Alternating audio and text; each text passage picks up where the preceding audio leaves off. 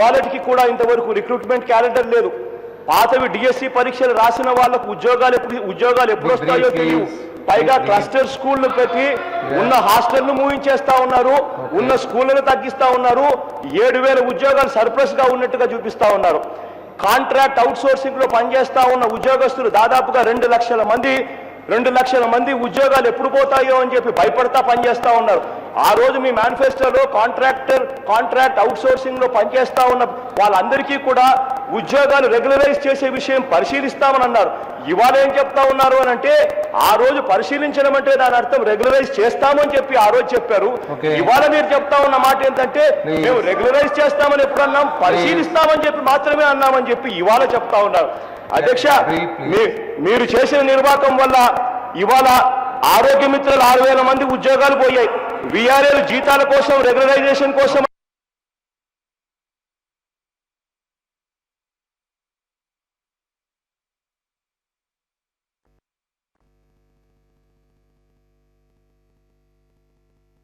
చేస్తా ఉన్నారు. చివరికి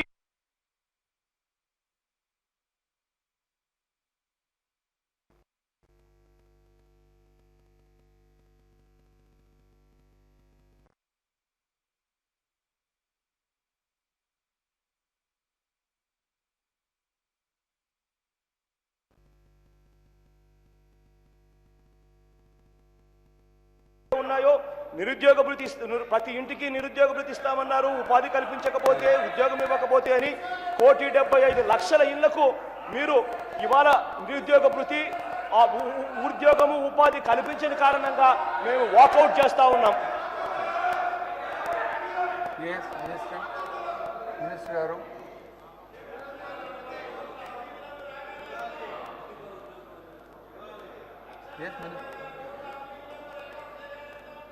మినిస్టర్ గారు,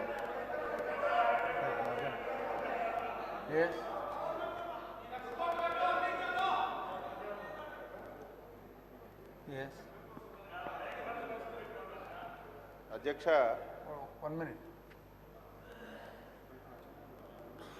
ఎంత అవకాశవాద రాజకీయాలు మాట్లాడుతున్నారంటే అంత అవకాశవాద రాజకీయాలు అధ్యక్ష. జగన్మోహన్ రెడ్డి అసలు ఈ రాష్ట్రంలో ఏం జరుగుతుందో ప్రతిపక్ష నాయకుడిగా తెలుసుకుంటున్నాడో లేదో నాకు అర్థం కావడం లేదు అధ్యక్ష.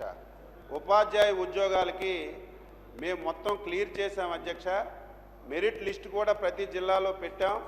వారికి పోస్టింగ్లు కూడా వచ్చే నెలలో ఇవ్వడానికి ఒక షెడ్యూల్ కూడా రిలీజ్ చేశాం అధ్యక్ష. అది కూడా తెలియనటువంటి ప్రతిపక్ష నాయుడు మనం ఉండడం మన దౌర్భాగ్యం అధ్యక్ష. తెలుసుకోవాలి. కొంత ఆలస్యం అయిందంటే అది ప్రభుత్వం తప్పు కాదు అధ్యక్ష. కోర్టు కేసులన్నీ పెండింగ్ ఉండడం వల్ల ఇంతవరకు ఆలస్యం అయింది. అది కూడా మనం ఎక్కువగా పరిశీలి చేసి క్లియర్ చేసి ఈరోజు పోస్టింగ్లు ఇస్తున్నాం అధ్యక్ష. అదేవిధంగా కాంట్రాక్ట్ ఉద్యోగ అధ్యక్ష, ఆ రోజు మేము చెప్పాం, అధికారంలోకి వచ్చిన వెంటనే పెద్దలు రామకృష్ణ గారి నాయకత్వంలో ఒక సబ్ కమిటీ వేశాం. ఇప్పుడు 2-3 పర్యాయాలు కూర్చున్నాం. ఫైనల్గా కూర్చొని ఎవరైతే కాంట్రాక్ట్ ఉద్యోగులు ఉన్నారో అర్హత కలిగిన ప్రతి ఒక్కరికి కూడా రెగ్యులేట్ చేయాలని చెప్పి ప్రభుత్వం చాలా చిత్తశుద్ధితో ఉంది అధ్యక్ష. ఆ కార్యక్రమం కూడా నిర్వహిస్తాం. ఈరోజు ప్రభుత్వంలో చాలా ఉద్యోగాలు ఖాళీగా ఉన్నాయని అధ్యక్ష. ఈరోజు రాష్ట్ర ఆర్థిక పరిస్థితి గురించి మాట్లాడడం లేదు. మనం ఏ స్థాయిలో ఉన్నామో కూడా కనీసం ఒక మాట కూడా చెప్పకుండా ఇష్టానుసారంగా మాట్లాడుతున్నారు. మేమేమీ తప్పించుకోవడం లేదు.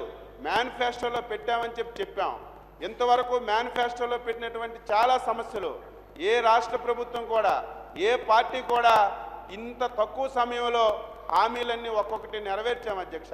ఈరోజు రైతాంగానికి రుణమాఫీ ఇచ్చాం, డ్వాక్రా వాళ్ళకి రుణమాఫీ ఇచ్చాం, పెన్షన్ 1,000 రూపాయలు చేశాం, 1,500 రూపాయలు పెన్షన్ చేశాం. మొన్ననే అంగన్వాడీ ఉద్యోగస్తులకి శాలరీస్ కూడా రిలీజ్ చేశాం అధ్యక్ష. ఇన్ని సమస్యలు ఉన్నా సరే ఏదైతే మేనిఫెస్టోలో పెట్టామో ఒక్కొక్కటి పరిష్కరించుకొని ముందుకు వెళ్తున్నాం. అదే రాజశేఖర రెడ్డి గారు సీఎంగా ఉండేటప్పుడు మేము అపోజిషన్లో ఉన్నాం అధ్యక్ష. ఏదైనా ఒక మేనిఫెస్టోలో చెప్పిన విషయం మరి ముఖ్యమంత్రి గారికి ప్రశ్నిస్తే ఆయన ఒకే ఒక మాట చెప్పేవాడు, ఏదో నేను మేనిఫెస్టోలో చెప్పాను కాబట్టి సంవత్సరంలోనే అన్ని పూర్తి చేస్తానని చెప్పలేదు, 2 సంవత్సరాల్లోనే పూర్తి చేస్తానని చెప్పలేదు, నాకు 5 సంవత్సరాల సమయం ఉంది, నేను ఎప్పుడైనా చేస్తానని చెప్పి చాలా ఇరుగ్యులర్గా సమాధానం చెప్పేవారు అధ్యక్ష. మేము ఆ రకంగా చెప్పడం లేదు. మేనిఫెస్టోలో పెట్టాము, రాష్ట్రానికి చాలా సమస్యలు ఉన్నాయి. రాష్ట్రం ఆర్థికంగా చాలా ఇబ్బందుల్లో ఉంది. నిన్నే గౌరవ ముఖ్యమంత్రి గారు శాసనసభ ద్వారా ఈరోజు మొత్తం మన ఆర్థిక పరిస్థితి అంతా కూడా నిన్ననే రాష్ట్ర ప్రజలకు తెలియజేశారు అధ్యక్ష. అయినా సరే మేము కట్టుబడి ఉన్నాం. ఎవరైతే నిరుద్యోగులు ఉన్నారో వారికి నిరుద్యోగ భృతి ఇవ్వడం కాకుండా, నిరుద్యోగ భృతి ఇస్తూనే వీలైనంత తొందరగా ఎవరైతే అర్హత ఉన్నటువంటి, ఎవరైతే చదువుకొని బయట ఉన్నారో వారికి స్కిల్ డెవలప్మెంట్ ద్వారా వారి స్కిల్స్ని అప్గ్రేడ్ చేసి ఏదో ప్రతి విద్యార్థికి ప్రతి దగ్గర ఏదో ఎంప్లాయ్మెంట్ క్రియేట్ చేయాలని చెప్పి చాలా విధాలుగా ప్రయత్నం చేస్తున్నాం అధ్యక్ష.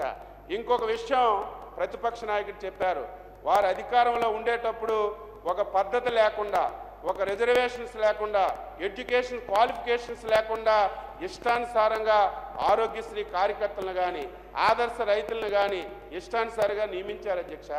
మేము ఈరోజు ఉద్యోగాలు తీసేస్తున్నామని చెప్పారు. ఏ ఒక్క ఉద్యోగం కూడా తీయడం లేదు. ఆ రోజు వాళ్ళ ఆదర్శ రైతులు 6,000 మంది ఎక్కడో ఆటో డ్రైవర్లుగా ఉన్న వాళ్ళకి, ఎక్కడో బడ్డీ కొట్టు పెట్టుకొని వ్యాపారం చేసుకున్న వాళ్ళకి ఆదర్శ రైతులుగా వేస్తే వారందరికీ తీసి వారి స్థానంలో ఎవరైతే అగ్రికల్చర్ బీఎస్సీ చదివారో, హార్టికల్చర్ బీఎస్సీ చదివారో వారందరికీ 6,000 మంది ఆదర్శ రైతులుంటే దానికి 3,000 మంది కలిపి 10,000 మందికి ఈరోజు వ్యవసాయ రంగంలో ఉద్యోగస్తులు ఇచ్చాం అధ్యక్ష. నిన్ననే ఎవరైతే మన ఆరోగ్యశ్రీ కార్యకర్తలు ఉన్నారు, ఆ కార్యకర్తలు అంటే ఆరోగ్యశ్రీలో ఉంటే కనీసం టెక్నికల్ నాలెడ్జ్ ఉండాలి అధ్యక్ష. కనీసం టెక్నికల్ నాలెడ్జ్ లేనటువంటి వ్యక్తులకి ఆరోగ్యశ్రీ కార్యకర్తలుగా వేశారు, వారికి తీసేసాం అధ్యక్ష. మళ్ళీ నోటిఫికేషన్ ఇచ్చాం. 6,000 మంది ఉంటే 7,000 మందికి నోటిఫికేషన్ ఇచ్చాం, అప్లికేషన్లు కూడా పెట్టుకున్నారు. అందులో కూడా వారికి కూడా ఇబ్బంది లేకుండా ఎవరైతే గతంలో పనిచేసినటువంటి ఆరోగ్యశ్రీ కార్యకర్త ఉన్నాడో మనం ఇచ్చినటువంటి గైడ్ లైన్స్లోకి వస్తే వారికి కూడా మళ్ళీ పునరుద్ధరించమని కూడా చెప్పాం అధ్యక్ష. ఈ ప్రభుత్వం నిరుద్యోగ యువతుల పట్ల చాలా చిత్తశుద్ధితో ఉంది. ఎవరైతే నిరుద్యోగ యువతులు బాబు వస్తే జాబ్ వస్తుందని నమ్మి విశ్వాసంతో మాకు తీసుకొచ్చారో ఆ నమ్మకాన్ని ఎట్టి పరిస్థితుల్లో వమ్ము చేయకుండా ఈ 3.5 సంవత్సరాల్లో పరిశ్రమలు ఎక్కువగా తీసుకురావడానికి, చదువుకున్న విద్యార్థికి స్కిల్స్లో అప్గ్రేడ్ చేయడానికి, వారికి ప్లేస్మెంట్ ఇవ్వడానికి అన్ని విధాల ప్రయత్నం చేస్తున్నాం. అయితే ఈ సందర్భంలో ప్రతిపక్ష నాయకుడికి కానీ ప్రతిపక్ష పార్టీలకు కానీ మన రాష్ట్రానికి పారిశ్రామికంగా అభివృద్ధి జరగాలి, పరిశ్రమలు రావాలి, పెట్టుబడులు రావాలి. పెట్టుబడులు వచ్చేటప్పుడే నిరుద్యోగ సమస్య తీరడానికి అవకాశం ఉంది. కాబట్టి మీరందరూ కూడా పరిశ్రమలు స్థాపించడానికి సహకరించమని చెప్పి కోరుతూ, అదేవిధంగా ఏదైతే ప్రభుత్వ శాఖల్లో ఎన్ని ఉద్యోగాలు అయితే ఖాళీలు ఉన్నాయో ఇప్పటికే ముఖ్యమంత్రి గారు ఫైనాన్స్ డిపార్ట్మెంట్కి ఆదేశించారు. శాఖల వారీగా ఖాళీలన్నీ తీసుకొని ఈ సంవత్సరం నోటిఫై చేయమని కూడా ఆదేశించారు. బడ్జెట్లో డబ్బులు కేటాయించి ఈ సంవత్సరం కొత్త ఉద్యోగాల నియామకం కూడా చేస్తామని చెప్పి ఈ సందర్భంగా మీకు తెలియజేస్తూ, అది ఎందుకు వాకౌట్ చేశారో, అది ఏం మాట్లాడారో వారికి అర్థం కానిటువంటి పరిస్థితి ఉంది. మళ్ళీ చెప్తున్నాను, ఈ ముఖ్యమంత్రి గారు ఆర్థిక వెసులుబాటు ఉంటే, రాష్ట్ర ఆర్థిక పరిస్థితి బాగుంటే 1 పైసా అడిగితే 2 పైసలు ఇవ్వడానికి కూడా సిద్ధంగా ఉన్నటువంటి చంద్రబాబు నాయకత్వంలో తప్పనిసరిగా నిరుద్యోగ యువకులు ఎవరు కూడా అధైర్యపడవద్దు. మీ అందరికీ తప్పనిసరిగా ఉద్యోగ అవకాశాలు కల్పించడానికి, ప్రైవేట్ రంగంలో ఎక్కువగా మీకు అవకాశాలు కల్పించడానికి అన్ని విధాల ప్రయత్నం చేస్తామని చెప్పి ఈ సభ ద్వారా రాష్ట్రంలో ఉన్నటువంటి నిరుద్యోగ యువకులందరికీ తెలియజేస్తూ సెలవు తీసుకుంటున్నాను అధ్యక్ష. Question number 2040 minister for Panchayat Raj. అధ్యక్ష, ఏ ప్రశ్న సమాధానం లేదండి. బికి సమాధానం ఈ ప్రశ్న ఉత్పన్నం కాదు, సి ప్రశ్నకు ఈ ప్రశ్న ఉత్పన్నం కాదు. సూర్యనారాయణ గారు. ధన్యవాదాలు అధ్యక్ష. గత ప్రభుత్వం ఈ తాండాలను, అదేవిధంగా ఈ గిరిజన గూడాలను 500 మంది జనాభా ఉంటే తప్పకుండా దాన్ని పంచాయతీగా గుర్తిస్తాం. అదేవిధంగా ఈ ఎస్టీ సప్లాన్లో వచ్చే నిధులన్నీ కూడా వాటికి కేటాయించి తప్పకుండా అభివృద్ధికి తోడ్పడతామని చెప్పారు. దాంట్లో భాగంగానే నాబార్డ్ ద్వారాగా సర్వే కూడా చేయించారు. దాదాపు అప్పట్లో 2454 గూడాలు కానీ తండాలు కానీ 500 పైన జనాభా ఉన్నాయి. ఈ గూడాలు తండాలకు 1000 మంది జనాభా కాకుండా 500 అయినా కూడా వాళ్ళకు ప్రత్యేకంగా వాళ్ళ భాష వేరు, వాళ్ళ ఇది వేరు కాబట్టి ప్రత్యేకంగా తప్పకుండా కేటాయిస్తామని చెప్పడం జరిగింది. ఆ సర్వే కూడా ఆ రోజు పంచాయతీరాజ్ శాఖ అటకెక్కించడం జరిగింది. ఇప్పుడు ఈ సంవత్సరం ఈ ఎస్టీ సప్లాన్ కింద మనకు ఎంత నిధులు వచ్చాయి, గత 10 సంవత్సరాల్లో కూడా ఈ ఎస్టీ సప్లాన్కు ఎంత నిధులు వచ్చాయి, ఎంత నిధులు వెనక్కి వెళ్ళాయి, ఎంత ఖర్చు పెట్టారు, అదేవిధంగా ఈ సంవత్సరం ఈ ఎస్టీ సప్లాన్తో ఉద్యోగానికైతేనేమి, విద్యకైతేనేమి, అదేవిధంగా వైద్యానికైతేనేమి ఎంత ఖర్చు పెడుతున్నారు, ఏ విధంగా దాన్ని ఉపయోగించుకుంటున్నారు అని అడుగుతున్నాం సార్. అదేవిధంగా ఈరోజు పెద్ద పంచాయతీల కింద ఈ గూడాలు తండాలు పెట్టడంతో ఏ విధంగా ఇబ్బంది అవుతుందంటే అవి ఏమాత్రం డెవలప్మెంట్ లేకుండా ఓన్లీ గ్రామాలు మాత్రం డెవలప్మెంట్ చేసుకొని ఈ గూడాలు తండాలు పూర్తిగా నిర్లక్ష్యం వహించే పరిస్థితి వస్తూ ఉంది. కాబట్టి తప్పకుండా దయచేసి మంత్రివర్యులు 500 జనాభా ఉన్న ప్రతి గూడాన్ని కూడా సపరేట్ పంచాయతీగా గుర్తిస్తూ అదేవిధంగా 200, 300 ఉన్న 2-3 పంచాయతీలు కానీ 2-3 గూడాలు కానీ లేదా 2-3 తండాలను ఒక పంచాయతీగా చేయాలని కోరుకుంటున్నాం. అదేవిధంగా ఇప్పుడు ఎన్ని 500 పైన జనాభా ఉన్న గూడాలు తండాలు ఉన్నాయి, ఎన్ని 500 లోపు ఉన్నాయి, అదేవిధంగా ఈ సంవత్సరం ఎస్టీ సప్లాన్ కింద వారికి ఎంత కేటాయించారు, గత 10 సంవత్సరాలుగా ఎంత కేటాయించారు, ఆ ఎంత డబ్బులు వెనక్కి వెళ్ళాయని తెలియజేయాలని కోరుతున్నాం. మినిస్టర్ గారు. అధ్యక్ష, మన రాష్ట్రంలో 12,920 పంచాయతీలు ఉన్నాయి అధ్యక్ష. దీంట్లో షెడ్యూల్డ్ గ్రామ పంచాయతీలు 588. అయితే అధ్యక్ష, ఈ తండాలన్నది 500 జనాభా కొంచెం పైన ఉన్నటువంటి కూడా 129 తండాలుగా ఈరోజు రాష్ట్రంలో ఉన్నాయి. ఇవన్నీ కూడా చిన్న చిన్న దాన్ని ఏమంటారంటే చిన్న విలేజ్లు అధ్యక్ష. అవన్నీ కూడా ఇన్కమ్ లేనట్టు విలేజ్లు, ఇవన్నీ కూడా పంచాయతీలో శివారు గ్రామాలుగా ఉంటాయి.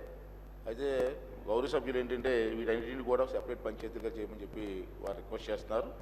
అయితే ఇక్కడ ఉండే ఆలోచన ఏంటంటే ఈ పంచాయతీలకి ఆర్థిక పరిపుష్టి లేకపోతే పంచాయతీలు మెయింటైన్ చేయడం చాలా కష్టమైన సంగతి మీకు కూడా తెలుసు. అంచేత ఇవాళ పంచాయతీలో మెయింటైన్ చేయాలంటే రోడ్స్ మెయింటైన్ చేయాలన్నా, స్ట్రీట్ లైట్స్ మెయింటైన్ చేయాలన్నా, డ్రైనేజ్ సిస్టమ్ మెయింటైన్ చేయాలన్నా, శానిటేషన్ మెయింటైన్ చేయాలన్నా, బెరల్ గ్రోస్ మెయింటైన్ చేయాలన్నా ఆర్థిక పరిస్థితులు చాలా ఇబ్బందికరమైన పరిస్థితులు ఉన్నాయి. కాబట్టి జనాభా ఎక్కువగా 5,000 జనాభా ఉన్నటువంటి గ్రామాలను పంచాయతీగా డిక్లేర్ చేస్తే ఆర్థిక పరిపుష్టి ఉంటుందనే ఉద్దేశంతో ప్రభుత్వం ఆలోచనలో ఉంది. అయితే గౌరవ సభ్యులు ఈ తండాలన్నీ కూడా మరి పంచాయతీలుగా డిక్లేర్ చేయమని చెప్తున్నారు. అయితే వాళ్ళు నేను కోరేది ఏంటంటే ఈవేళ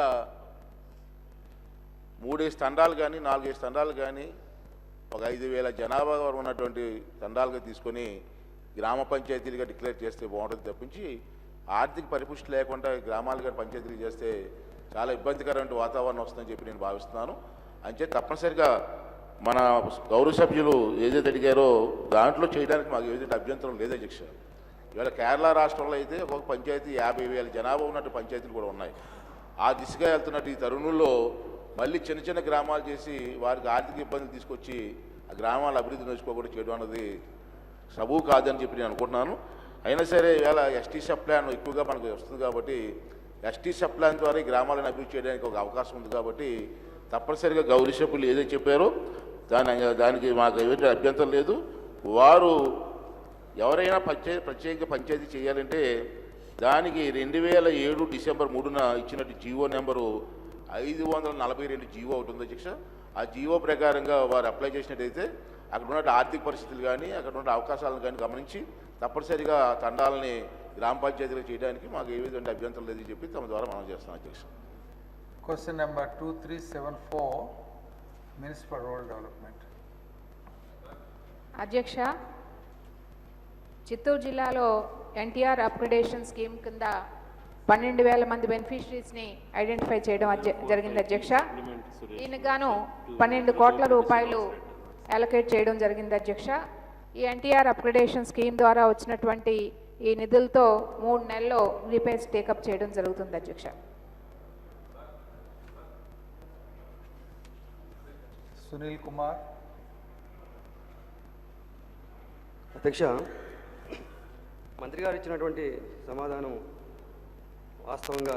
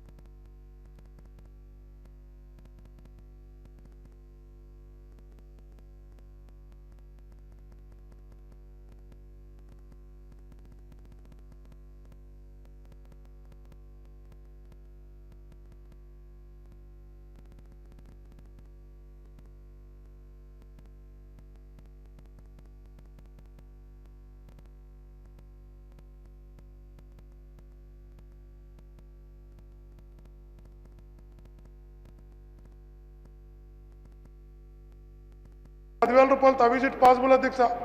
యూనిట్ కాస్ట్ 10,000 ఇచ్చి రిపేర్ చేసుకోమంటే అతను అప్పులు పాలైపోతా సగం చేసి ఒక మానేసి ఇబ్బందులు పడతారో అధ్యక్ష.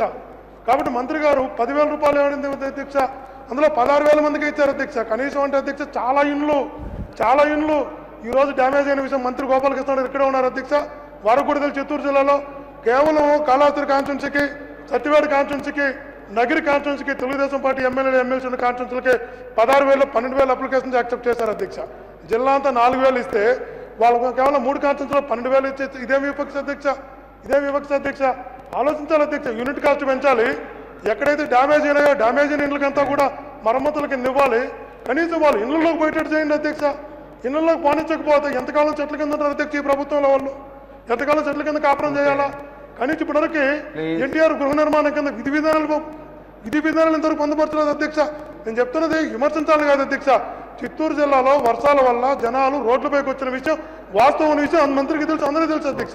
మరమ్మతులు చేయమంటున్నావు అధ్యక్ష, యూనిట్ కాస్ట్ పెంచమంటున్నావు, అందరికి ఇమ్మంటున్నావు. తిరుపతి లాంటి నియోజకవర్గానికి పూర్తి ఇవ్వనున్నారంట అధ్యక్ష. తిరుపతి నియోజకవర్గం ఏం పాపం చేసింది అధ్యక్ష? పూర్తి ఒక అప్లికేషన్ కూడా తీసుకోమన్నారంట. కాబట్టి ఆలోచించాలి అధ్యక్ష. కాబట్టి ఇందిరమ్మ ఫేజ్ 1, ఫేజ్ 2, ఫేజ్ 3 కింద ప్లింత్ లెవెల్లో, బేస్మెంట్ లెవెల్లో, రూప్ లెవెల్లో కొన్ని వేల ఇండ్లు ఆగిపోయినాయి అధ్యక్ష. ఇప్పటివరకు దానికి విధి విధానాలు కూడా ప్రకటించలేదు అధ్యక్ష. కాబట్టి ఆగిపోయిన వాటిని పూర్తి చేయాలి. ఈ మరమ్మతులు ఎవరికైతే నిజంగా ఎలిజిబుల్ ఉన్నారో వాళ్ళందరికీ ఇవ్వాలి. యూనిట్ కాస్ట్ పెంచాలి. పెంచితేనే జనాలు రోడ్లలో నుంచి ఇళ్లలోకి వెళ్తారనే విషయాన్ని ప్రభుత్వం గుర్తుంచుకోవాల్సిందిగా విజ్ఞప్తి చేస్తూ, ఎన్టీఆర్ అడిగిన వాళ్ళకి అందరికి ఇండ్లు ఇవ్వండి అధ్యక్ష. రాజశేఖర్ గారు ఉన్నప్పుడు అడిగిన వాళ్ళకి అందరికి ఇండ్లు ఇచ్చారు అధ్యక్ష.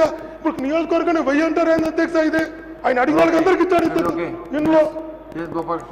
ఆయన Chandragiri sir, Tirupati municipality area కాబట్టి రూరల్ హౌసింగ్ రాదు, అర్బన్ హౌసింగ్ వస్తుంది. అర్బన్ హౌసింగ్లో కూడా అందరికి ఇళ్ళు వస్తాయి. అందరికీ total number of people who are homeless will be given houses. యాక్చువల్గా there is a schemes. So తిరుపతికి టోటల్గా వస్తుంది. అదేవిధంగా ఫ్లడ్ ఎఫెక్టెడ్ అన్ని చోట్ల అయింది ఫ్లడ్.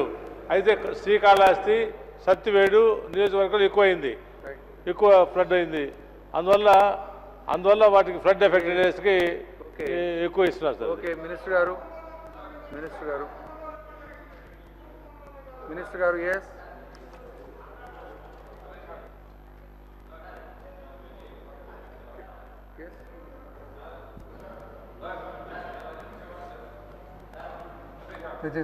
గారు please answer the supplementaries. Yes అధ్యక్ష, గౌరవ సభ్యులు అడిగినటువంటిది 340 ఇళ్లకు మాత్రమే శాంక్షన్ అయ్యింది అనేటటువంటి విషయాన్ని గౌరవ ఎమ్మెల్యేగా చెప్పారు అధ్యక్ష. అది అవాస్తవం అధ్యక్ష. 12,000 ఇళ్లకు చిత్తూరు జిల్లాలో శాంక్షన్ చేయడం జరిగింది అధ్యక్ష. అయితే జిల్లా కలెక్టర్ గారి ఆధ్వర్యంలో ఇవన్నీ కూడా వెరిఫికేషన్స్ అయిన తర్వాత సార్, ఎందుకంటే ఆ ఇల్లుకి ఏమాత్రం రిపేర్ ఉంది, ఎంత అమౌంట్ పడుతుంది అనేటటువంటిది కన్సర్న్డ్ ఏఈస్ వెళ్ళి ఎస్టిమేట్స్ వేసి తదుపరి శాంక్షన్ చేయడం జరుగుతుంది అధ్యక్ష. కనుక ఇది ప్రొసీజర్లో ఉంది అధ్యక్ష. ఏమాత్రం అందులో సందేహపడాల్సినటువంటి అవసరం లేదు అధ్యక్ష. ఆ విధంగా ప్రతి ఇంటికి 10,000 రూపాయలు చొప్పున ఇవ్వటం జరుగుతుంది అధ్యక్ష. అదేవిధంగా ప్రశ్నకు సంబంధం కానిది అడిగారు అధ్యక్ష. వేరే ప్రశ్నలు దానికి సమాధానం చెప్తాం అధ్యక్ష. Question number 2227 is taken as a priority as requested by the Minister. Minister for Rural Development. Yes, next question please.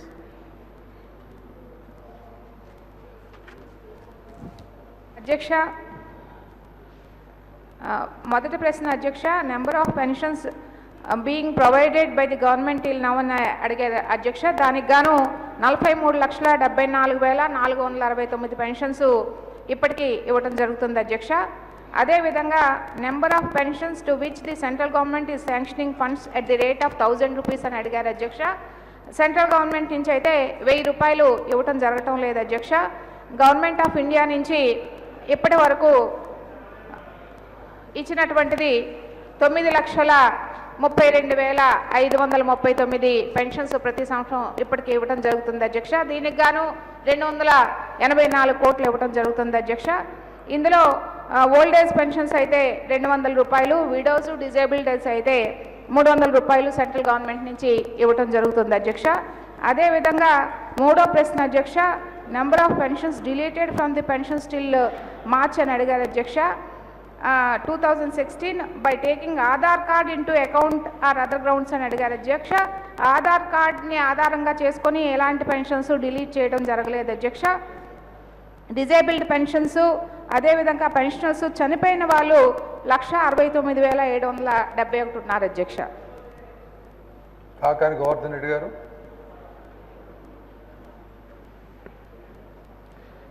అధ్యక్ష, మంత్రి గారికి మేము అడిగినటువంటి ప్రశ్న రాష్ట్రంలో ఇప్పటి వరకు వచ్చినటువంటి పెన్షన్ల సంఖ్య ఎంత అని. దానికి మంత్రి గారు 43,74,469 మందికి పెన్షన్లు ఇస్తున్నామని చెప్పడం జరిగింది. అయితే government official website CM core డాష్బోర్డ్లో చూస్తే మార్చి నెలాఖరికి 40,21,826 ఆధార్ కార్డుల ఆధారంగా పెన్షన్దారుల జాబితా నుండి ఎటువంటి పెన్షన్దారులను తొలగించలేదు అని మంత్రి గారు చెప్పడం జరిగింది. అంటే దీనిలో స్పష్టంగా మేము మంత్రి గారిని అడిగేది, ఆధార్ కార్డుల పేరుతో పెన్షన్లు తొలగిస్తున్నారు, ఫింగర్ ప్రింట్లు పడట్లేదని చెప్పి అసలు ప్రధానంగా ఈరోజు మీరు ఎన్నికల మేనిఫెస్టోలో చెప్పినట్టుగా ఎలిజిబుల్ క్యాండిడేట్లు అందరికీ పెన్షన్ ఇచ్చేటువంటి పరిస్థితి ఉందా? ఎంతమంది అయితే ఎలిజిబుల్ క్యాండిడేట్స్ ఉన్నారో వాళ్ళకి మీరు పెన్షన్లు ఇస్తున్నారా? ప్రధానంగా సార్ పెన్షన్ల ప్రక్రియ ఎంత అస్తవ్యస్తంగా ఉందంటే దీనికి ప్రభుత్వం జన్మభూమి కమిటీలను ఏర్పాటు చేసింది. జన్మభూమి కమిటీలను ఏర్పాటు చేస్తే గ్రామ స్థాయిలో మండల స్థాయిలో జన్మభూమి కమిటీల పాత్ర ఇస్తే గ్రామ స్థాయిలో సర్పంచ్ అధ్యక్షుడిగా ఉంటాడు, మండల స్థాయిలో మండల ప్రెసిడెంట్ అధ్యక్షుడిగా ఉంటాడు. వీళ్ళకి ఎవరికీ సంబంధం లేకుండా జన్మభూమి కమిటీలు నేరుగా తీసుకెళ్లి ఎంపీడీఓల దగ్గర ఇస్తే ఆ జన్మభూమి కమిటీలు ఇచ్చినటువంటి లిస్టు వీళ్ళు అప్లోడ్ చేస్తే నా నియోజకవర్గానికి సంబంధించినటువంటి మండల ప్రెసిడెంట్లు కోర్టుకు వెళ్తే కోర్టు మీరు జీవోఎంఎస్ నెంబర్ 135లో మీరు ఇచ్చినటువంటి విధంగా మీరు ఇవ్వండి అని చెప్పి అడిగితే జన్మభూమి కమిటీ సభ్యులు, నా దగ్గర లిస్టు ఉంది అధ్యక్ష, జన్మభూమి కమిటీ సభ్యులు జీవోఎంఎస్ నెంబర్ 135లో ఇచ్చినటువంటి నిబంధనలకు విరుద్ధంగా ఎస్టీలకి ఎస్సీలకి ఇవ్వకుండా వాళ్ళకి సంబంధించినటువంటి ఓసీలకి నేను తీసుకెళ్ళి చెప్పాను, ఎవరైతే తెలుగుదేశం పార్టీకి సంబంధించినటువంటి కార్యదర్శిగా ఉన్నాడో ఆ వ్యక్తి తాను జన్మభూమి కమిటీ సభ్యుడిగా తన పేరు పెన్షన్లో రాసుకున్నాడు, వేరే వాళ్ళకు కూడా అవకాశం ఇవ్వకుండా ఆయన పేరే రాసుకున్నాడు పాప ఓల్డేజ్ లిస్టులో. దాన్ని తీసుకువెళ్ళి కోర్టుకి తీసుకువెళ్ళి చెప్తే కోర్టు దాన్ని పరిశీలించండి, మీరు జీవోఎంఎస్ నెంబర్ 135 ప్రకారం ఫాలో కాండి అని చెప్తే సంబంధించి నిష్పత్తి ప్రకారం పంపిణీ చేసినటువంటి దాఖలాలు ఉన్నాయా? స్వర్గీయ రాజశేఖర రెడ్డి గారు ముఖ్యమంత్రిగా ఉన్నప్పుడు ఆర్కోలైన ప్రతి ఒక్కరికి, ఎస్ వినాలి మీరు, ఆర్కోలైనటువంటి ప్రతి ఒక్కరికి ఈ రాష్ట్రంలో పెన్షన్ ఇచ్చినటువంటి ఘనత స్వర్గీయ రాజశేఖర రెడ్డి గారిది అని చెప్పి సందర్భంగా గుర్తు చేస్తున్నాను.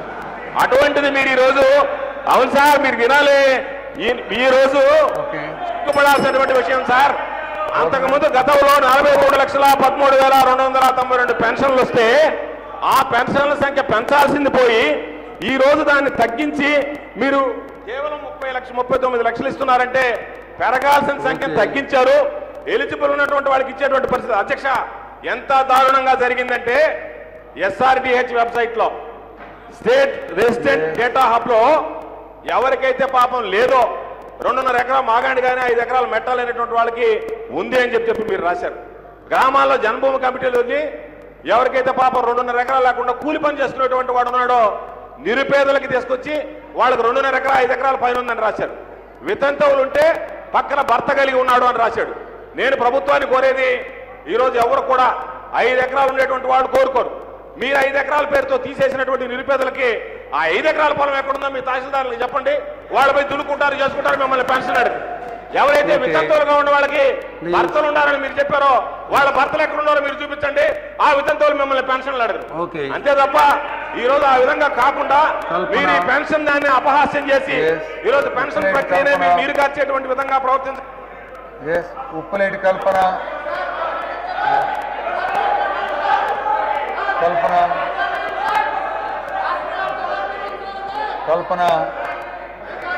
కోరుముట్ల శ్రీనివాసులు, కోరుముట్ల శ్రీనివాసులు మినిస్టర్ గారు, మినిస్టర్ అధ్యక్ష 4 సార్లు పిలిచారమ్మా. గౌరవ సభ్యులు. Minister will answer the question. Sir గౌరవ సభ్యులు ప్లీజ్. చాలా అవాస్తవాలు చెప్తున్నారు అధ్యక్ష. ఎందుకంటే గత ప్రభుత్వంలో సార్ అధ్యక్ష దయచేసి సభ్యులు వినాలి అధ్యక్ష. గత ప్రభుత్వంలో చాలా నిజాయితీగా ఇచ్చామని చెప్తున్నారు అధ్యక్ష. డిలీషన్స్ అనేవి ఏ విధంగా జరిగాయని ఒకసారి చెప్తాను అధ్యక్ష. తక్కువ ఏజ్ ఉన్న వారికి ఓల్డ్ ఏజ్ పెన్షన్స్ ఇచ్చినవి దయచేసి కూర్చోండమ్మా ప్లీజ్. 1,305 అధ్యక్ష. ప్లీజ్. విడో కాని వాళ్ళకి 16,888 అధ్యక్ష. డిజేబుల్డ్ కాని వాళ్ళకి 3,628 అధ్యక్ష. వీవర్స్ కాని వాళ్ళకి 1,242 అధ్యక్ష. టాడీ టాపర్స్ కాని వాళ్ళకి 262 అధ్యక్ష. బీపీఎల్ ఫ్యామిలీలో లేని వాళ్ళు 40,739 అధ్యక్ష. డబుల్ పెన్షన్స్ తీసుకున్న వాళ్ళు 41,198 అధ్యక్ష. చనిపోయిన వాళ్ళకి పెన్షన్స్ ఇచ్చినవి 86,312 అధ్యక్ష. పంచాయతీలో లేని వాళ్ళకి పెన్షన్స్ ఇచ్చింది 66,122 అధ్యక్ష. మొత్తం కలిపి 3,56,696 అధ్యక్ష. ఇది వాస్తవం కాదా అధ్యక్ష? గౌరవ సభ్యులు నేను అడుగుతున్నాను. ఏ విధంగా 3,56,696 మందికి ఎలిజిబిలిటీ లేని వాళ్ళకి మీ ప్రభుత్వంలో పెన్షన్స్ ఇచ్చారు అధ్యక్ష? మరి వీళ్ళందరినీ కూడా వెరిఫికేషన్ చేసి తొలగించడం జరిగింది అధ్యక్ష. అయితే ఎస్ఆర్టీహెచ్ డేటాలో ఏదైతే భూములు ఎక్కువగా ఉన్నాయని చూపించారో రీవెరిఫికేషన్ చేసిన తర్వాత ఈ 3,56,696లో 81,721 మందికి తిరిగి ఇవ్వడం జరిగింది అధ్యక్ష. ఆ విధంగా 2,74,974 మంది అనర్హులకు మీ ప్రభుత్వంలోనే పెన్షన్స్ ఇచ్చారు అధ్యక్ష. ఈ రోజు చాలా నిజాయితీగా చాలా ఖచ్చితంగా పెన్షన్ డిస్ట్రిబ్యూషన్ జరుగుతుంది అధ్యక్ష. రాష్ట్రంలో 92% డిస్ట్రిబ్యూషన్ వితిన్ 5 days లో చేస్తున్నాం అధ్యక్ష.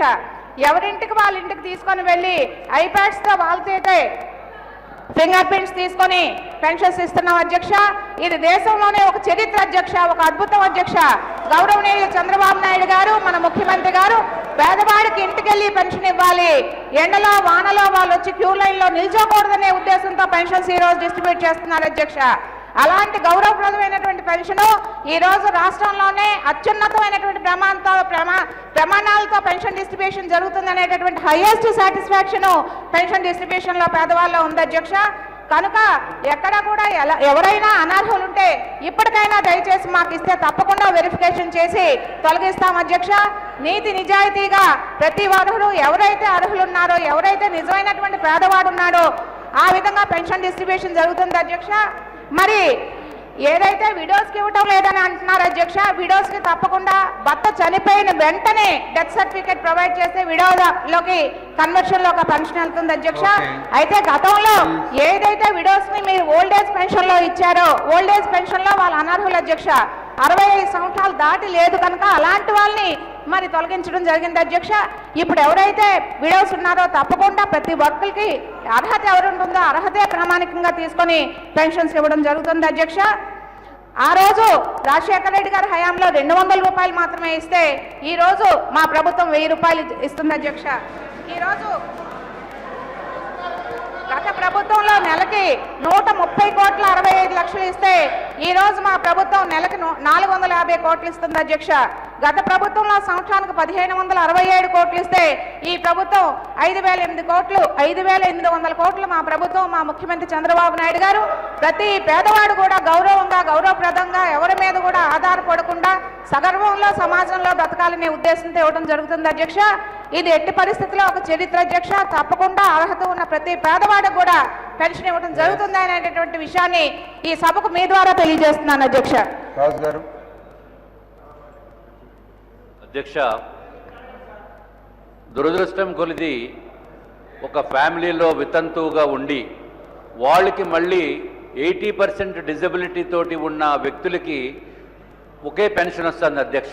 కారణం ఏంటంటే ఒక ఫ్యామిలీకి ఒక పెన్షన్ అనేది. ఇటువంటిది ఆంధ్ర రాష్ట్రంలో ఉన్నవాళ్ళు చాలా తక్కువ మంది ఉంటారు అధ్యక్ష. సో దయచేసి మంత్రివర్యుల్ని దీన్ని కూడా కన్సిడర్ చేయవలసిందిగా కోరుతున్నాం అధ్యక్ష. ఇంకొక నిమిషం అధ్యక్ష, ఒకవేళ ఈ వికలాంగులు ఒకరికొకరు ఇద్దరు వికలాంగులు అయ్యుండి ఒకరు మ్యారేజ్ చేసుకుంటే అధ్యక్ష, ఇద్దరు వికలాంగులు కనుక ఒకే ఫ్యామిలీలో ఉన్నప్పటికీ కూడా పెన్షన్ ఒకటే వస్తుంది అధ్యక్ష. దయచేసి దీన్ని కూడా కన్సిడర్ చేయవలసిందిగా ప్రభుత్వాన్ని సవినయంగా కోరుకుంటున్నాను అధ్యక్ష.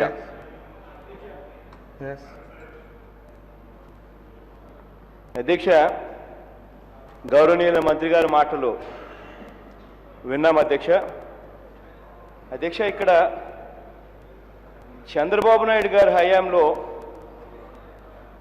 18 లక్షల పెన్షన్లు ఇస్తూ ఉంటే ఆ తర్వాత ఆ దివంగత నేత ప్రీతమ నాయకుడు రాజశేఖర రెడ్డి గారి పరిపాలనలో 78 లక్షల పెన్షన్లు ఇవ్వడం జరిగిందన్నది మర్చిపోకూడదు అధ్యక్ష.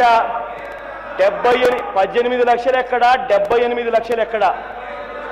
చంద్రబాబు నాయుడు గారి హయాంలో 70 రూపాయలు ఇస్తా ఉంటే ఆ 70 రూపాయలను 200 రూపాయలకు పెంచిన ఘనత దివంగత నేత ప్రీతమ నాయకుడు రాజశేఖర రెడ్డి గారిది. ఆ తర్వాత 3 పూటల భోజనం సరిగ్గా దొరకడం లేదు.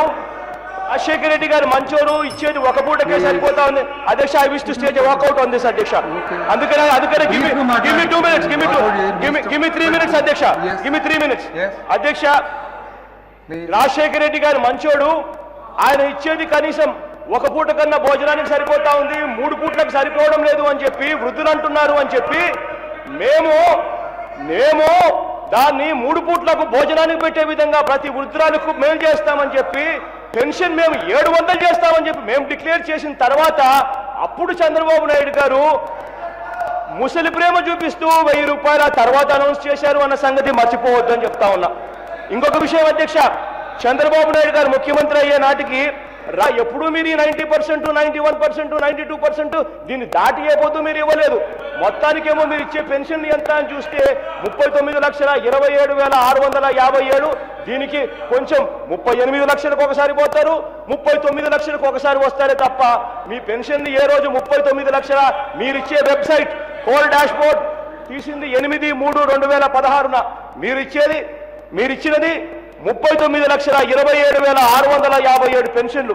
అధ్యక్ష, నేను ఒకటి అడుగుతున్నా, 43,13,292 చంద్రబాబు నాయుడు గారు ముఖ్యమంత్రి అయ్యే నాటికున్న పెన్షన్లు అది ఇవాళ తగ్గి 39,27,657 పెన్షన్లు తగ్గాయంటే దాని అర్థం 4 లక్షల మందికి పెన్షన్లు కట్ చేశారు. ఎక్కడైనా కూడా పెన్షన్ అధ్యక్ష 2 సంవత్సరాల్లో పెరగాల్సింది పోయి 43,13,292 పెరగాల్సింది పోయి 47 లక్షలు 48 లక్షలకు పెరగాల్సింది పోయి 39,27,000కు తగ్గించిన పరిస్థితి ఇవాళ కనిపిస్తా ఉంది. అందుకనే we wish to stage walkout on this issue అధ్యక్ష.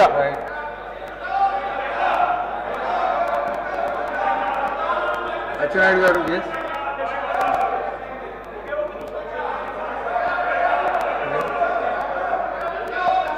you have announced that you are walking out.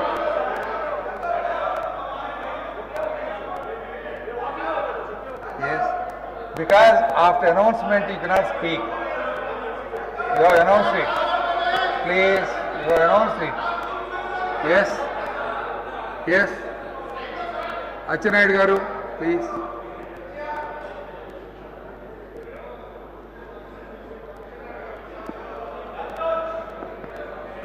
Yes. అధ్యక్ష,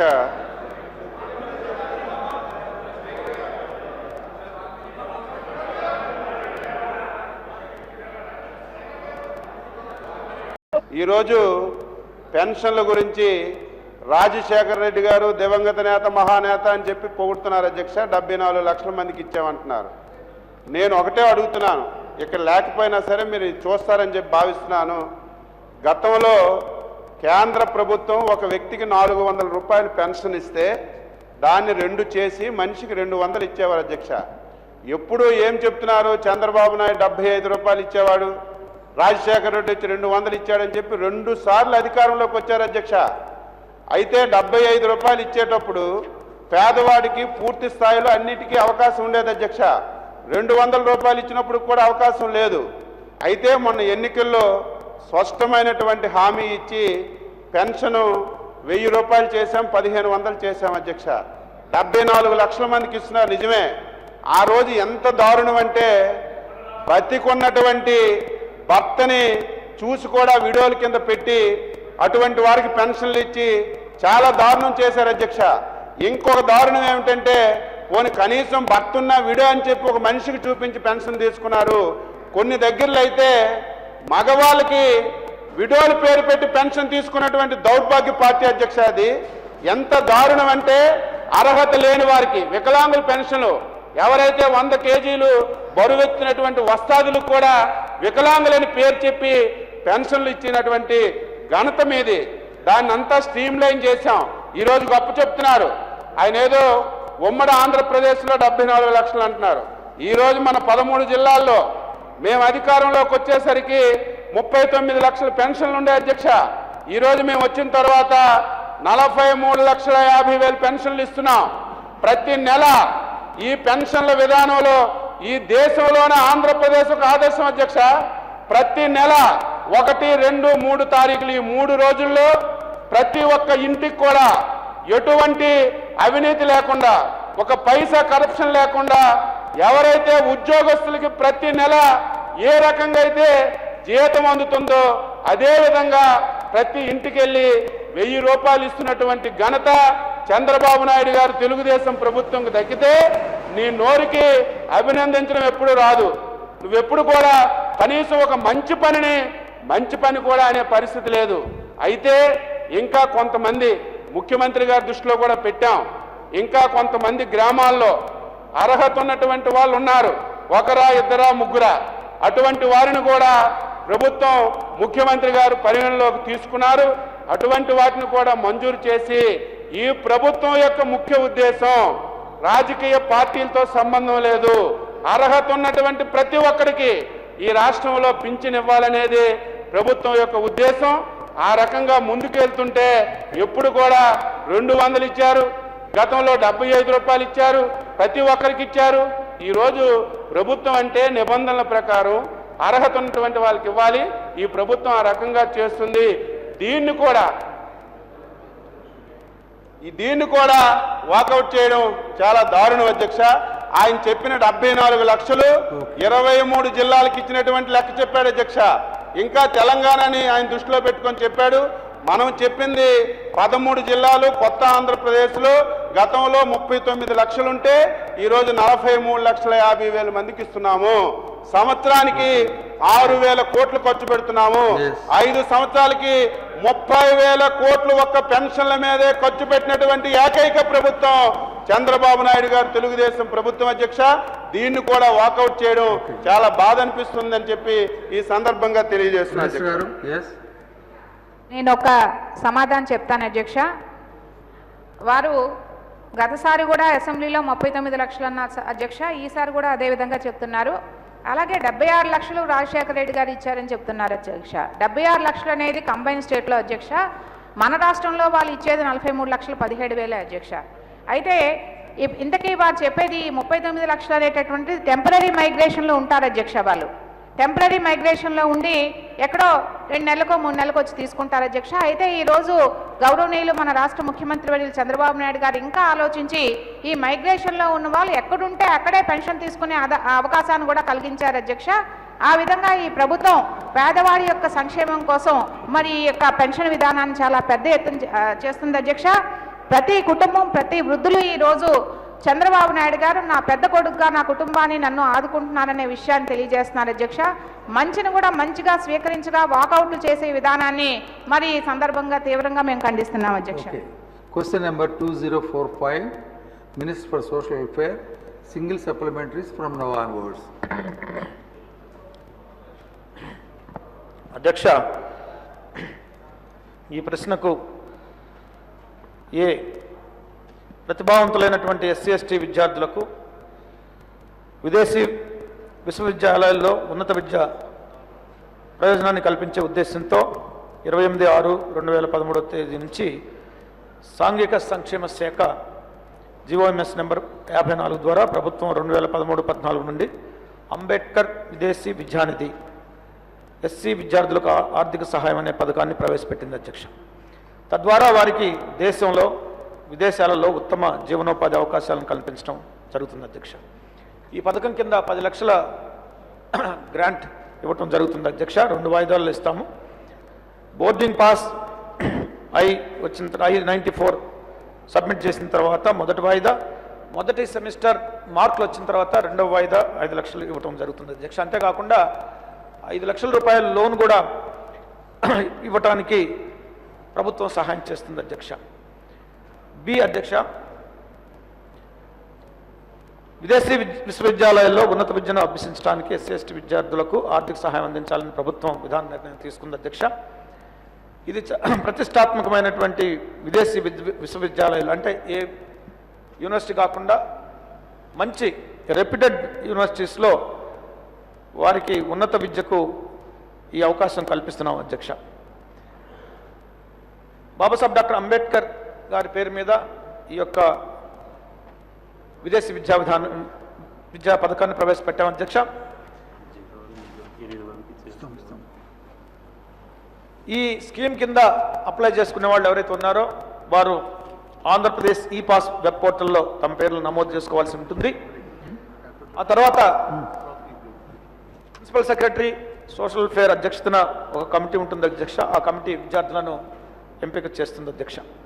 ఎక్కువ మంది విద్యార్థులు ఈ స్కీమ్ ద్వారా లబ్ధి పొందాలని చెప్పేసి ఆదాయ పరిమితిని 2 లక్షల నుంచి 6 లక్షలకు కూడా పెంచడం జరిగింది అధ్యక్ష.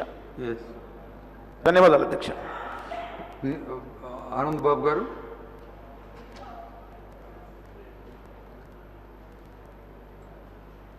నమస్కారం అధ్యక్ష. ఈరోజు రాష్ట్రంలో పేద దళిత విద్యార్థులు ఉన్నత విద్య అభ్యసించడానికి విదేశాలకు వెళ్ళడం అనేది నిజంగా ఒక కళ. అది అందని ద్రాక్ష పండు లాంటిది. అటువంటి మంచి అవకాశాన్ని ఇచ్చినటువంటి చంద్రబాబు నాయుడు గారికి హృదయపూర్వక కృతజ్ఞతలు నేను తెలియజేస్తా ఉన్నాను. అయితే అధ్యక్ష, ఈ గౌరవ మంత్రివర్యులు చెప్పినట్టుగా గతంలో 2 లక్షలు ఆదాయ పరిమితి ఉన్నప్పుడు కాంగ్రెస్ ప్రభుత్వం ఇచ్చినటువంటి జీవోలో ఎవరు కూడా విద్యార్థులు లబ్ధి పొందిన పరిస్థితి లేదు అధ్యక్ష. ఈరోజు మరి సోషల్ వెల్ఫేర్ శాఖ 6 లక్షల ఆదాయ పరిమితి పెంచినాక అనేక మంది ఉత్సాహం చూపుతా ఉన్నారు. అయితే ఇంకా ఈ జిల్లాలో ప్రచారం కల్పించాల్సిన అవసరం ఉంది అధ్యక్ష. ఈ సంవత్సరం నాకున్న సమాచారం ప్రకారం ఒక 40 మంది లోపే వెళ్ళినట్టు తెలుస్తూ ఉంది అధ్యక్ష. ఎందుకంటే మనం అత్యధిక మంది విద్యార్థులకి అవకాశం ఇవ్వాల్సిన అవసరం ఉంది. అదేకాకుండా ఈ ఏదైతే ఈ విదేశీ విద్య అభ్యసించడానికి మనం పంపించబోతా ఉన్నామో ఈ 6 లక్షల ఆదాయ పరిమితిలో కూడా ఈ ఫామ్ 16 ఏదైతే ఉందో ఈ పర్మిజబుల్ ఇవి ఉన్నాయి, గవర్నమెంట్ పర్మిట్ చేసినటువంటి డిడక్షన్స్ తీసేసి 6 లక్షల ఆదాయ పరిమితిని తీసుకోవాల్సిందిగా కూడా నేను విజ్ఞప్తి చేస్తా ఉన్నాను అధ్యక్ష. ఆ విధంగా చేసినట్టయితే ఇంకొక కొంతమంది అదనంగా ఈ విద్యను అభ్యసించడానికి అవకాశం కలిగిద్ది. అదేవిధంగా I-94 అప్లోడ్ అయిన వెంటనే మనం వాళ్ళకి స్కాలర్షిప్ అందించే విధానం కూడా చేయాల్సిన అవసరం ఉంది అధ్యక్ష. ఏమాత్రం ఆలస్యమైనా కూడా అక్కడ విద్యార్థులు బాధపడతా ఉన్నారు, అక్కడ పెనాల్టీస్తో చాలా ఇబ్బంది పడతా ఉన్నారు. కాబట్టి దాన్ని కూడా వెంటనే వాళ్ళకి ఆ స్కాలర్షిప్ అందే విధానం కూడా చర్యలు తీసుకోవాలి. డిపాజిట్ చేయాలి ముందుగానే. జిల్లాల్లో కూడా సోషల్ వెల్ఫేర్ ఆఫీసుల ద్వారా దీనికి నోటిఫికేషన్స్ ఇచ్చి ప్రచారాన్ని ఎక్కువ కలిగించాల్సిన అవసరం ఉంది అధ్యక్ష. అదేవిధంగా పర్సంటేజ్ ఒకటి ఉంది అధ్యక్ష, 60%, 55%. మెడికల్కి అయితే 55%, వేరే కోర్సెస్కి అయితే 60% అని. ఎందుకంటే ఇక్కడి నుంచి విదేశాలకి విద్య అభ్యసించడానికి వెళ్ళాలంటే అక్కడ ఎంట్రన్స్ పాస్ అవ్వాలి. కాబట్టి ఇక్కడ పర్సంటేజ్ ఆఫ్ మార్క్స్ని మనం సాధ్యమైనంత వరకు రెడ్యూస్ చేసినట్టయితే మరింత మంది విద్యార్థులు ఈ అవకాశాన్ని సద్వినియోగం చేసుకునే అవకాశం ఉంటుంది. కాబట్టి ఆ దిశగా కూడా ప్రయత్నం చేయాలని, ఇది ఏదైనా ఇంత మంచి కార్యక్రమాన్ని తీసుకున్నందుకు సోషల్ వెల్ఫేర్ శాఖని, ముఖ్యమంత్రి చంద్రబాబు నాయుడు గారిని మనస్ఫూర్తిగా అభినందనలు తెలియజేస్తా ఉన్నాను అధ్యక్ష. అధ్యక్ష,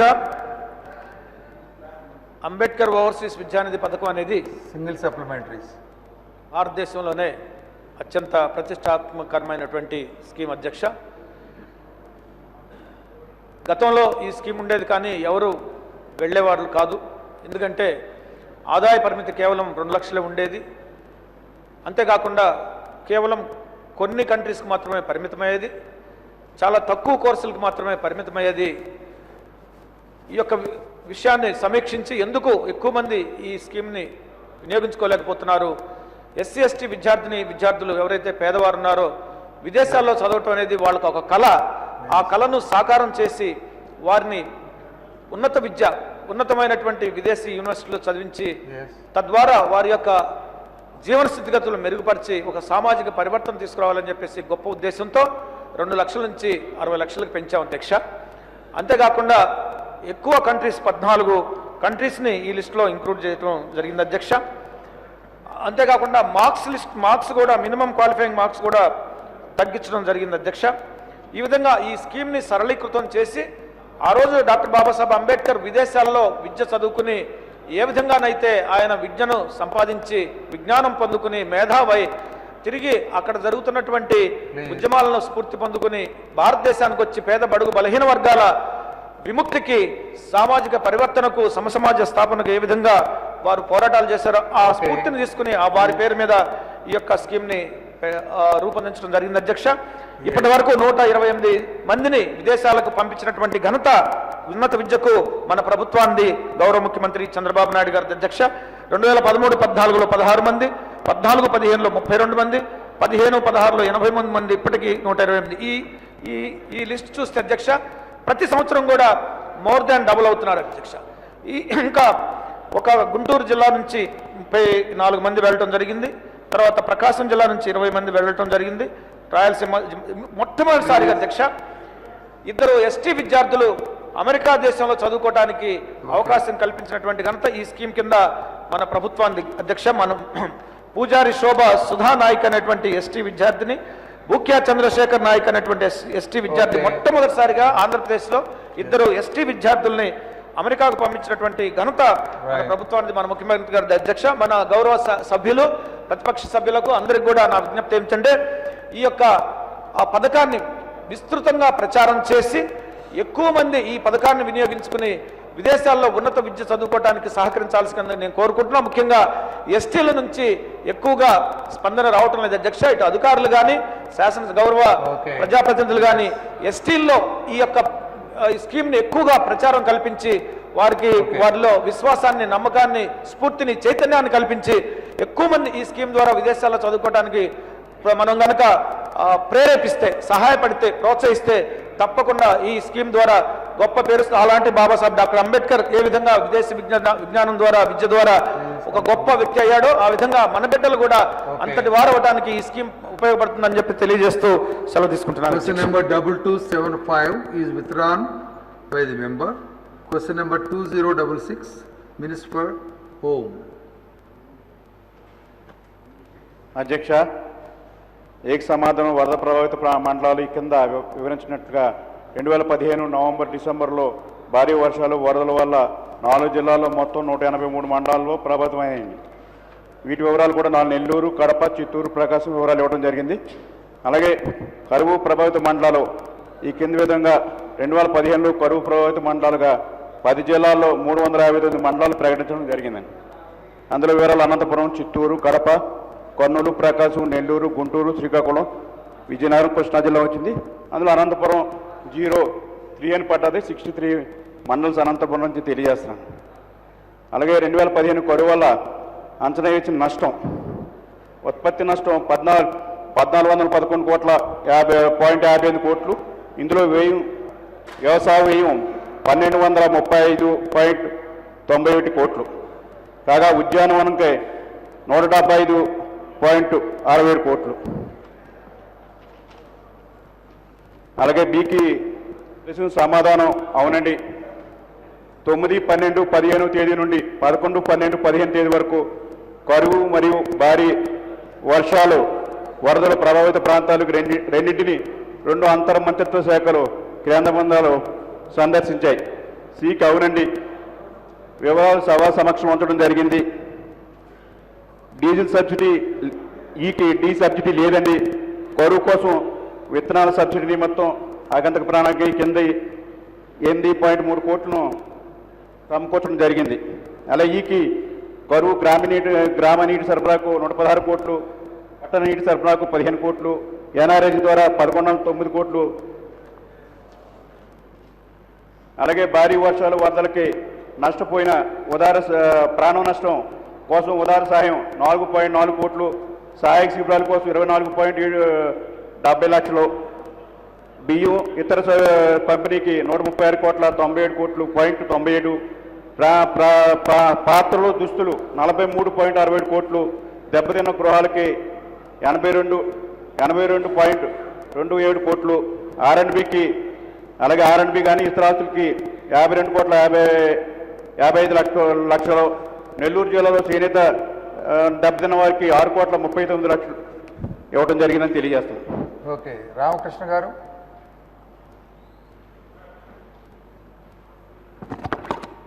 శ్రీనివాసులు రెడ్డి.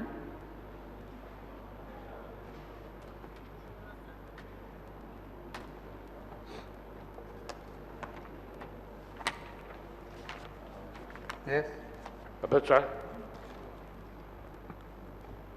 నవంబర్లో వచ్చినటువంటి భారీ వర్షాలు దాని గురించి గౌరవ మంత్రి గారిని ఇచ్చినటువంటి సమాచారం ప్రకారంగా నెల్లూరు,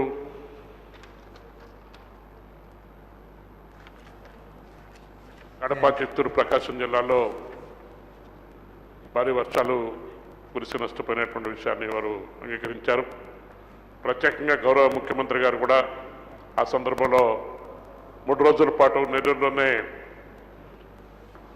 ఉండి పరిస్థితులను స్వయంగా పర్యవేక్షించి అక్కడున్నటువంటి ప్రజానీకానికి ధైర్యాన్ని కల్పించి అధికారులందరూ కూడా అప్రమత్తం చేసి అన్ని విధాలుగా సహాయం చేసేందుకు చర్యలు తీసుకోవడం జరిగింది. అధ్యక్ష, దీనికి నేను ప్రత్యేకంగా ప్రభుత్వానికి నేను ధన్యవాదాలు తెలియజేస్తాను. అధ్యక్ష, దీంట్లో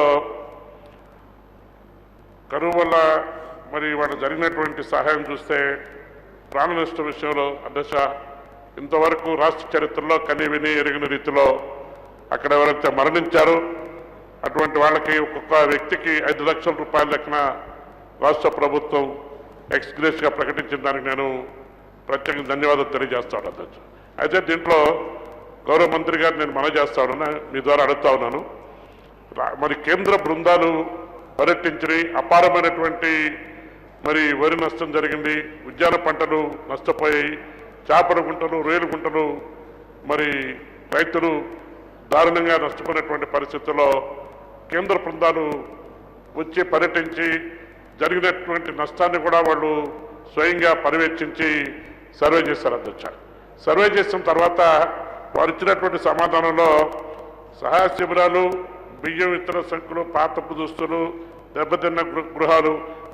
అధ్యక్ష, జిల్లా అతలాకుతలమైపోయి ఆర్ఎన్బి రోడ్లు, పంచాయతీరాజ్ రోడ్లు పూర్తిగా దెబ్బతినిపోయి అస్తవ్యస్తమైనటువంటి పరిస్థితుల్లో మరి జిల్లాకి 52 కోట్ల రూపాయలు మరి ఆర్ఎన్బి మరమ్మతుల కోసం సహాయం చేశామని చెప్పారు. అధ్యక్ష, నేను తమ ద్వారా గౌరవ మంత్రి గారికి నేను మనవి చేసేది, పంచాయతీ రాజ్ రోడ్లు ఇంతవరకు ఒక్క పైసా డబ్బులు ఎఫ్డిఆర్ నుంచి కానీ ఎటువంటి ఆమోదం కూడా రాలేదు. అధ్యక్ష, రాష్ట్ర ప్రభుత్వం తరఫు నుంచి తప్పనిసరిగా రోడ్లు అస్తవ్యస్తమైనటువంటి పరిస్థితుల్లో ప్రజా జీవనం స్తంభించబడినటువంటి పరిస్థితులు. అధ్యక్ష, కాబట్టి తమ ద్వారా నేను గౌరవ మంత్రి గారికి మనవి చేస్తున్నాను, వెంటనే పంచాయతీరాజ్ సంబంధించినటువంటి రోడ్ల మరమ్మతుల కోసం నిధులు పెద్ద ఎత్తున కేటాయించాల్సినటువంటి అవసరం. అధ్యక్ష, అదేవిధంగా ఆర్ఎన్బి రోడ్లు మరమ్మతుల కోసం ప్రత్యేకంగా రక్షిత మంచినీటి సరఫరా సప్లై చేసేటువంటి విషయంలో కూడా రాష్ట్ర ప్రభుత్వం చొరవ తీసుకోవాల్సినటువంటి అవసరం ఉంది. అధ్యక్ష, ఇంతవరకు అక్కడ జరిగినటువంటి మరి ఉద్యాన పంటలు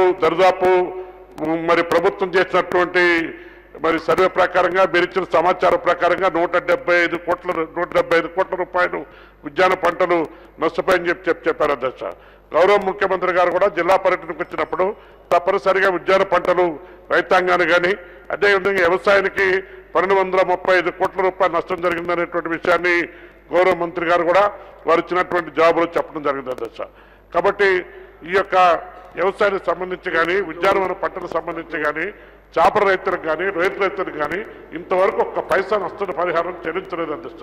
తమరి ద్వారా నేను గౌరవ మంత్రి గారికి నేను మనవి చేస్తా ఉన్నాను, రాష్ట్ర ప్రభుత్వానికి మనవి చేస్తా ఉన్నాను.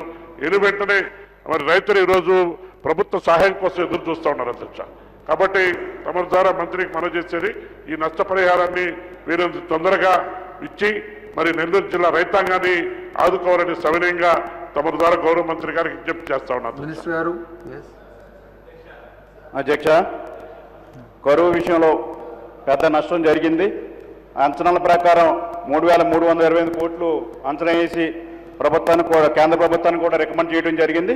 కేంద్ర ప్రభుత్వం 280 కోట్లు విడుదల చేసింది.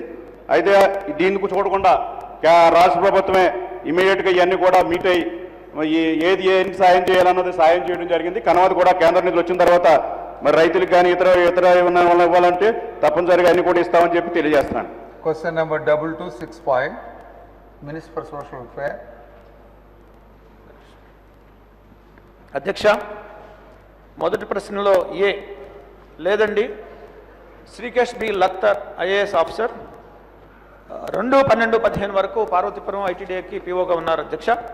ఆ తర్వాత ఆయన్ని జాయింట్ కలెక్టర్గా విజయనగరం జిల్లాకు నియమించడం జరిగింది. ఆ తర్వాత ఇదే ఆఫీసర్ని పార్వతీపురం ఐటీడీఏకి ఇన్ఛార్జిగా కొనసాగిస్తున్నాం అధ్యక్ష. బి ఈ ప్రశ్న ఉత్పన్నం కాదు అధ్యక్ష. సి వచ్చేసి ఇప్పుడు మనకు 7 ఐటీడీఏలు ఉన్నాయి అధ్యక్ష.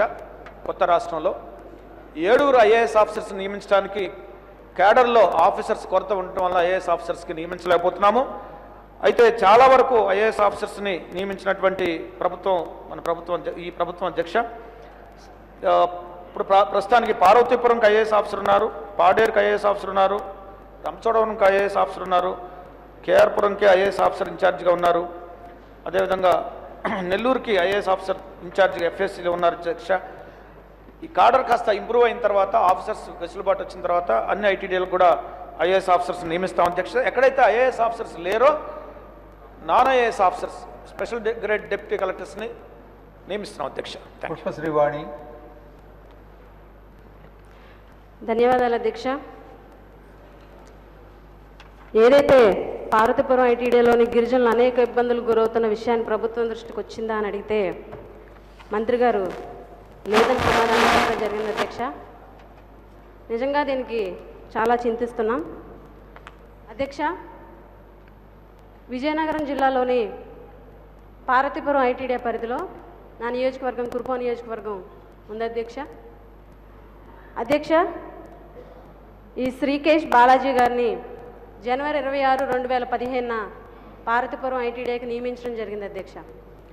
అయితే పీఓ గారు మా గిరిజన ప్రాంతాలన్నీ కూడా స్వయంగా తిరిగి గిరిజనులు ఎటువంటి సమస్యలు ఎదుర్కొంటున్నారు, ఎటువంటి సమస్యలు ఫేస్ చేస్తున్నారు, వాటికి ఎటువంటి పరిష్కారం చేయాలి అని ఆయన పరిష్కార దిశగా వెళ్తున్న తరుణంలో డిసెంబర్ 2వ తారీఖున 2015 ఆయన జేసీగా బదిలీ చేయడం జరిగింది అధ్యక్ష. అధ్యక్ష, ఆయన ఎప్పుడైతే జిల్లాకి జేసీగా బదిలీ వెళ్ళిపోవడం జరిగిందో అక్కడ ఆయనకు జేసీగా బాధ్యతలు ఎక్కువయ్యి అక్కడ పనులు ఎక్కువైపోయి మా ఐటీడీకి నెలకి 2 సార్లు కూడా రాని పరిస్థితి ఉంది అధ్యక్ష. నా నియోజకవర్గంలోని చాలా హిల్ టాప్ ఏరియాస్, కనీసం 2 వీలర్ కూడా వెళ్ళినటువంటి రోడ్లు అధ్యక్ష. అక్కడి నుంచి గిరిజనులు వ్యయ ప్రయాసాలతో కాలినడకన దాదాపు 3-4 గంటలు ప్రయాణం చేసి ఐటీడీకి గ్రీవెన్స్ రోజు వాళ్ళ సమస్యలు వివరించుకుందామని చెప్పి ఐటీడీకి వస్తే కనీసం అటువంటి సమస్యల్ని పట్టించుకోని పరిస్థితి ఈరోజు, పట్టించుకునే నాదుడే లేని పరిస్థితి ఈరోజు ఐటీడీలో ఉంది అధ్యక్ష. అధ్యక్ష ఈరోజు మంత్రి గారు నా దృష్టికి రాలేదు అని చెప్పారు కాబట్టి ఈరోజు మీ ద్వారా సభ ద్వారాగా మా నియోజకవర్గంలోని గిరిజనులు ఎదుర్కొంటున్నటువంటి సమస్యలు నేను చెప్పాలనుకుంటున్నాను అధ్యక్ష. ఒక్క 5 నిమిషాలు. 5 నిమిషాలు లేదు, టైం అయిపోయింది అధ్యక్ష. సార్ గిరిజనుల సమస్య నేను ఫస్ట్ టైం క్వశ్చన్ అవర్లో మాట్లాడుతున్నాను, నాకు కొంచెం అవకాశం ఇవ్వండి అధ్యక్ష. అధ్యక్ష, మా నియోజకవర్గంలోని ఈరోజు ఇప్పుడు వేసవకాలం వస్తుంది. వేసవకాలం వస్తుందంటేనే గిరిజనులు భయపడే పరిస్థితి అధ్యక్ష. ఎందుకంటే అక్కడ వాటర్ సోర్సెస్ లేని పరిస్థితి. ఈరోజు నా నియోజకవర్గంలోని మీరు చూస్తే అధ్యక్ష, ఒక్కసారి చూడండి అధ్యక్ష, ఈ మంచినీటి సమస్యలు ఈరోజు పట్టణాల్లో కానీ ఎక్కడైనా సరే కనీసం మనం వేస్ట్ వాటర్ కూడా ఉపయోగించినటువంటి నీళ్లు సార్. ఇటువంటి నీళ్లు ఈరోజు శ్రీవాణి, మీ ప్రశ్న వేరు, మీరు చెప్తుంది వేరు. సార్ లేదు సార్, అంటే మంత్రి గారి దృష్టికి మా సమస్యలు ఏ రకంగా ఉన్నాయో నేను చెప్పదలుచుకున్నాను అధ్యక్ష. అదే అధ్యక్ష, అధ్యక్ష ఒక్క 5 నిమిషాలు. అయితే అధ్యక్ష, అలాగే రోడ్ల సమస్యలు అధ్యక్ష, ఎంత దారుణంగా మా గిరిజన ప్రాంతాల్లో రోడ్లు ఉన్నాయంటే మీరు గమనిస్తే అధ్యక్ష, నిండు గర్భిణీ అధ్యక్ష, కనీసం 2 వీలర్లు కాదు కదా, అంబులెన్స్లు ఏవి వెళ్ళని పరిస్థితి, ఇటువంటి డోలీల్లోని కిందకి తీసుకొచ్చే పరిస్థితి అధ్యక్ష. ఇటువంటి సమస్యలు మా నియోజకవర్గంలో, మా ఐటీడీలో మా ప్రజలు ఎదుర్కొంటుంటే అవి సభ దృష్టికి, ప్రభుత్వం దృష్టికి రాలేదన్నారు అధ్యక్ష. మేము ఎన్నో మీటింగుల్లో మా జిల్లా మంత్రి గారు మృణాలిని గారి దృష్టిలో కూడా మేము పెట్టడం జరిగింది అధ్యక్ష. అంతేకాదు అధ్యక్ష, రెగ్యులర్ పిఓ గారు లేకపోవడం వల్ల అభివృద్ధి కార్యక్రమాలు జరగకపోవడమే కాదు అధ్యక్ష, పాలన పూర్తిగా కుంటుపడింది. శాఖల మీద పర్యవేక్షణ లేదు. ఇంజనీరింగ్ శాఖలో అయితే ఏం జరుగుతుందో కూడా తెలియని పరిస్థితి అధ్యక్ష. రూల్ ఆఫ్ రిజర్వేషన్ కూడా పాటించిన పరిస్థితి. దయించి మీ ద్వారా మేము మంత్రి గారిని ఒకటే కోరుకుంటున్నాం అధ్యక్ష, మా ఐటీడీఏకి మాకు రెగ్యులర్ పీఓని నియమించి తద్వారా మా గిరిజనులు ఎదుర్కొంటున్నటువంటి సమస్యలు ఏవైతే ఉన్నాయో వాటికి స్పష్టమైన హామీ సభ ద్వారా ఇవ్వాలని మేము కోరుకుంటున్నాం అధ్యక్ష. అధ్యక్ష, గౌరవ శాసనసభ్యురాలు రెగ్యులర్ ఐటీడీఓ పీఓ నియామకం గురించి అడిగారు అధ్యక్ష. తప్పకుండా క్యాడర్ ఇంప్రూవ్మెంట్ అయిన తర్వాత క్యాడర్లో ఆఫీసర్స్ కొరతగా ఉంది, ఐఏఎస్ ఆఫీసర్స్, వారి కొరత తీరిన వెంటనే రెగ్యులర్ రెగ్యులర్ పీఓని కూడా నియమిస్తాం అధ్యక్ష. 1975 నుంచి ఐటీడీఎల్ ద్వారా గిరిజన ప్రజలకు అభివృద్ధి సంక్షేమ పథకాలు అందటం మొదలెట్టాయి అధ్యక్ష. అయితే తెలుగుదేశం పార్టీ స్వర్గీయ నందమూరి తారక రామారావు గారు అధికారంలోకి వచ్చిన తర్వాత ఐటీడీఏల పరిపాలనా వ్యవస్థకు ఒక నూతన దృక్పథాన్ని, సంస్కరణలు తీసుకుని వచ్చి పెద్ద ఎత్తున ఐటీడీఏల ద్వారా గిరిజన ప్రజలకు సేవ చేయడం మొదలుపెట్టారు అధ్యక్ష. దీంట్లో మొట్టమొదటిది సింగిల్ లైన్ అడ్మినిస్ట్రేషన్ తీసుకొచ్చి ఆ ఐటీడీఎల్ మొత్తాన్ని, పరిపాలనా విధానాన్ని పటిష్టం చేసినటువంటి ఘనత ఆనాటి స్వర్గీయ ఎన్టీ రామారావు గారిది. ఆ తర్వాత చంద్రబాబు నాయుడు గారు అధికారం తొందరగా ఆఫీసర్ ఫుల్ఫిల్ చేయడం, పోస్ట్ ఫుల్ఫిల్ చేయడం. Papers to be laid on the table. Minister Umamaheswararao గారు. Speaker sir, on behalf of the Chief Minister, I beg to lay on the table a copy of 37th annual report of Andhra Pradesh Tourism Development Corporation Limited for the year 2012-2013 as required under section 619A3 of the Companies Act 1956. Okay. Speaker sir, on behalf of the Minister for Environment and Forests, Science and Technology and Cooperation, I beg to lay on the table a copy in each of annual reports of Andhra Pradesh Pollution Control Board for the years 2013, 2014 and 2014-2015 as required under sections 39 and 40 of the Water Act 1974. No, tea break for 15 minutes.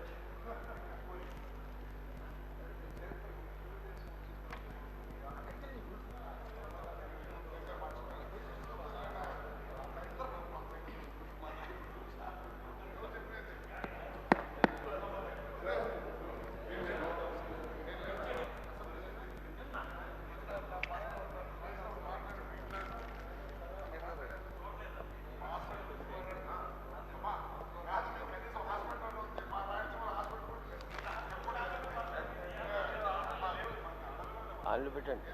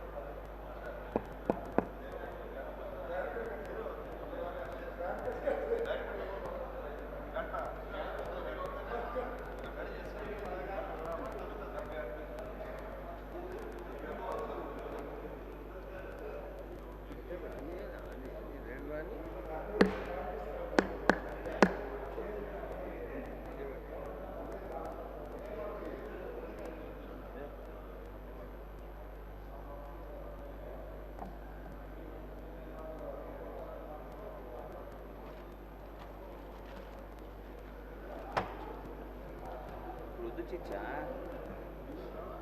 అవును ఇట్లా ఉన్నాయి కింద రాగానే ఫోటోలు కొడతారు switch లైన్లోనే పెట్టు మనం అక్కడ ఆఫ్ చేసుకుని అంతే ఆయన ఐటీలే యాన్లో ఉండేది చెక్ చేస్తున్నారు ఈ స్విచ్ బంద్ చేస్తున్నావు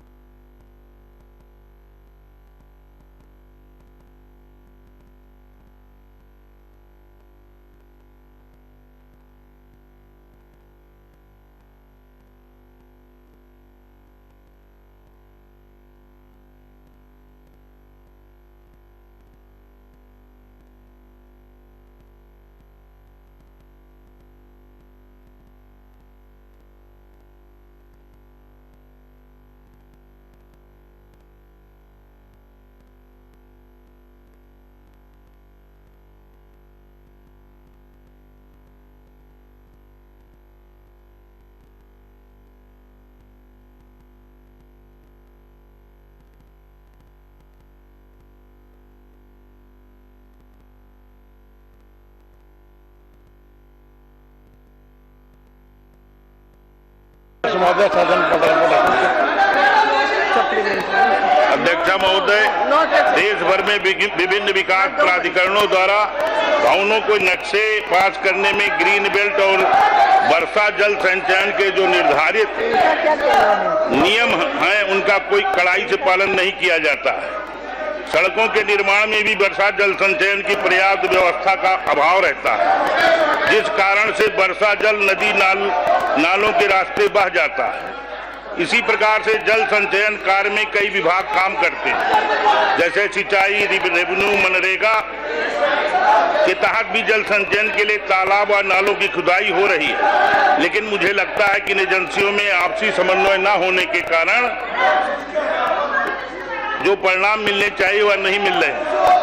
हमारा प्रश्न माननीय मंत्री जी से है कि सिंचाई, रेवेन्यू, मनरेगा तथा अन्य विभाग जो जल प्रबंधन और संचयन के क्षेत्र में काम कर रहे हैं, उनमें समन्वय स्थापित करने के लिए सरकार क्या कोई तंत्र बनाने पर विचार कर रही है, ताकि इस दिशा में और अच्छे परिणाम मिल सकें, तथा वर्तमान में जल संचयन हेतु कितनी योजनाएं देश में चल रही हैं, एक वर्षवार जल संचयन के लिए कोई लक्ष्य निर्धारित करती है, यदि हाँ तो क्या वह पूरा हो रहा है, तथा इस पर प्रतिवर्ष कितना पैसा खर्च हो रहा है? Yes minister. माननीय अध्यक्ष महोदय, 43023 from 129,182 in 2014-15 as compared to the national per capita income of 93,231. In the last 21 months, my government has identified priority needs of the people, and apart from focusing on irrigation and power sectors, launched several flagship programs such as Mission Kakatiya, Mission Bhagiratha, and welfare schemes such as Asra pensions, revamped food security scheme, Kalyana Lakshmi, Shadi Mubarak, double bedroom housing for the poor, etc. My government strongly believes that delivery of all welfare programs up to the grassroots is possible only through a transparent administration and effective governance. Poverty has multiple effects besides impacting our economy. It corrodes our democracy. Inclusive growth, covering the poorest of poor for the most vulnerable and disadvantaged sections of our society, is the priority of my government. My government is providing financial assistance of Rs 51,000 to the needy SC, ST and minority communities, unmarried girls under the Kalyana Lakshmi and Shadi Mubarak scheme to alleviate financial distress at the time of marriage. So far, over 75,000 brides were benefited under these schemes. In tune with the philosophy of my government to strive for the upliftment of the backward classes and other economically backward sections, it is proposed to extend the scheme to these sections also. My government is also committed to the welfare of the minority communities and to improve their education standards. To achieve this, it is proposed to start 70 new residential schools for the minorities throughout the state. My government has taken several measures towards the welfare of women. Under the Arogya Lakshmi scheme, all pregnant and lactating mothers have been provided one full hot-cooked nutritious meal with boiled egg and 200 milligrams milk at all Anganwadi centers. Anganwadi workers and helpers have been rendering yeoman service to the poor, pregnant and lactating women and children. My government, after assessing their role and their problems, enhanced the honorarium to the Anganwadi workers and helpers substantially. My government has also taken steps to redress the long-pending demand of the outsourced employees by substantially enhancing their monthly wages. Action has already been initiated to regularize the contract employees as promised. As a part of social safety net strategy, my government has introduced Asra pension scheme with a view to ensure secure life with dignity for the poor, covering the vulnerable groups like widows, weavers, toddy tappers, old, aged, differently abled persons and AIDS patients, as well as monthly financial assistance to BD workers. Under all these schemes, over 35 lakh persons are being benefited in the state. My government has taken up development with a human face and prioritized food security to the eligible families to ensure that every eligible person is provided with 6 kilos rice per month without any ceiling for a family. My government is also providing Sanna Biyam to the students at all social welfare hostels and under a midday meal scheme in the schools, which is now proposed to be extended to college students also. My government has taken the bold and pioneering step to construct double-bedroom houses for all eligible families without any beneficiary contribution, discarding the earlier model of single-room houses so as to enable even a poor family to live with dignity and to secure the future of their children. For the first time in the country, such a unique housing scheme has been conceived, symbolizing the concern of my government for the poor to live with dignity. Already 60,000 houses were sanctioned across 10 districts and is planned to take up 2 BHK houses in the GHMC area and 1 lakh similar houses in other parts of the state during 2016-17. My government is committed to provide affordable and accessible health care to all citizens, particularly vulnerable sections. My government is also committed to strengthen, stabilize and consolidate the existing healthcare facilities by providing the required manpower, equipment and medicines so as to restore the faith of the public in government hospitals. Recently, a high-level delegation comprising the Honorable Minister for Health and Family Welfare and senior officers were deputed to Tamil Nadu to study the public health system, which is considered a national role model, and also to Sri Lanka to study the healthcare infrastructure development through public-private partnership. Drawing lessons from these models, my government proposes to initiate sweeping reforms to revamp the public healthcare sector in the state. During the last 6 decades, not a single new hospital was started in the state capital, despite tremendous increase in the number of patients. To redress the situation, my government intends to start 4 new super specialty hospitals at different locations in Hyderabad to cater to the needs of the growing population of the state capital. The existing scheme of 108 is being strengthened by adding more vehicles with advanced life support equipment and also by integrating it with police and transport departments and trauma centers set up in the highways. My government has declared 2016 as the year of the newborn and has initiated several steps to reduce infant mortality rate in the state. IMR in Telangana has now come down from 39 to 28 per thousand live births, as against a national average of 40, which is a significant achievement after the formation of the state. I am happy to inform that Mission Indradhanush was launched to achieve universal immunization, and the state has achieved the distinction of best performance in the country in this regard. My government launched the Gram Jyoti program with an aim to empower and strengthen the Gram Panchayat for the better delivery of services to people.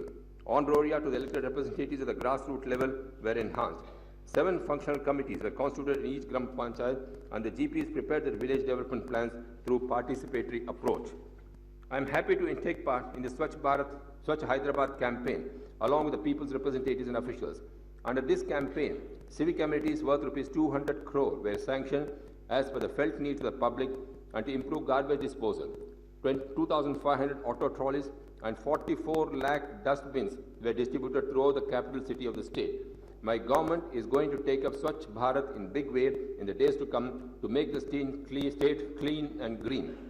My government attaches paramount importance to safeguard the interests of farmers who predominantly depend upon agriculture and allied activities. To ensure their well-being, my government has been implementing loan waiver scheme with a total package of rupees 17,500 crores that is being reimbursed through banks in a phased manner as per schedule, and 75% of this waiver will be completed by this year. Many other new initiatives are being implemented by my government to revamp the agriculture sector and various developmental as well as welfare schemes.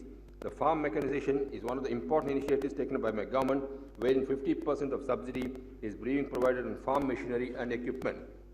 Recognizing the importance of micro-irrigation, my government has extended the subsidy component from 1 hectare to 5 hectares to all categories of farmers. During 2015-16, nearly 40,000 hectares are additionally covered under the scheme. Poly-house cultivation of vegetables and flowers is encouraged by my government in a very big way by providing 75% subsidy to cater to the needs of the vegetables and flower growers and to enhance the productivity per unit area. For the first time in the country, to promote poly-houses among the SC/ST farmers, 95% subsidy is being offered by my government, and the balance of 5% is also provided as assistance under the SC/SP/TSP funds. To promote procurement, storage, processing and marketing of horticulture products in the state, particularly the surrounding areas of Hyderabad, my government proposes to set up Telangana Horticulture Development Corporation. After the formation of the state, Sri Konda Lakshman Telangana State Horticulture University has been set up in Mulugu of Medak district. Telangana is endowed with a variety of fertile soils suitable for growing seeds, and with proper planning, the state has the potential to emerge as a seed bowl of India. Proactive policies have been taken up by my government for promotion of seed industry, support for developing post-harvesting facilities like seed processing plants, storage and transportation, and exploring additional export potential. Irrigation is the key to ensure prosperity for innumerable farmers in the state. In the combined state, most of the major irrigation projects proposed for Telangana remained only on paper, as these were embroiled in interstate disputes and forest clearance problems. My government is taking concerted steps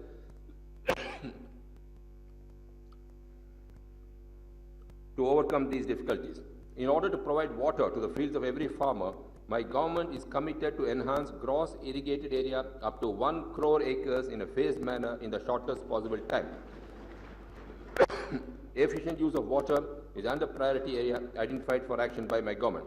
Thus, the objective of water to the fields of every farmer is going to be the cornerstone for irrigation sector, with a view to address the suboptimal allotments of the past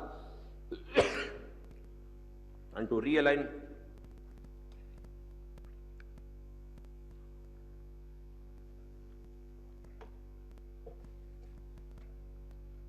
the projects in accordance with the felt needs of the people. All the projects were critically reviewed and had been redesigned wherever it was necessary. Dr. B.R. Ambedkar Pranahita project, Kaleshwaram project, Sitaram, Bhaktaram Das lift irrigation project, Mallanna Sagar, Konda Pochamma Sagar projects are some of the examples of the re-engineered projects. Mission Kakatiya is another flagship program of my government, under which over 45,000 water bodies are planned to be rejuvenated in a phased manner. In the phase 1 of this mission, 8,200 tanks were taken up for restoration, and the work has already been completed on more than 6,000 tanks. Now works will be taken up on 9,000 tanks under phase 2. The policies implemented by my government under Mission Kakatiya have received widespread applause both nationally and internationally. My government has launched a massive drinking water supply scheme, Mission Bhagirath, to provide tapped water connection to each and every household in the state by utilizing surface water of perennial rivers and major reservoirs as a raw water source. This project is planned to draw water from these dependable and sustainable sources to supply to every home in Telangana 100 liters per capita per day of treated water in rural areas, 135 LPCD in municipal areas, and 150 LPCD in municipal corporation areas. Under this mission, it is targeted to ensure water supply to 6,100 villages and 12 municipalities by December 2016. This pioneering scheme has been commended by the Government of India for other states to emulate. Another key feature of this mission is that 10% of the water will be earmarked for industrial use to ensure the rapid growth of the industrial sector in the state. Further, by utilizing this scheme, broadband connectivity through fiber cables will be provided to each household in the state that will make Telangana the first state in the country to achieve this. I am happy to inform that the state, despite inheriting huge deficit in power sector, could ensure a regime of uninterrupted and quality availability of power throughout 2015-16. This turnaround of Telangana energy sector and significant improvement in power situation in the state has been one of the greatest success stories and a matter of pride for all of us. My government is committed to supplying 9 hours of power to agriculture sector during the coming year, and all arrangements in this regard are in place. Further, the government stands committed to ensure availability of uninterrupted power during 2016-17. My government also brought out its solar policy during the year, which is considered among the best in the country.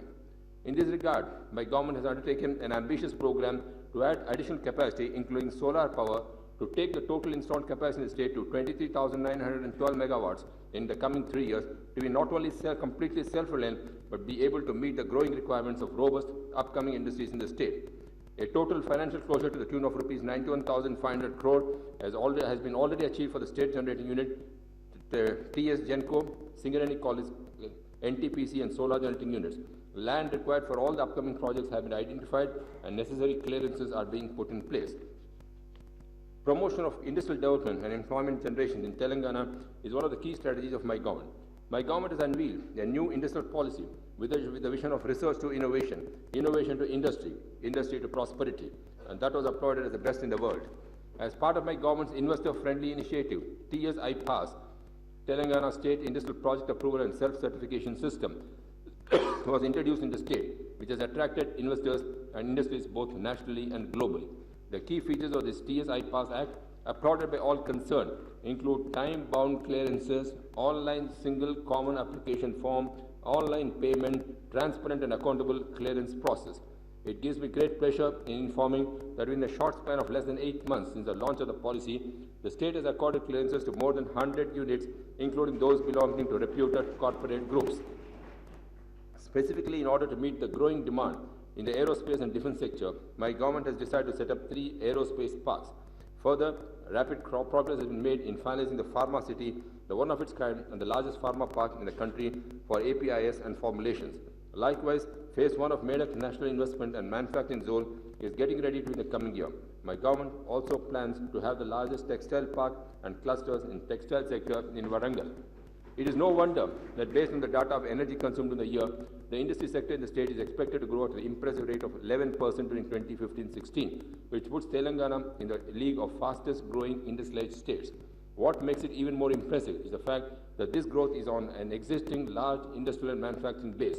As a result of the proactive initiatives taken by my government, I have no doubt that Telangana will emerge as the most favored industrial destination in the country. My government has considered a unique ICT policy to make Telangana the most preferred investment destination for technology and electronic manufacturing in the country, in consultation with various verticals of ICT sector and industry associations. Attracted by the proactive initiatives and policies of my government, many global IT giants have chosen Hyderabad as the investment destination. I am happy to inform that very soon the 4 topmost IT companies in the world will set up large development centers outside of USA in Hyderabad, which is a glowing tribute to the proactive initiatives of my government. The IT sector contributes substantially to the state GSDP and to the employment. The state has recorded huge exports of rupees 68,258 crore to 1,300 IT units, including 500 global companies. This marks an impressive growth of 16%, which is the highest in the country. My government has launched a T-Hub, the largest startup incubator in the country, located at Gachibowli, which is applauded by the captains of industry as reflecting the new face of India. T-Hub is a unique public-private partnership between my government and premier national academic institutions such as IIIT, Hyderabad ISB, and NALSA. It aims to unleash the latent entrepreneurial spirit among the new age youth, thereby driving job growth and wealth creation. My government is committed to improve the academic standards of all education institutions, particularly those offering professional, technical, and vocational courses such as ITIs and polytechnics. My government is taking several steps to promote skill development among the educated youth so as to make them employable in the industrial sector through the Telangana State Skill Development Mission. As an example of this, the Telangana Academy for Skills and Knowledge, TASK, aims to create skill sets in our students such that they become industry ready immediately after completing their professional studies. I am happy to state that out of the 75,000 engineering students who will graduate this year, close to 40,000 have been skilled by TASK. Systematic development of road network is one of the important prerequisites for development and acceleration of socio-economic growth. In order to improve road connectivity in Telangana, my government has launched an ambitious program to provide 4-lane connectivity to all district headquarters from the state capital and 2-lane roads to all mandal headquarters from the district headquarters, with a total road length covering 15,000 kilometers, including 358 new bridges. Due to the concerted efforts, my government would succeed in converting 1,650 kilometers of state highways to national highways, marking an all-time high in this regard. I am happy to inform that my government has taken several steps to strengthen Telangana State Road Transport Corporation in order to provide better services to the public. My government has given high priority to maintenance of law and order and has taken several steps for modernization of the police force. As a part of my government's commitment for providing high standards of safety and security to all residents of the state capital, it is proposed to install 1 lakh CCTV cameras in Hyderabad under the Public Safety Measures Enforcement Act. The world-class Police Command Control Center to be set up in Hyderabad will have facilities for centralized monitoring of these CCTV cameras through data analytics. It is well known that technology acts as a force multiplier in policing. The proposed Command Control Center will be a technology fusion center, integrating technology of all the verticals of policing, in addition to technology of other departments relevant for achieving the objectives of transforming Hyderabad into a safe and smart city. There has already been a substantial reduction of 14% in overall crime in Hyderabad city during the year 2015 when compared to the year 2014. With the recent measures taken by the government, the crime rate is expected to come down further and enhance the sense of safety and security among the citizens in Hyderabad and other parts of the state. My government has introduced sheet teams of police force to prevent harassment of women and eve-teasing in Hyderabad and Cyberabad areas, which helped in reducing the crimes against women. My government is planning to extend the scheme to all the districts. By implementation of these innovative policies and schemes, my government is striving hard to usher in an era of unprecedented prosperity for all in the state and is targeting to achieve a growth of 15% in the GSDP in 2016-17 to make Telangana the #1 state in the country. Our legislature is the sanctum sanctorum of democracy. The people of Telangana, particularly the poorest of the poor in remotest areas, have reposed unflinching faith in this institution for fulfillment of their hopes and expectations. My government will constantly endeavor for smooth conduct of legislative business and enactment of progressive laws in the legislature that reflect the will and aspirations of the people. I urge all the elected people's representatives to discharge their solemn responsibilities in a spirit of mutual cooperation. By channelizing the patriotic energies of every citizen, we can collectively work towards building a Bangaru Telangana.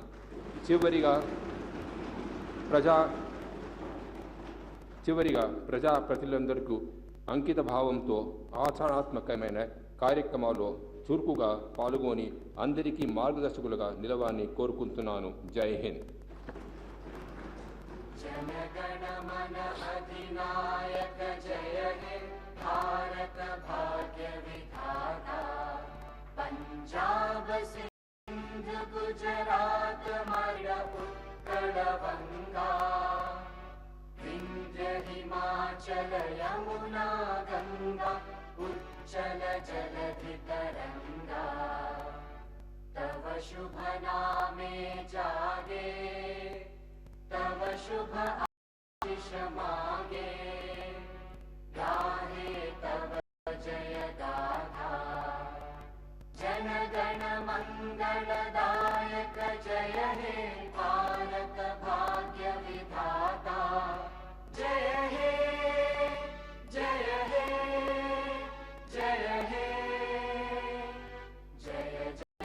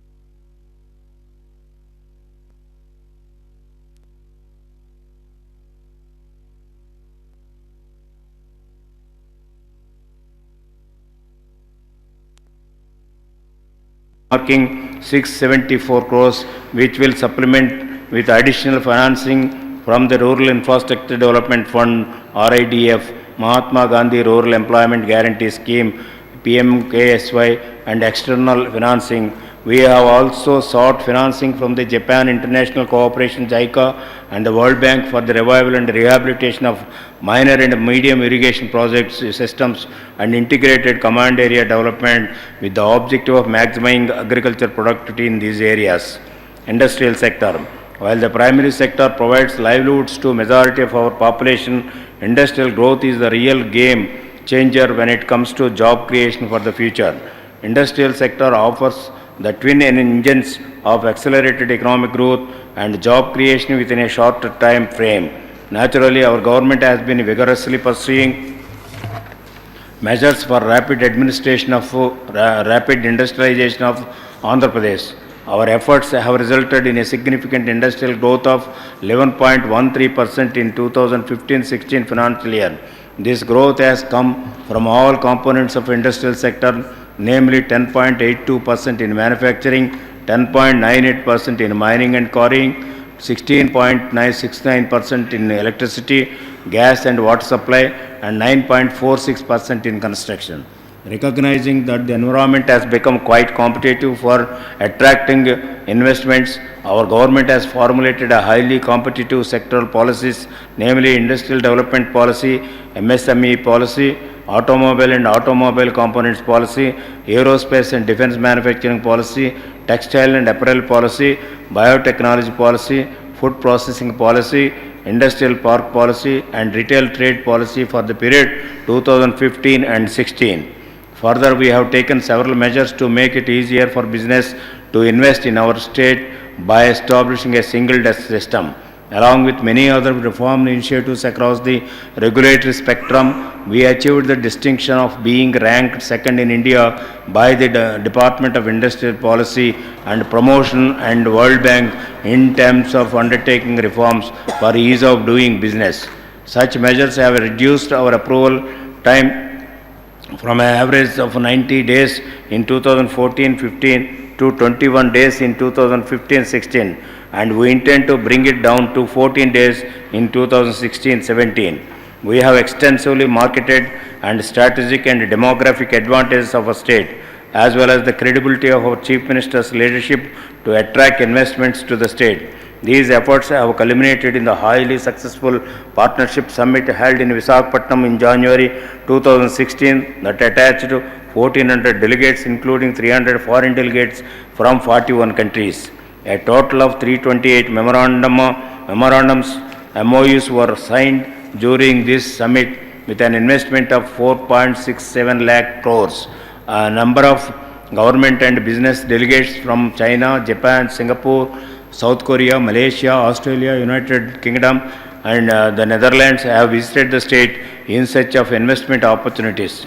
In total, we have grounded private investments worth 9,505 crores and created 76,818 jobs in MSMEs, large and mega industries in 2015-16. We intend to ground 11,500 crores worth industrial investments with corresponding growth in jobs in 2016-17.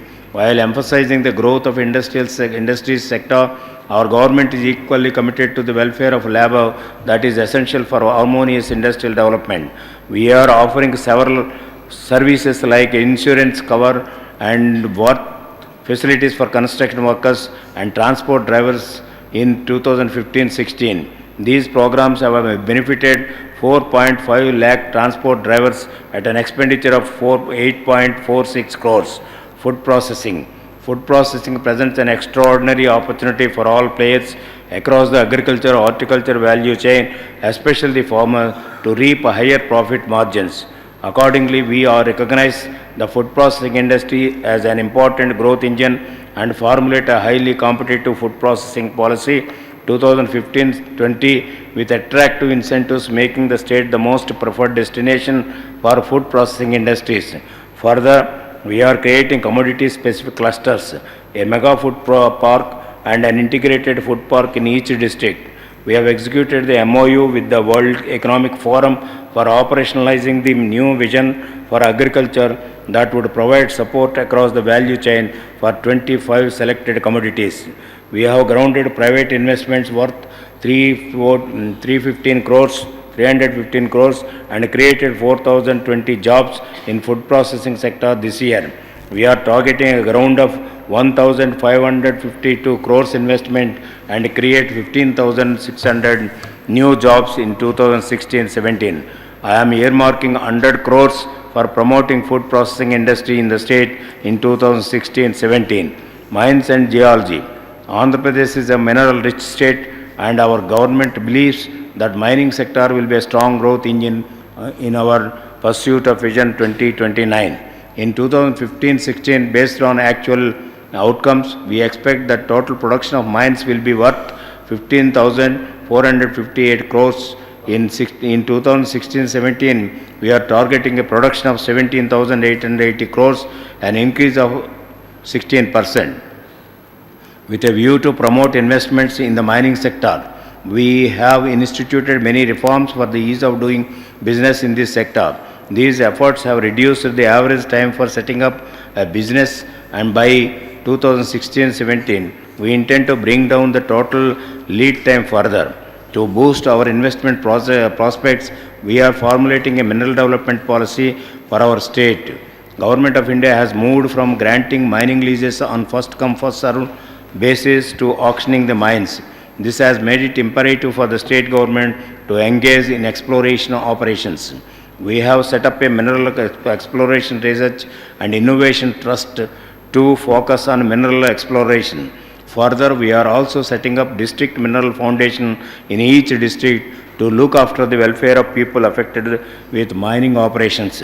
We set a target of rising 1,632 crores in 2016-17 for these foundations.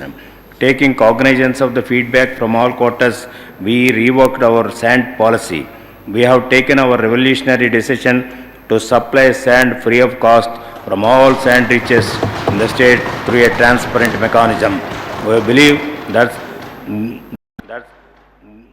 this will give a major boost to the construction sector. Handlooms. Our government is committed to the welfare and handloom artisans, having realized the importance of protecting and preserving the traditional industries which are bound to bounce back with the rising preference for traditional garments. We are implementing several interventions across the value chain of handlooms, namely yarn subsidies, training and marketing support, infrastructure facilities, power concessions, establishing textile parks and handloom clusters, etc. Further, we are implementing welfare measures for the handloom weavers like insurance, pension, thrift funds for weavers. We have redeemed the outstanding debt of 24,309 weaver families, 674 weaver self-help groups and 584 powerloom operators, amounting to 110.96 crores during 2015-16. I propose an allocation of 125.84 crores for the handlooms and textiles promotion in 2016-17, an increase of 172% over 2015-16.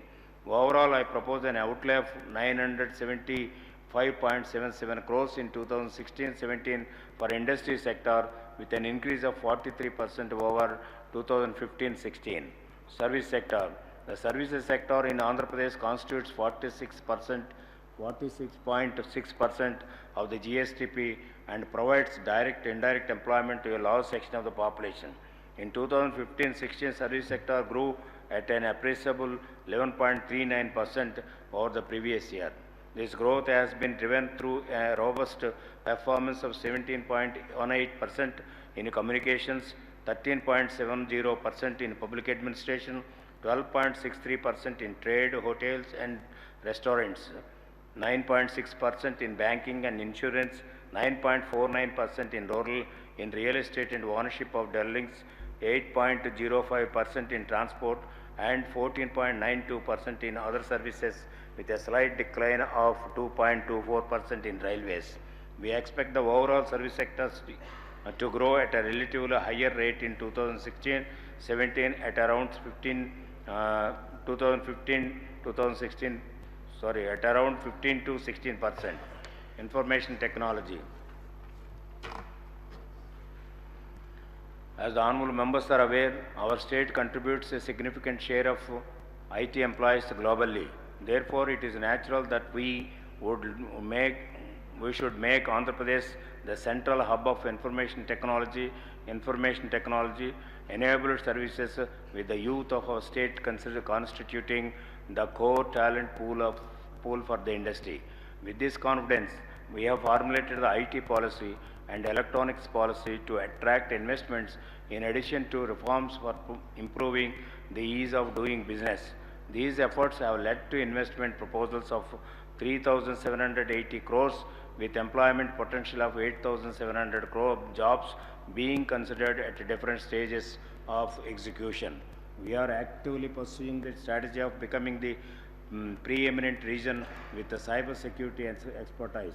We are planning to set up a cyber school of excellence in Tirupati in collaboration with Israel with the vision to be acknowledged as the leader in information assurance, providing a secure, resilient and safe cyberspace for citizens, business and the government. We are the first state in the country to formulate the policy for Internet of Things, IoT, which reinforces our belief that the future is here in AP. I have provided 360.22 crores for the promotion of information technology, electronics and communication in the 2016-17 budget estimates. Tourism, heritage culture. Tourism is one of the highest employment generating sector. Our state is endowed with natural resources, 974 kilometer coastline, backwaters, forests, lakes and is rich in historical traditions and Buddhist legacies. Therefore, it is only intuitive that we spend significant efforts in boosting the sector to generate jobs and grow our economy. Accordingly, we are establishing museums at Visakhapatnam, Vijayanagaram and Eluru and a coastal museum at Vijayawada. We have launched a new scheme called Cultural Celebrations wherein the regional district festivals are celebrated all over the state. This scheme will involve local artists and aid in promoting, preserving and reviving the local art forms. We propose to introduce a new scheme for the welfare and promotion of women artists. We are in the process of setting up a cultural complex at Kakinada, auditoriums in Tirupati, Vijayawada and Visakhapatnam, a science city with the Government of India support in Amravati and regional science centers at Visakhapatnam and Anantapuram for the development of science, art and culture. We are setting up 3 convention centers under PPP mode in Tirupati, Visakhapatnam and Vijayawada. We are also planning to build a state-of-the-art Kuchipudi Natya Ramam designed by a world-renowned architect. This will showcase the riches of six centuries of Kuchipudi dance. We have formulated a tourism policy and undertook reforms for ease of doing business to develop this sector. As a result of our efforts, the total tourist arrivals in the state have increased to 12.18 crores persons in 2015, registering a growth rate of 30% over 2014 figures. Correspondingly, we estimate that the economic output tourism during April-December 2015 has increased by 22% over the same period the previous year. In 2016-17, we expect to see a growth of 40% in tourist arrivals. We grounded private investments worth 1,523 crores that created 4,661 jobs to our economy in 2015-16. In 2016-17, we are targeting to ground 2,174 crores and rupees and add 7,992 jobs. I have earmarked 227.27 crores for promotion of tourism, culture and strengthening the archaeology and museums. This would provide the seed capital for leveraging private capital. Krishna Pushkaram. Our government will celebrate Krishna Pushkaralu in August 2016 in a manner befitting the important religious cultural event. I have provided 250 crores for this purpose in the 2016-17 budget estimates. Infrastructure development. A key factor for success of these Chinese and Southeast Asian economies is the emphasis on infrastructure in boosting economic development. In pursuit of our Vision 2029, infrastructural growth is the cornerstone of our development strategy. Industrial infrastructure. My government believes that by virtue of our strategic geographical location and the global development trends, our future lies in the integrated development of coastal economic zones as manufacturing hubs. We are actively engaged with the Government of India to formulate appropriate policy regime in this regard. In this direction, we are promoting the integrated development of investment manufacturing zones and industrial corridors. We are developing major industrial corridors projects, namely Visakhapatnam Chennai Industrial Corridor, Chennai Bangalore Industrial Corridor, and Karnulu Bangalore Industrial Corridor. The dedicated rail freight corridors sanctioned in the 2016-17 railway budget from Vijayawada to Kharagpur and Delhi to Chennai will significantly boost the prospects of these industrial corridors. In addition, we are developing the Peninsular Region Industrial Development Corridor project in Donakonda, spanning 5,779 acres with an estimated potential of 23,000 crores rupees and employment potential of 1.33 lakhs. We are also taking up Orvakallu Mega Industrial Hub spanning over 27,788 acres with an estimated potential of 40,000 crores and employment potential of 70,000. These corridors will not only promote industries but also create substantial urban infrastructure and contribute to the overall economic development of the state. 4 industrial nodes, Visakhapatnam, Kakinada, Srikalahasti, Erpedu, and Gannavaram, Kankipadu have been identified as potential nodes for VCIC. Similarly, 3 nodes, Krishnapatnam, Kalikiri, and Indupur have been identified as nodes for CBIC and KBIC. Asian Development Bank assistance for the VCIC and the Japan International Cooperation Agency support for CBIC are at an advanced stage of approval, and we expect both projects to be grounded in 2016-17. To boost the industrial progress, we are grounding the National Investment Manufacturing Zone in Prakasam district over an area of 14,231 acres. This zone has the potential for attracting 43,700 crores in investment and create 5 lakh jobs over the next 10 years. We have also secured in principle approval for setting up a National Investment and Manufacturing Zone in Chittoor district in an area of 5,000 hectares. This NIM will be an integrated industrial township with state-of-the-art industrial and social infrastructures.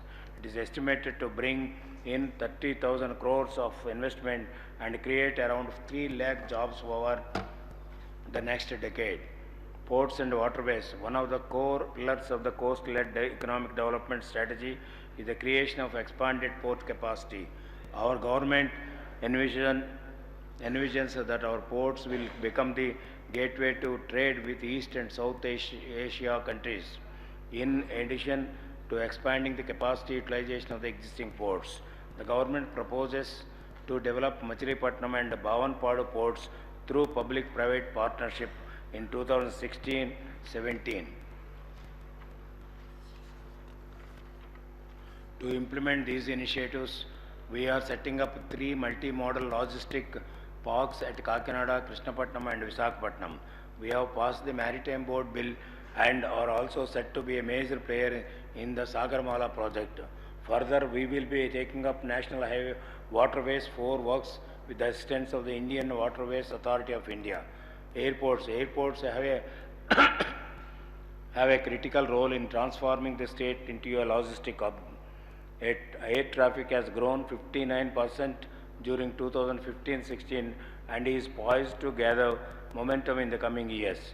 The airport expansion is under brisk progress in Vijayawada and Rajamahendravaram. We propose to build 5 green airports at Bhogapuram, Dagadatti, Orvakallu, Nagarjuna Sagar and Donakonda. Road grid. Roads are important instruments for economic growth as well as poverty alleviation. Research by the International Food Policy Research Institute has revealed that investments in rural infrastructure, especially rural access roads, have had the highest impact on poverty reduction. With these considerations, we have conceptualized a road grid across the state, wherein all the Gram Panchayats will be connected to their mandal headquarters through all weather roads. All mandal headquarters with the district headquarters with 2-lane roads. All district headquarters connected to each other with 4 2-lane roads and connected to state capital by 4 or 6-lane roads. Further, all major ports, tourist places, industrial hubs and airports will be connected to the nearest national highways with 2-lane roads. With the efforts made by our government, the Union government has declared the roads from Kurnool and Anantapur to Amravati as national highways. This will connect the Rayalaseema region with the capital.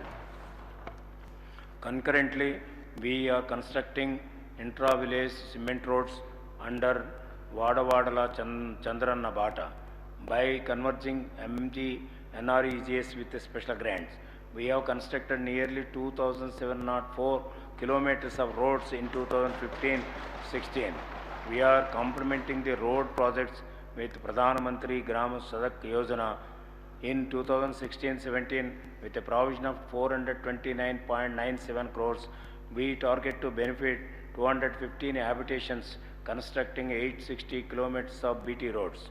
Overall, I am providing 3,184.25 crores for strengthening the road network in the state. I am making a separate provision for the rural roads under management of Panchayat Raj Department. Road safety. Our government believes that road safety is an integral part of our public health promotion efforts. We have committed to continuous operational reference system and created a road safety fund of 10 crores. Further, we are taking special measures to ensure that buses used for student commute to schools are maintained properly with annual fitness checks, special awareness campaigns, etc. We are also using state-of-the-art technology in administering the tests for learner's license and driving license, which will help in reducing accidents and improving road safety. I am providing 150.78 crores to the Transport Department, including a plan allocation of 17.50 crores in 2016-17 budget. Energy security. Our government is a strong proponent of power for all. We are already offering 24/7 quality and reliable power to all domestic, commercial and industrial sectors. We are also committed to provide 7 hours of supply to agriculture sector. It is noteworthy that our government has transformed the power sector in the state from being deficient to surplus. We aim to complete the electrification of 4.6 lakh households by June 2016.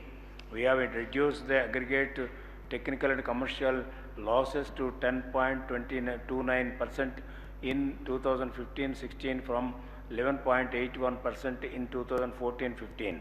We aim to bring the losses down to a single digit in 2016-17. We have added an additional capacity of 2,290 megawatts in 2015-16 and are aiming to target an additional capacity of 4,800 megawatts in the next 3 years. I am happy to inform this House that our state has become the leader in achieving energy efficiency and has won 5 national awards. I am happy to inform we have distributed 1.87 crore LED bulbs to 93.5 lakh households and intend to cover all households by March 2016. We have also replaced 3 lakh street lights in 110 urban local bodies and intended to complete the replacement by June 2016. We plan to replace 1 lakh agriculture pump sets with energy efficient ones in 2016-17. Our special emphasis on renewable energy with the formulation of solar and wind energy policies has resulted in 2 solar parks, 1,000 megawatts each in Anantapuram and Kurnool, which will be commissioned during 2016-17. Further, we are going to add an additional capacity of 619 megawatts of solar power to the grid by April 2016. I wish to inform the House that the works on floating storage and regasification and the gas pipeline from Kakinada to Visakhapatnam will commence during 2016-17, and city gas distribution in East Godavari, West Godavari and Krishna district will also commence in 2016-17. This will mark the initial stage of the gas grid in the state. Our government is also committed to ensuring energy security to the BPL women who are still reeling under the smoke of the wood burning in their cooking stoves. Therefore, we offered 11 lakh Deepam connections in 2015-16. We are committed to ensure that all households are provided with LPG in 2016-17. I have provided 4,020.31 crores to the Energy and Infrastructure Department in the 2016-17 budget. Fiber grid. Broadband revolution is an important instrument through which our government seeks to transform Andhra Pradesh. A World Bank study has found that 10% increase in broadband penetration in low and middle income countries has resulted in a 1.38% increase in GDP. In an area where internet is fast becoming a human right, we see a significant need for providing broadband access for faster development and to reduce digital inequalities. Therefore, our government has taken up a program to lay the fiber grid across the state that would provide 10 to 15 Mbps connectivity before the end of 2016 with an outlay of 320 crores. I am proud to inform this August House that Andhra Pradesh is the first state to do so, and the union government is seeking our support to implement a similar project across the country. Housing sector. Construction sector registered 9.46% growth over the previous year 2015. The housing sector is slated to become an important growth driver in the state. Every lakh invested in housing is expected to generate around 4 jobs in the economy directly or indirectly. Further, every rupee invested in housing sector will add 1.54 rupees to GSDP, and with household expenditure this can go up to 2.84 rupees. Therefore, our government is committed to providing housing for all by 2022. This requires a total of 10 lakh houses in urban areas and 30 lakh houses in rural areas. To achieve this vision between 2016 and 2022. In pursuant of this vision, we have launched NTR housing scheme by increasing the subsidy 6 times to 1,25,000 for general category beneficiaries and 8 times to 1,75,000 for scheduled caste and scheduled tribe beneficiaries with a total unit cost of 2,75,000 rupees. These houses will be equipped with all major requirements like tiled flooring and kitchen platforms, etc.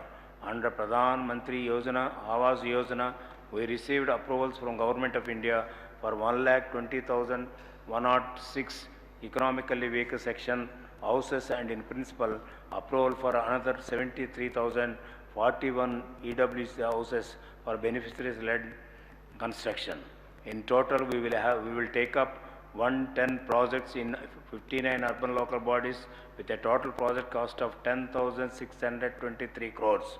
To ensure that beneficiaries face minimal hassles in constructing their houses, we are providing support for raw materials, facilitating supply of cement at concessional rates by negotiating directly with the cement companies, geo-tagging, imparting training to construction personnel, construction demo projects, reflecting various technological options, transferring stage-wise payments electronically, etc. I have earmarked 1,132.83 crores for the housing sector with focus on weaker section housing program.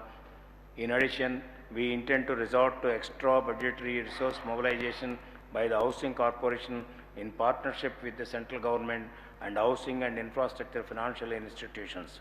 Human development. We believe every citizen is entitled to access to quality education, health care and nutrition security, as they are the most critical services essential for human development. These human development functions form the foundation of any inclusive society. The reason we are committed to their promotion in letter and spirit. We are committed to improving the Human Development Index of Andhra Pradesh by implementing the Sustainable Development Strategy. School education. Our government envisions a society where every child has access to quality education. In pursuant of this vision, we have undertaken several initiatives.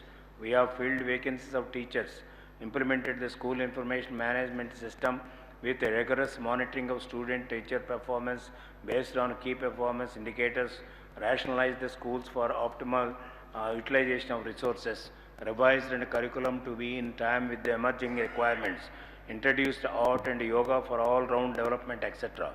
We have partnered with institutions of repute such as the Aisha Foundation, MIT Abdul Latif Jameel Poverty Action, and Pratham to help us improve quality outcomes. Our education campaign, Badi Pilustondi, has focused on preventing school dropouts and resorting the dropouts to the stream of education. As a result of our initiatives, we lowered the school dropout, increased the pupil-teacher ratio, thus improved the learning outcomes. As a result of our initiatives, the dropout rate at a high school level has dropped from 25.23% in 2014-15 to 23.87% in 2015-16. The pupil-teacher ratio at secondary level has improved from 23 to 22 and primary level from 21 to 19. In 2016-17, we intend to bring down the high school dropout rate to at least 21.5%. I am providing 17,502.65 crores for the promotion of secondary education in 2016-17 budget, which amounts to about 12.9% of the total BE for the year and an increase of 12.5% over 2015-16 budget estimates. Higher education. Our government has been instrumental in getting sanction for 7 institutions of higher education from Government of India, of which 5 have become operational in record time. They include IIT, IIIT, NIT, IISER and IIM. We have facilitated the way for private sector to establish higher education institutions through the Private University Bill, which was passed by this House. Further, we are establishing collaborations with the international institutions like National University of Singapore, University of California at Berkeley, etc. We have also ensured that for the first time Andhra University has been ranked globally amongst the top universities. Collegiate and technical education. To enhance the employability of our graduates, we have fostered a long-term partnership with the Tata Institute of Social Sciences for a 3-year parallel degree program wherein they are imparted management skills and soft skills. We are also imparting IT communication and soft skills through Java Knowledge Centers, English language labs, etc. We are also offering apprenticeship training to students to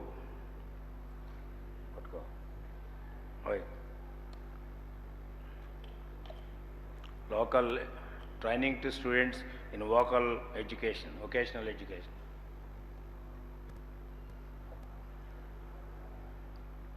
We are implementing quality reforms in a higher education arena, such as introducing choice-based credit system, updating the curriculum to enhance employability, filling vacancies of faculty, introducing key performance indicators, grading the colleges, etc. To encourage excellence amongst students and lecturers, government has initiated Yuvatarangam and Pratibha Awards. I am providing 2,644.64 crores in the 2016-17 financial year budget estimates for the promotion of technical, collegiate and higher education. Healthcare. Our government's principal objective is to ensure affordable health care to the citizens, duly ensuring equitable access to health care. In this direction, we have strengthened the existing programs like NTR Vaidya Seva, which offers 1,044 surgical and medical procedures to the poor people. 108 for emergency health services, 104 for fixed day mobile health services, family welfare programs under National Health Mission, etc. In addition, we have launched new programs such as E-Aushadhi, 102 Talli Bidda Express for maternal and child health, NTR Vaidya Parisha, tele-radiology, etc. The bifurcation has resulted in significant loss of tertiary care institutions. Our government has secured sanctions for AIMs and at Mangalagiri, which is under construction. The commissioning of Visakhapatnam Institute of Medical Sciences and Sri Padmavati Government Medical College for Women at Tirupati is under progress.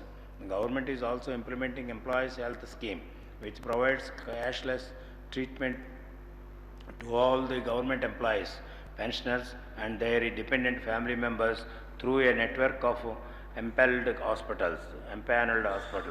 While retaining focus on strengthening the public health sector, we are also facilitating the establishment of private medical institutions. I am proposing an allocation of 6,103.76 crores in the 2016-17 budget for the health sector, with a plan outlay being increased from 1986.80 crores in 2015-16 financial year to 2,933.73 crores in 2016-17 financial year. Food and nutritional security. Our government is committed to ensuring food and nutritional security of every citizen, especially of women and children. The high prevalence of malnutrition and micronutrient deficiency amongst women and children is unacceptable to the government, and therefore it accords high priority to addressing this vexatious problem. As part of the integrated child development supplementary nutritional program is being provided to 26.45 lakh children and 8.56 lakh pregnant and lactating women. We are also implementing Anna Amruta Hastam, which provides one full meal to pregnant and nursing mothers in 104 high burden ICDS projects with a high IMR, MMR and low birth babies. This scheme was availed by 3.45 lakh mothers at an expenditure of 91.04 crores in 2015-16. I propose an allocation of 772 crores for ICDS with a significant increase of 45%. A new scheme, Girigoru Muddalu, with a special and supervised feeding was launched on August 15 to 2015 to meet the nutritional needs of children in tribal areas in the age of 6 months to 6 years. This has benefited 1,33,733 children in tribal areas. We will sustain this scheme and continue to cover all children in this age group. While the above initiatives cover preschool children and pregnant and lactating mothers, we recognize the importance of midday meals scheme in not only improving the nutritional status of children but also in reducing school dropout rate. Therefore, we intend to expand the nutrition content of the midday meals by including an egg every day. I propose an allocation of 750 crores for midday meals in 2016-17, which is an increase of 67% over 2015-16. Public distribution system. We are committed to providing nutritional security to all BPL families.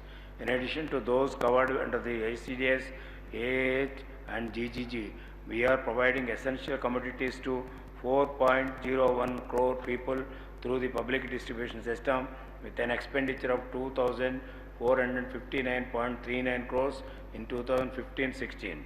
In 2016-17, this expenditure is estimated to be 2,702.20 crores. To ensure the price of essential commodities do not hurt the purchasing power of citizens, we are intervening in the market where necessary. We have automated the public distribution system during 2015 and intend to strengthen the delivery system and plug the deficiencies in 2016-17. Poverty alleviation and empowerment. I recall with all sincerity at my command what President Franklin D. Roosevelt said, The test of our progress is not whether we add more to the abundance of those who have much. It is whether we provide enough for those who have little.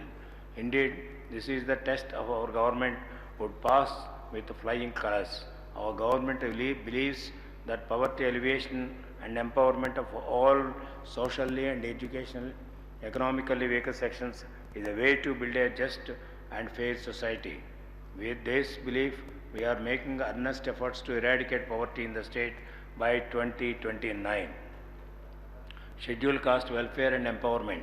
We are undertaking various programs for the educational advancement, socio-economic development, welfare and protection of the scheduled caste.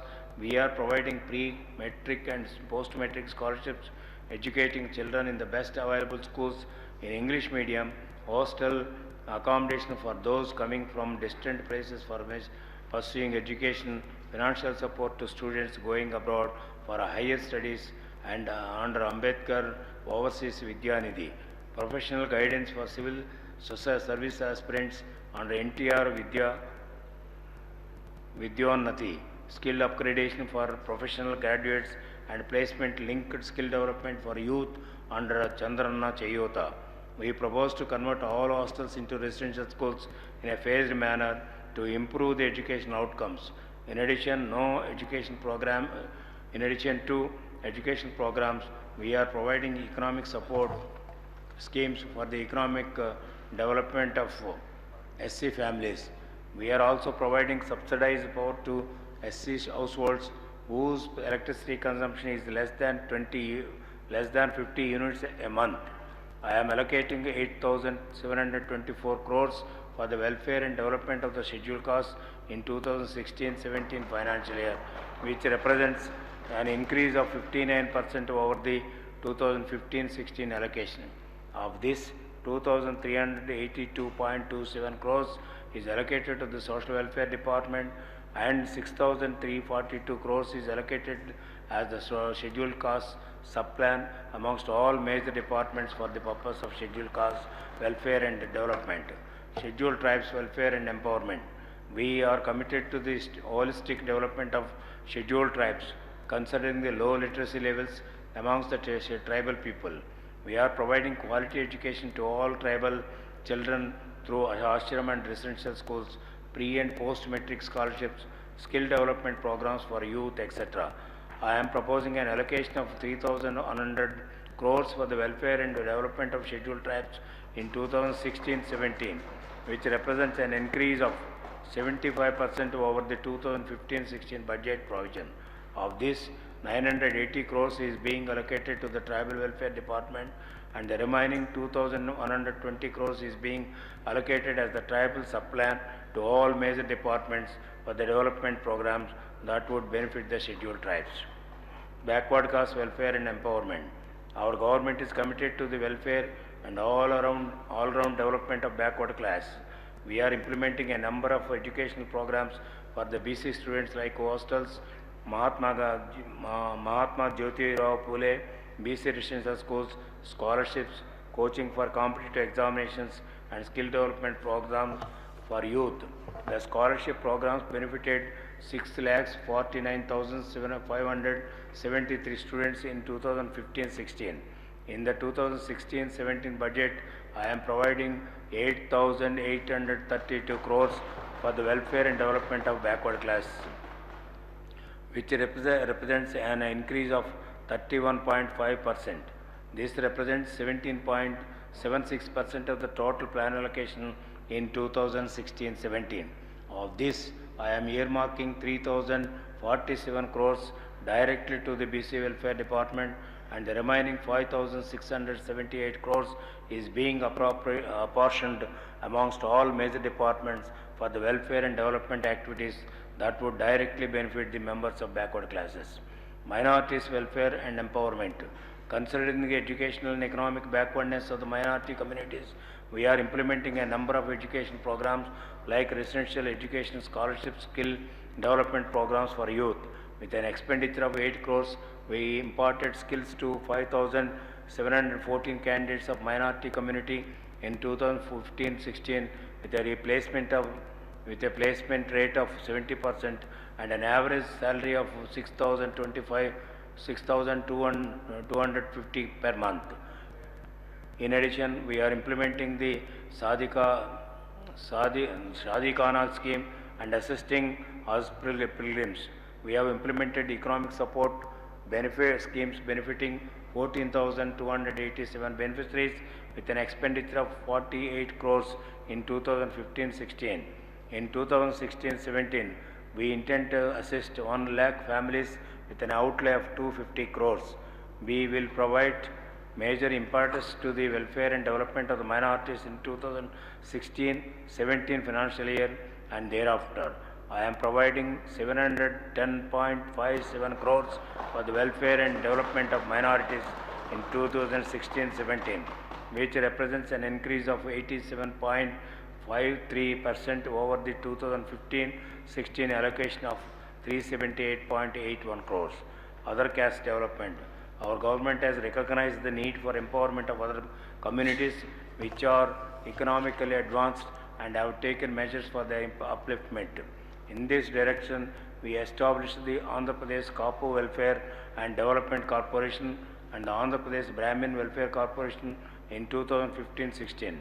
During 2015-16, we have assisted 12,000 Brahmin families to advance economically.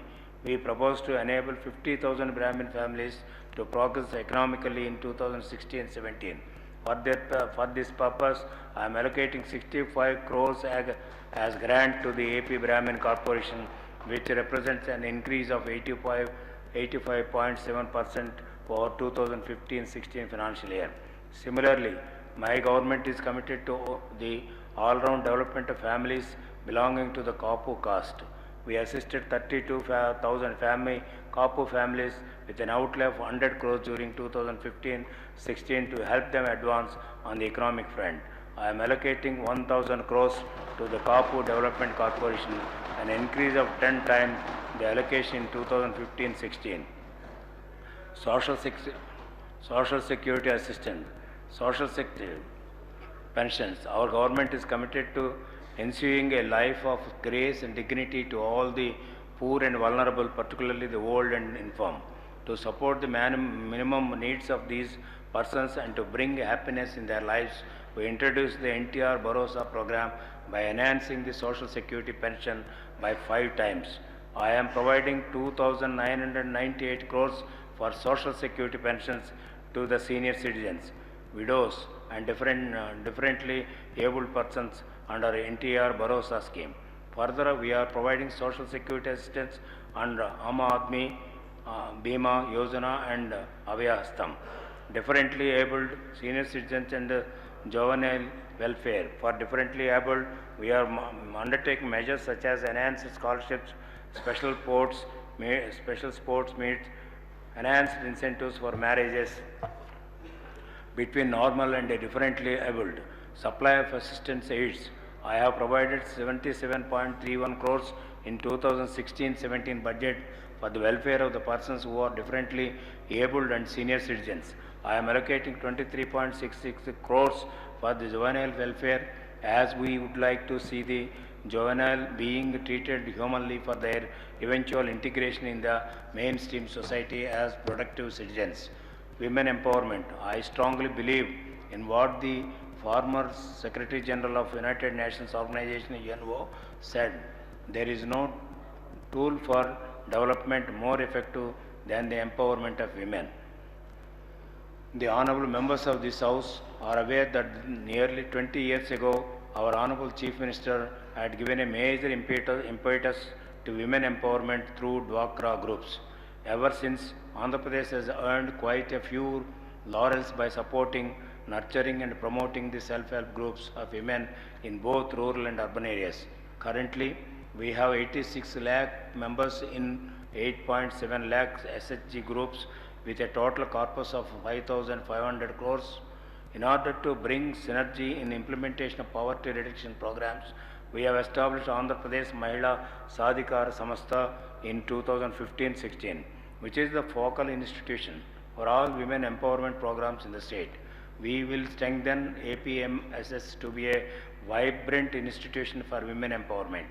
To accelerate the economic empowerment of self-help groups, we have decided to infuse a capital of 10,298 crores into the groups and provided 3,760 crores in 2015-16. Taking advantage of the capital infused, the Dwakra groups have leveraged 12,288 crores from the banks for their economic advancement in 2015-16. We propose to double this program in 2016-17, taking the SHG movement to a new high. We will provide the second phase of capital infusion in 2016-17 based on the utilization of the first phase infusion. The SHG groups have taken up several livelihood activities such as generic medical stores under Anna Sanjeevani scheme, food joints, school sanitation enterprises, dairy, small ruminant development, livestock units, paddy procurement, tailoring and sewing training in every constituency, etc. We have also launched a digital literacy mission to educate all SHG members of mobile internet and computer literacy. Besides, we are implementing the World Bank assisted Andhra Pradesh Rural Inclusive Growth Project with a total project cost of 642 crores in 150 backward mandals of the state. This project aims to implement rural value chains and rural retail chains interventions to enhance incomes of 250,000 SHG members, farmers and small retail shop owners. In addition, it aims at improving human development outcomes and improved access to citizens' entitlements through one-stop shops at Gram Panchayat level for 5 lakh members. Beyond the major nutritional programs provided for the food and nutritional security of women and child welfare, we are taking steps to mitigate domestic violence, provide family support, encourage girls, children, etc. Youth empowerment. President Franklin D. Roosevelt had said, "We cannot always build the future for our youth, but we can build our youth for the future." Our government's resolve is that we will not only build our youth for the future, but we will ensure that the future is built for our youth. Our state enjoys the best demographic dividend in the country with a working age population of 15 to 59 years of 3.4 crores, which is 67% of the population, and 31% of our state's population is in the age group 18 to 35 years. We will achieve the goals of Vision 2029 only by making the youth of our state the principal stakeholders and by enabling them to advance to their highest potential. This direction, we propose to focus on their mobilization and organization, career counseling, skill development, entrepreneurship, and sports and cultural activities, among other empowerment initiatives.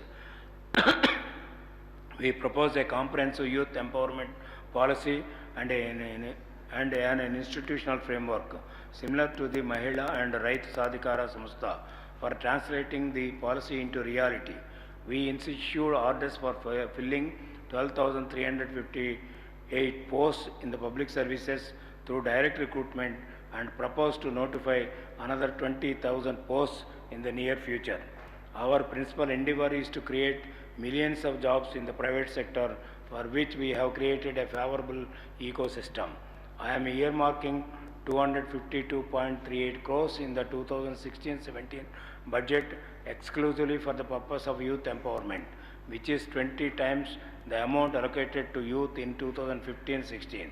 In addition, the budget estimates earmarked for all skill development, entrepreneurship promotion and sports promotion, which together amounts 888 crores, will be utilized for activities that would directly empower the youth.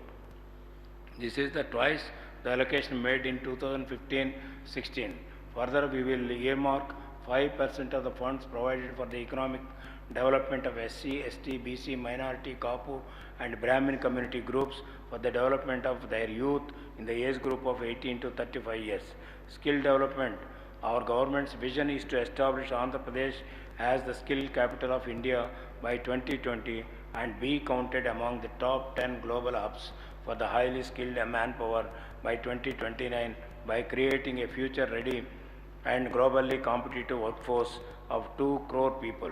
We aim to address the skilling and training needs and aspirations of all key learner segments, including the dropouts, ITAs, diploma holders and degree students and engineering students from all sections of the population with a due attention to SC, ST, BC, minorities, women, disabled, etc. We are perhaps the first state in the country to create a corporation, Andhra Pradesh State Skill Development Corporation, on PPP mode to drive these initiatives. Our strategy is to involve the industry in training our youth so that they gain employable skills, improving their placement rate. We are partnering with the sector skill councils in establishing sectoral advisory committees and promoting central centers of excellence in sectors relevant to the state.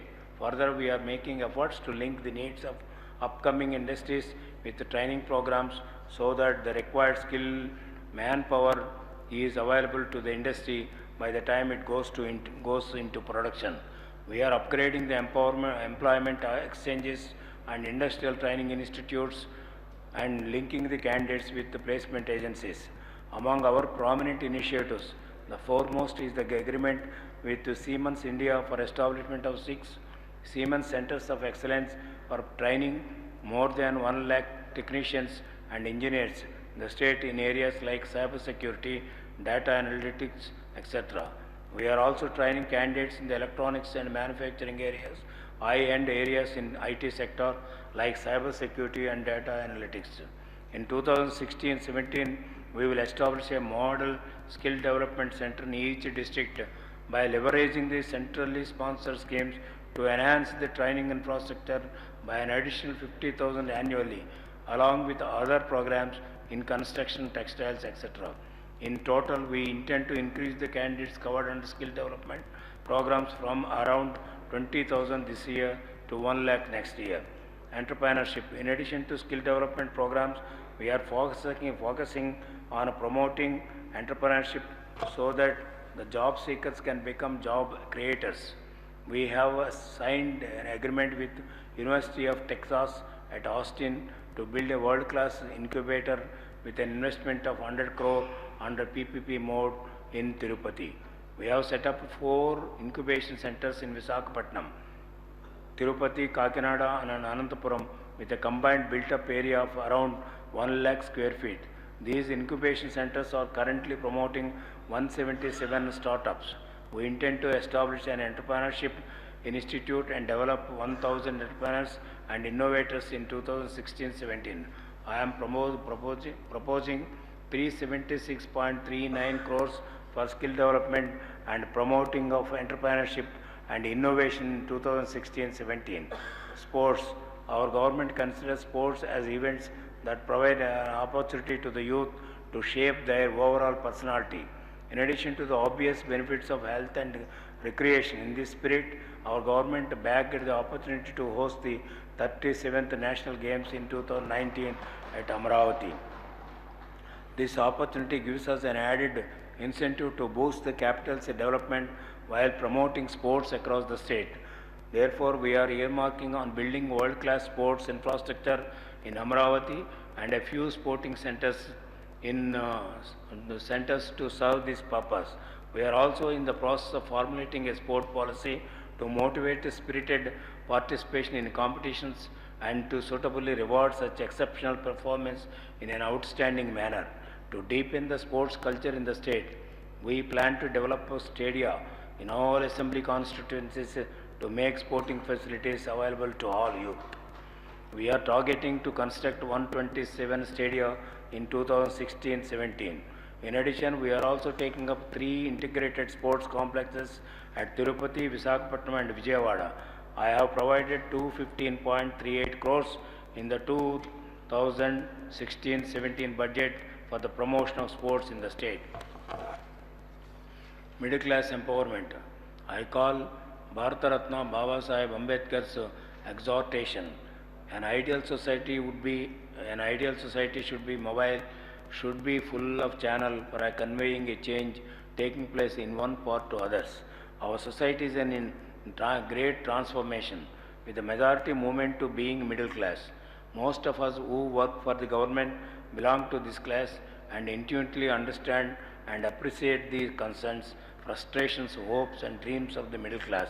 My government would like to assure this group, which really is the future of Andhra Pradesh, that we would do everything to ensure that their and their children's future is protected and promoted by ensuring peace and security, peace, stability, price stability, good public services, safe roads, robust infrastructure, good education and health care and excellent job opportunities, etc.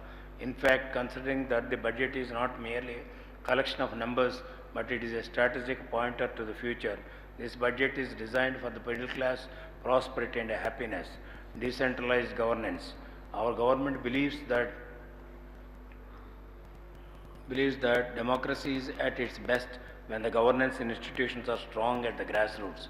Accordingly, we are strengthening the Panchayat Raj institutions and urban local bodies with the required human infrastructure and financial resources. Rural empowerment.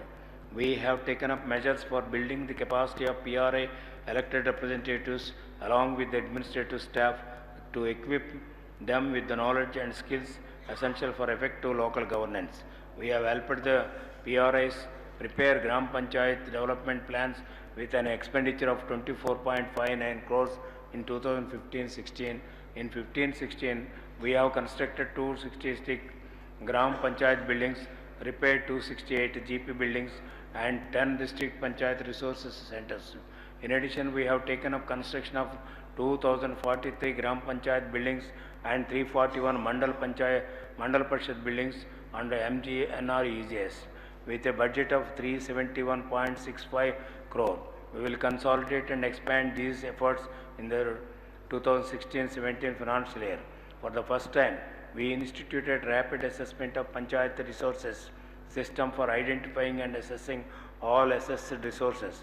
We are implementing a digital Panchayati project where 11 citizen services, namely house tax, trade licenses, private water tap, connection, property value certificate, marriage certificate, mutation certificate, no objection certificate for all small and large scale industries, building permissions, layout permissions, job cards are provided online.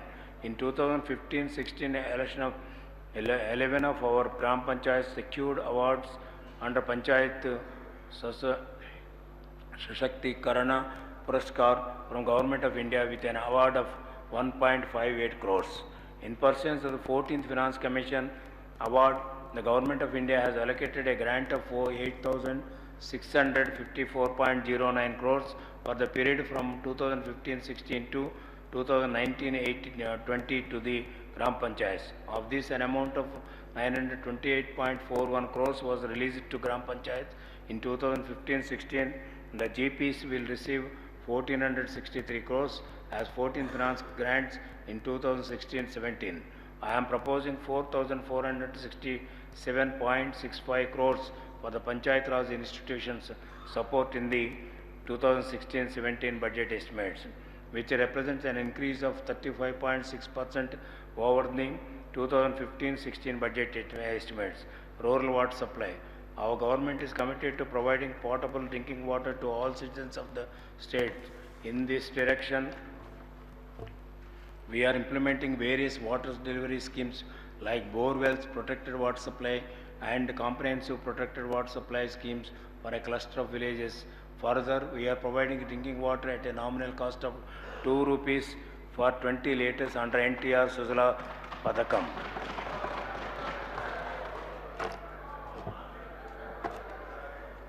In addition, we are executing externally aided projects like Andhra Pradesh Rural Water Supply and Sanitation Project with funding assistance from the World Bank, National Rural Water Supply Project and projects with the assistance of NABARD. Apart from projects financed by the state government, we propose to take up drinking water grid to ensure sustainable delivery of potable water to cluster of villages that are chronically deprived of assured supply of potable drinking water. I have provided 1,195.63 crores for rural water supply in 2016-17 budget. Mahatma Gandhi MGNRES It is with pride that I inform this August House that Andhra Pradesh received the National Award for Effective Initiatives under MG NREGS in 2015-16. We have utilized more than 3,400 crores during 2015-16 to create not only productive employment to those in need, but also to revitalize the rural infrastructure and the consequential public services. This demonstrates not only our commitment to expanding rural employment, but also our ingenuity in ensuring maximum benefit to the local communities. We have reached this by converging MG NREGS with Neeru Chettu for water conservation, Swachh Bharat for construction of individual household latrines, Vada Vadala Chandrababu Bata, Chandrana Bata for construction of CC roads, etc. I am also proud to inform that our state is the best performing state in the country in parameters like providing 100 days wage employment, 3.1 lakh households, percentage of wages paid within 15 days 78%, and in Aadhaar seeding of wage workers 97%. I am earmarking 4,764.71 crores in the 2016-17 BE, an increase of 75% compared to 2015-16. Urban governance. With a rapidly urbanizing society, strong municipal bodies are imperative for managing the growth and shaping the development trajectory. Accordingly, we have supported the municipalities with the services related to environmental improvement in slum areas, assistance for civic communities, essential services, parks, playgrounds, and toilets in municipal schools. Our government is determined to prepare our state for the rapid urbanization that accompanies accelerated economic growth. Accordingly, we geared up our administration to the emerging context and resultantly 31 urban local bodies have found place in the Government of India's Atal Mission for Rejuvenation and Urban Transformation. The prime objective of this scheme is to provide tap connection to each household, developing greenery and promoting public and non-motorized transport during the mission period from 2015-16 to 2019-20. Further, our efforts have resulted in Visakhapatnam and Kakinada being selected for the Smart Cities project, which will ensure that these cities will be provided with 1. Adequate water supply, 2. Assured electricity supply, 3. Sanitation including solid waste management, 4. Efficient urban mobility and public transport, 5. Affordable housing especially for the poor, 6. Robust IT connectivity and digitization, 7. Good governance especially e-governance and citizen participation, 8. Sustainable environment, 9. Safety security of citizens, and 10. Health and education. As greenery in cities is a significant factor in improving the quality of life in cities, our government has created Andhra Pradesh Urban Greening and Beautification Corporation Limited. Kurnool city will be developed as a smart city with state funds. Overall, I have provided 4,728.95 crores in the 2016-17 budget estimates for assistance to the urban local bodies, an increase of 49.1% over the 2015-16 budget estimates. Sanitation and hygiene. Our government has been at the forefront of supporting the Swachh Bharat program and promoting the Swachh Andhra Pradesh program. As part of this commitment, we have constructed, repaired 49,000 school toilets, 46,138 school toilets are being maintained by either SHG groups or through school nursery programs. We have also undertaken 62,425 rural individual household latrines in convergence with the MGNRES in 2015-16 and an additional 9 lakh IHHL with cost sharing between the state government and the central government. In urban areas, we launched a new scheme to take up 4 lakh toilets with a budget of 320 crores and community toilets worth with 100 crores in all Nagar Panchayats, municipalities and corporations. Further, we propose to take up 110 units of recreation sites, duly converting the dumping sites with a budget of 275 crores. With these measures in place, we have created 278 open defecation-free Gram Panchayats in this area. We target to achieve ODF in at least 1300 Gram Panchayats in 2016-17. In addition, we are undertaking a solid waste management program in Gram Panchayat which entails segregation of waste at household level, collection and transportation by Gram Panchayat to the solid wealth processing center. We are undertaking this project into 660 Gram Panchayats with a project cost of 110 crores and funds pooled from MGNREGS, Swachh Bharat Mission, 14th Finance Commission grants and the finance of Gram Panchayats. Smart village, smart ward. Our government believes that if every village and every ward is equipped with all essential development characteristics, then the entire state will become developed. We believe that the public should be given an opportunity to become stakeholders in the development of their region for sustainable results. With this belief, our government launched the Smart Village, Smart Ward program with 20 non-negotiable developmental parameters. The unique feature of this program is that locally motivated and well-off citizens are partnering with the village and development bodies to develop the villages and wards. This program aims to achieve smart infrastructure and service delivery along with the social mobilization and utilization of available natural resources, leading to faster and inclusive growth. Our government has established an independent Smart Andhra Foundation, as a society to serve as a platform for the general and sectoral partners under this program.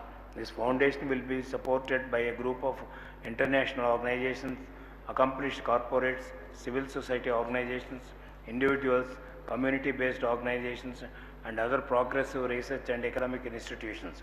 This program has already seen a commitment of 301 crores, with NGOs accounting for 61% of the partners and NRAs constituting 12%, corporates 5%, officers 3.2%, local 3.2%, and others 14%. To support this program, NABARD has come forward to partner in the creation of rural infrastructure and services. We are also converging this program with other activities of Panchayat Raj and Municipal Administration Department. More importantly, this program will result in substantial social capital being generated in the villages wards, which is our government's prime motivator for engaging in this program. Amaravati, world-class capital. I am proud to inform you that Amaravati has become the cynosure of all eyes nationally and internationally, and of investors and other governments alike. This is due to the progress we are making and the confidence they have in our ability to develop our capital to the 21st century global standards. The government of Andhra Pradesh has signed a memorandum of understanding with the government of Singapore in December 2014. Accordingly, Surbana International Consultants and Mr. Jorang International were engaged by the government of Singapore to prepare the master plan for capital region, capital city and seat capital. These were delivered to us on time. The main goals of these plans are to create employment, attract investments, provide good quality housing, nurture nature and environment, flood management, and heritage and culture.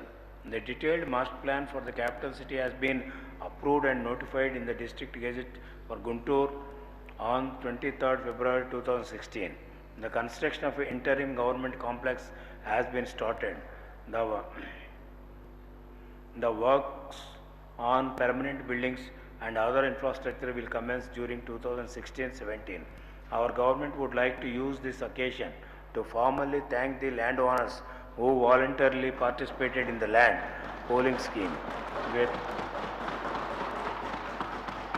without whom we could not have made this progress. This scheme has become a successful case study, which other states intend to emulate from their own projects. As part of this scheme, we have provided for returnable residential complex, commercial plots, pensions, annuity, and other benefits. For all the capital development operations I have provided 1500 crores in the 2016-17 budget estimates. This, however, would be the seed equity of the government that would enable CRDA to mobilize additional financial resources required for the capital construction from the infrastructure financing institutions and the markets, in addition to the assistance of Government of India. Law and order. A developed society can be built and sustained only with the robust law and order in the state. Further, a fast-growing economy can potentially lead to a higher crime rate. Therefore, our government is making all efforts to ensure the safety and security of all citizens in the state. We are determined to prevent and deal sternly with offences against women and members of the SC/ST communities. In this direction, our government has taken measures to strengthen the infrastructure, human resources, and the capacity of the police force. We have procured additional vehicles, constructed additional buildings, fortified police stations, and enhanced the supplies of our armory and established Dial 100 Command and Control Center. Further, we have also improved the service conditions of home guards by offering insurance services up to 2.5 lakh rupees per family, apart from increased remuneration. I have provided 4,785.41 crores in the 2016-17 budget for the Department of Home Affairs, an increase of 17.9% over 2015-16. I have also increased the plan allocation for Home Department by 120%. I have earmarked 3 crores for sensitizing the police force regarding gender and social inclusion issues, land administration, and under the Me Intiki Me Bhumi program, we have placed the computerized land records in public domain to receive public feedback and rectify errors, if any. Further, we have introduced the e-crop booking system. We have withdrawn Grama Kantam lands from Section 22A of the Registration Act to remove hardship to the general public. We are also integrating the records required by the citizens under e-Pragati so as to deliver hassle-free, certificate-less governance. Apart from these services, we have issued 5 lakh tenant cards that include the fresh and renewed cards in 2015-16. We intend to double this number to around 10 lakh cards in 2016-17. We have enabled 95,299 farmers to obtain 215.48 crores as agricultural credit from the banks under the Andhra Pradesh Land License Cultivators Act in 2015-16. We propose to double these efforts in 2016-17. I have provided 3,119.72 crores in the 2016-17 budget for the Revenue Department. Public services. We have not only implemented the recommendations of the 10th Pay Revision Commission, but also granted enhanced fitment of 43% against 29% recommended by the PRC. Our government is committed to strengthening the public services. In this direction, we have accorded permission to fill about 12,358 posts in different categories of administrative, technical, and managerial services through direct recruitment. We are in the process of according permission for filling another 20,000 posts through direct recruitment. With the final allocation of the state cadre employees by Government of India, the way is paved to fill the vacant posts by promotion wherever appropriate. Our endeavor is to improve the efficiency of public services through extensive application of information technology.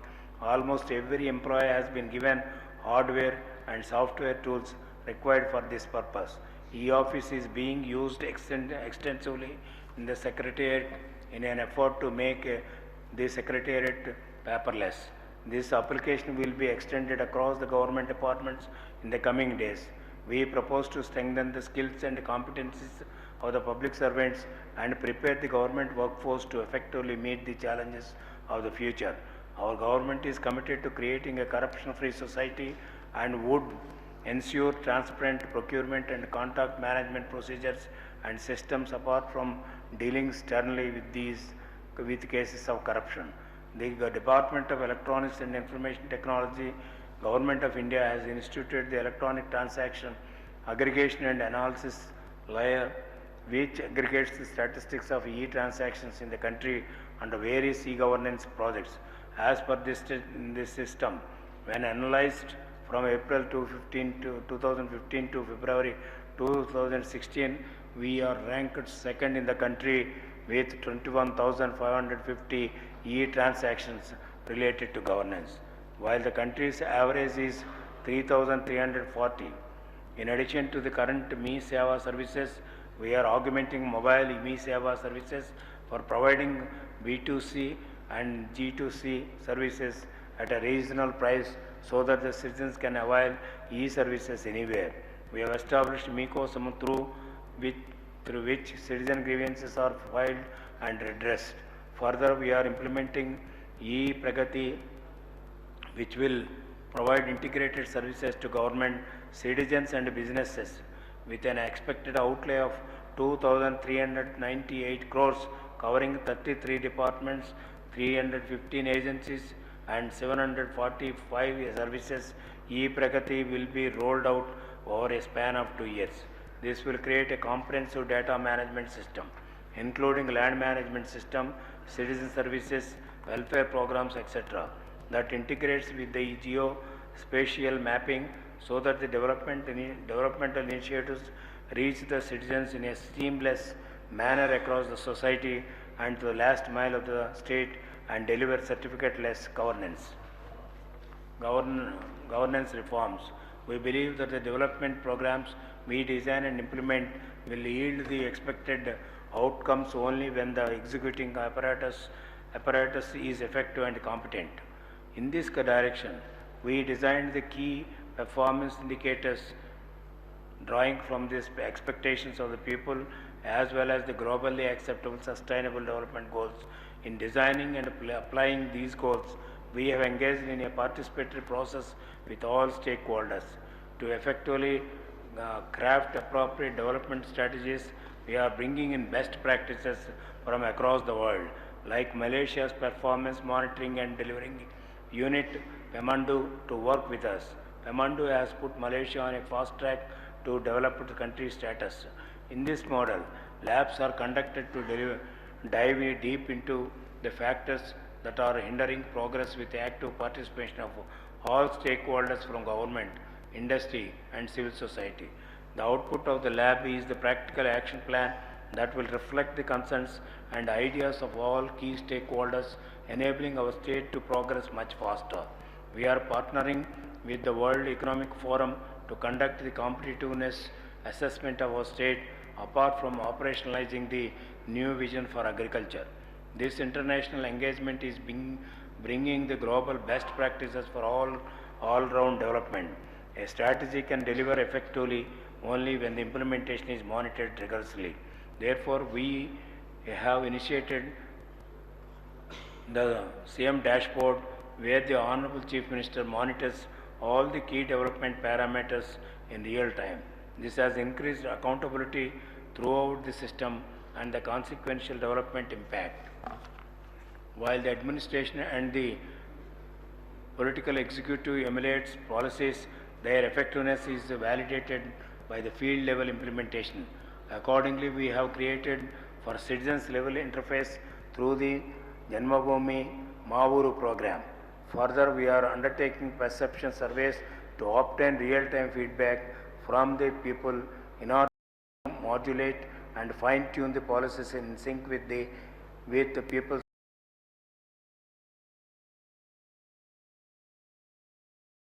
all fake and ineligible beneficiaries. In this, we have taken the lead in implementing Aadhaar and Jandan programs, database with Aadhaar, secured Aadhaar penetration rate of 99.4%, ensured one bank account for every family, duly seated with Aadhaar, installed electronic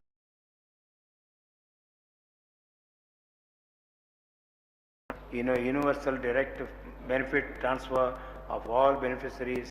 I am proud to inform the House that the 2015 with an index of 96.59%, while the next percent. We would like to universalize DBT across all programs. We would like to see seamless transfer of cash benefits directly to the beneficiary.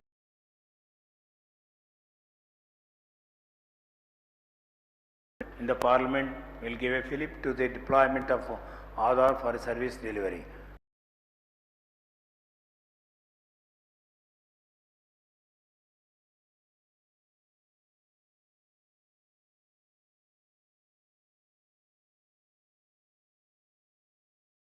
Which has resulted in increased utilization of adhere to the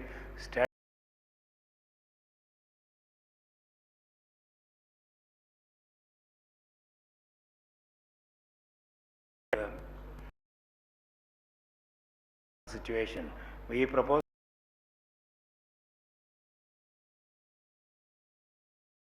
applying the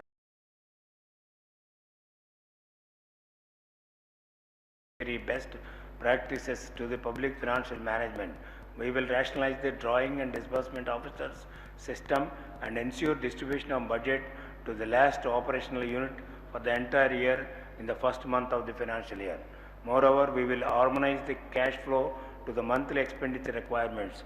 Above all, we propose to operationalize the e-Nidhi application during the current year that would enable real-time financial monitoring apart from data analytics and dynamic feedback to all stakeholders. Accounts 2014-15. The finance accounts finalized by the Accountant General of Andhra Pradesh show a revenue deficit of 10,417.49 crores and a fiscal deficit of 11,001.81 crores for the period from April 1st to June 1st, 2014 for the pre-reorganized state. Whereas the revenue deficit for the first 10 months of the residuary Andhra Pradesh from June 2nd, 2014 to March 31st, 2015 was 16,200 crores and the fiscal deficit was 23,048.98 crores. The revenue deficit and fiscal deficit for the period from June 2nd, 2014 and March 31st, 2015 was 2.61% and 3.91% of the GSTP respectively. Revised estimates for 2015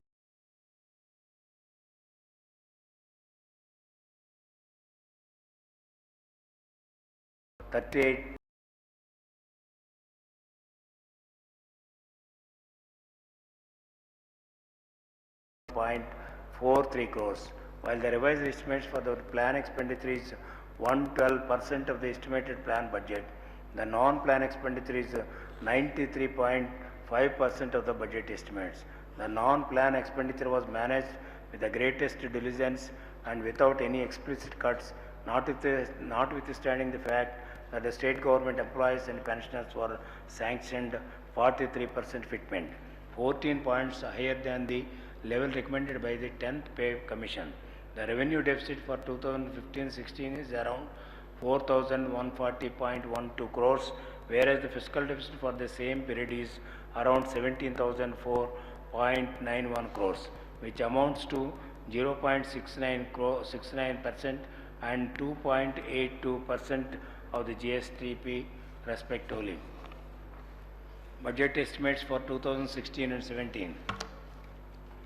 For the financial year 2016-17, I propose an expenditure of 1,35,688.99 crores with non-plan expenditure estimated at 86,554.55 crores and the plan expenditure estimated at around 49,134.44 crores. The 2016-17 budget estimates entail an overall increase of around 20.30% over the 2015-16 budget estimates, while the non-plan expenditure is estimated to increase by around 10.07%. The plan expenditure is estimated to grow by around 42.78% over the 2015-16 financial year. The estimated revenue deficit is around 4,868.26 crores and the fiscal deficit is estimated at 20,497.15 crores. The fiscal deficit will be around 2.99% of the GSDP, whereas the revenue deficit would be around 0.71% of the GSDP. Conclusion: I am confident that the 2016-17 budget will contribute to the growth momentum and ensure sustained double-digit growth for many years to come. It will open new vistas of opportunities to all sections of the society. It will fuel construction boom, especially housing for the economically and socially weaker sections of the society, infrastructure development across the state, and launch the construction of Amravati capital city. It will open opportunities for the growth, development and empowerment of all the farmers, women, youth, the weaker sections of the societies, SCs, STs, BCs, minorities and the poor amongst the Kapu and Brahmin castes, the middle class and every citizen of this state.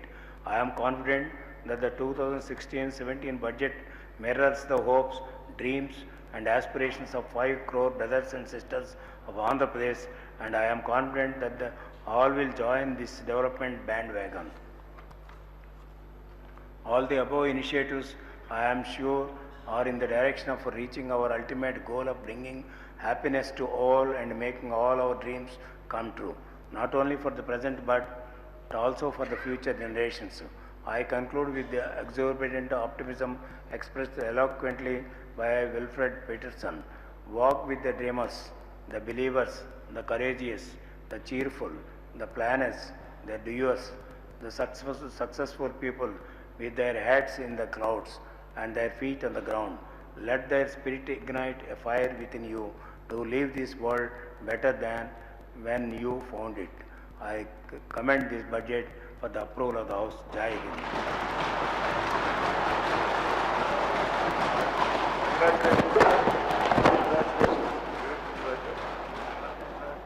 Now, the Minister for Agriculture will present the budget on agriculture for the year 2016 and 17.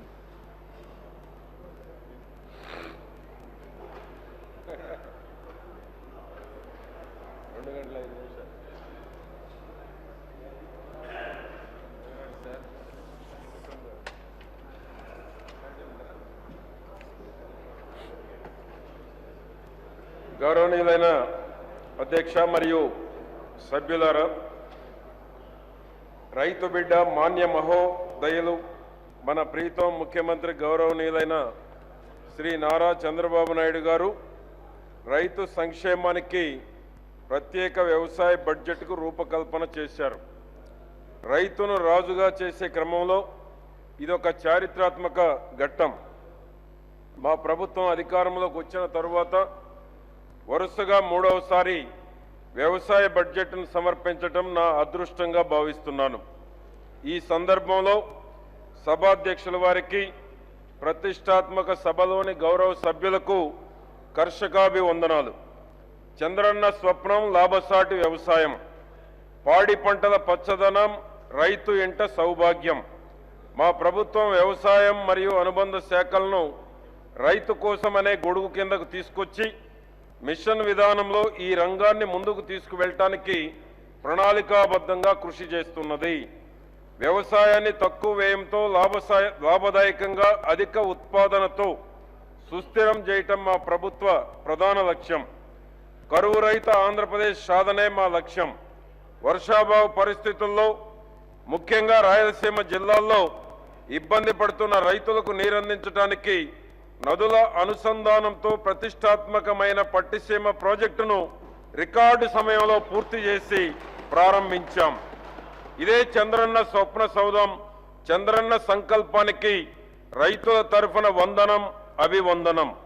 మత్స్యశాఖకు సంబంధించి 2014-15 సంవత్సరానికి కాను 19.78 లక్షల మత్స్య ఉత్పత్తి, 22,700 కోట్ల స్థూల ఆదాయ విలువ సాధించి 22.25% వృద్ధి రేటును నమోదు చేసింది. 2015-16 సంవత్సరానికి ఫిబ్రవరి 2016 నాటికి 21.30 లక్షల టన్నుల మత్స్య ఉత్పత్తి మరియు 28,280 కోట్ల ఆదాయం సముపార్జించి 32.61% వృద్ధి రేటును సాధించాము. ఉద్యాన శాఖకు సంబంధించి 2014-15 స్థూల ఆదాయ విలువ కంటే ఉద్యాన శాఖ 2015-16 సంవత్సరంలో 9.96 వృద్ధి అదనంగా సాధించడం జరిగింది. 2015-16 సంవత్సరానికి గాను ఇప్పటి వరకు 75,000 హెక్టార్లు సూక్ష్మ సేద్యం అమల్లో ఉండగా ఈ ఆర్థిక సంవత్సరం చివరకు 1,00,000 హెక్టార్లు అమలు చేయుటకు అవకాశాలు మెండుగా ఉన్నాయి. ఇదే సమయానికి 2014-15 సంవత్సరంలో కేవలం 35,000 హెక్టార్లలో మాత్రమే సూక్ష్మ సేద్యం చేశాం. చీకటిని చీల్చే వెలుతురు కిరణం రైతు రుణ ఉపశమన పథకం. ఇది స్వర్ణాంధ్రలో చారిత్రాత్మక పదం. వ్యవసాయ రుణమాఫీ వాగ్దానాన్ని నెరవేర్చిన మన ప్రీతం ముఖ్యమంత్రి గౌరవనీయులైన శ్రీ నారా చంద్రబాబు నాయుడు గారికి ఒక రైతుగా రాష్ట్రంలోని రైతులందరి తరఫున మరియు ప్రభుత్వ పక్షాన కూడా నా హృదయపూర్వక కృతజ్ఞతల్ని తెలియజేస్తున్నాను.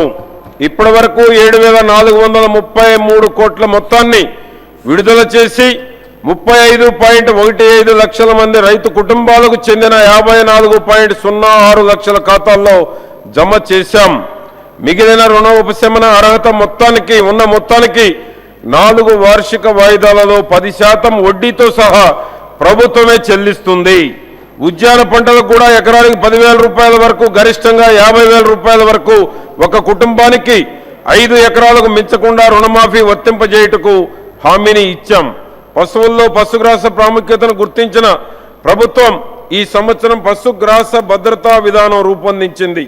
దీనివల్ల పాడి పరిశ్రమకు ఉత్పాదకత పెరుగుతుంది. దీనివల్లనే కాక ప్రభుత్వం తీసుకున్న ఇతర ప్రోత్సాహక చర్యల వలన పశు ఉత్పత్తుల స్థూల ఆదాయ విలువ 34,719 కోట్లకు పెరిగింది. ఇది వ్యవసాయ ఆదాయం 31,969 కోట్ల కన్నా మిన్న. పశుగణ రంగంలో ఈ పురోగమన అభివృద్ధి రైతులను వ్యవసాయంలోని ఒడిదుడుకులను తట్టుకునేలా కొంత మేరకు తోడ్పడుతుంది. మా ప్రభుత్వం 2016-17 సంవత్సరంలో ఈ క్రింది అంశాలపై ప్రత్యేక శ్రద్ధ వహిస్తుంది.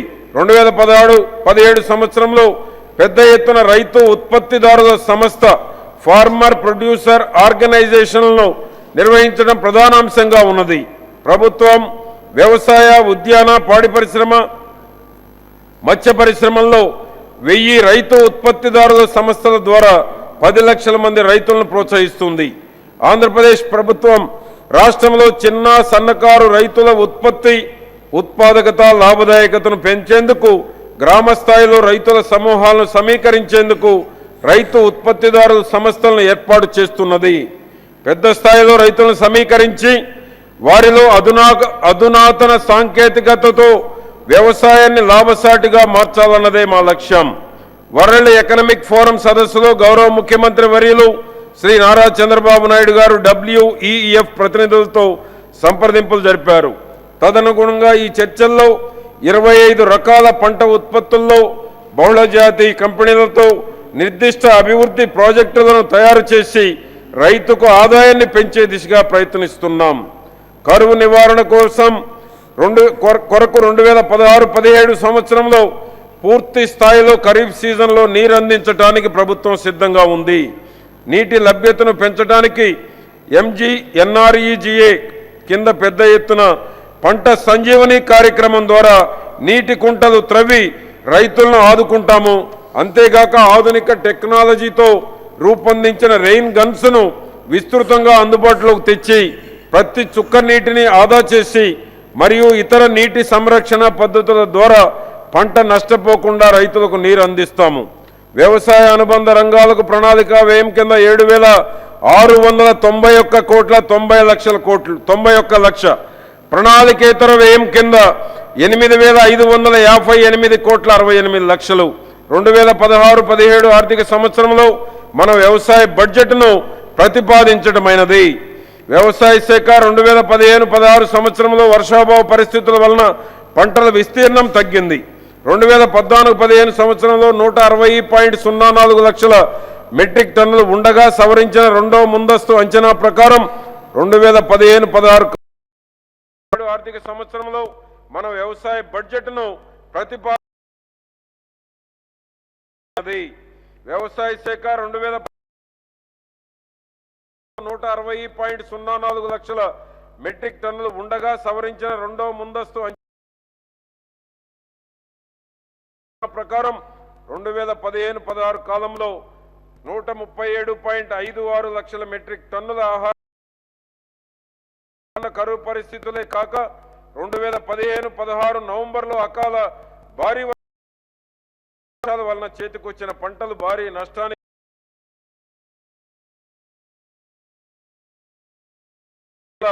సాధించడమైనది. ఇది 2015-9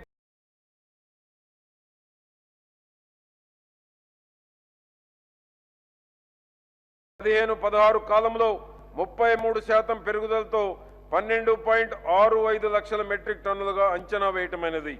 అదేవిధంగా నూనె గింజల ఉత్పత్తిలో కూడా 2014-15లో 5.91 లక్షల మెట్రిక్ టన్నుల నుండి 2015-16లో 47% పెరుగుదలతో 8.69 లక్షల మెట్రిక్ టన్నుల ఉత్పత్తిని అంచనా వేయటమైనది.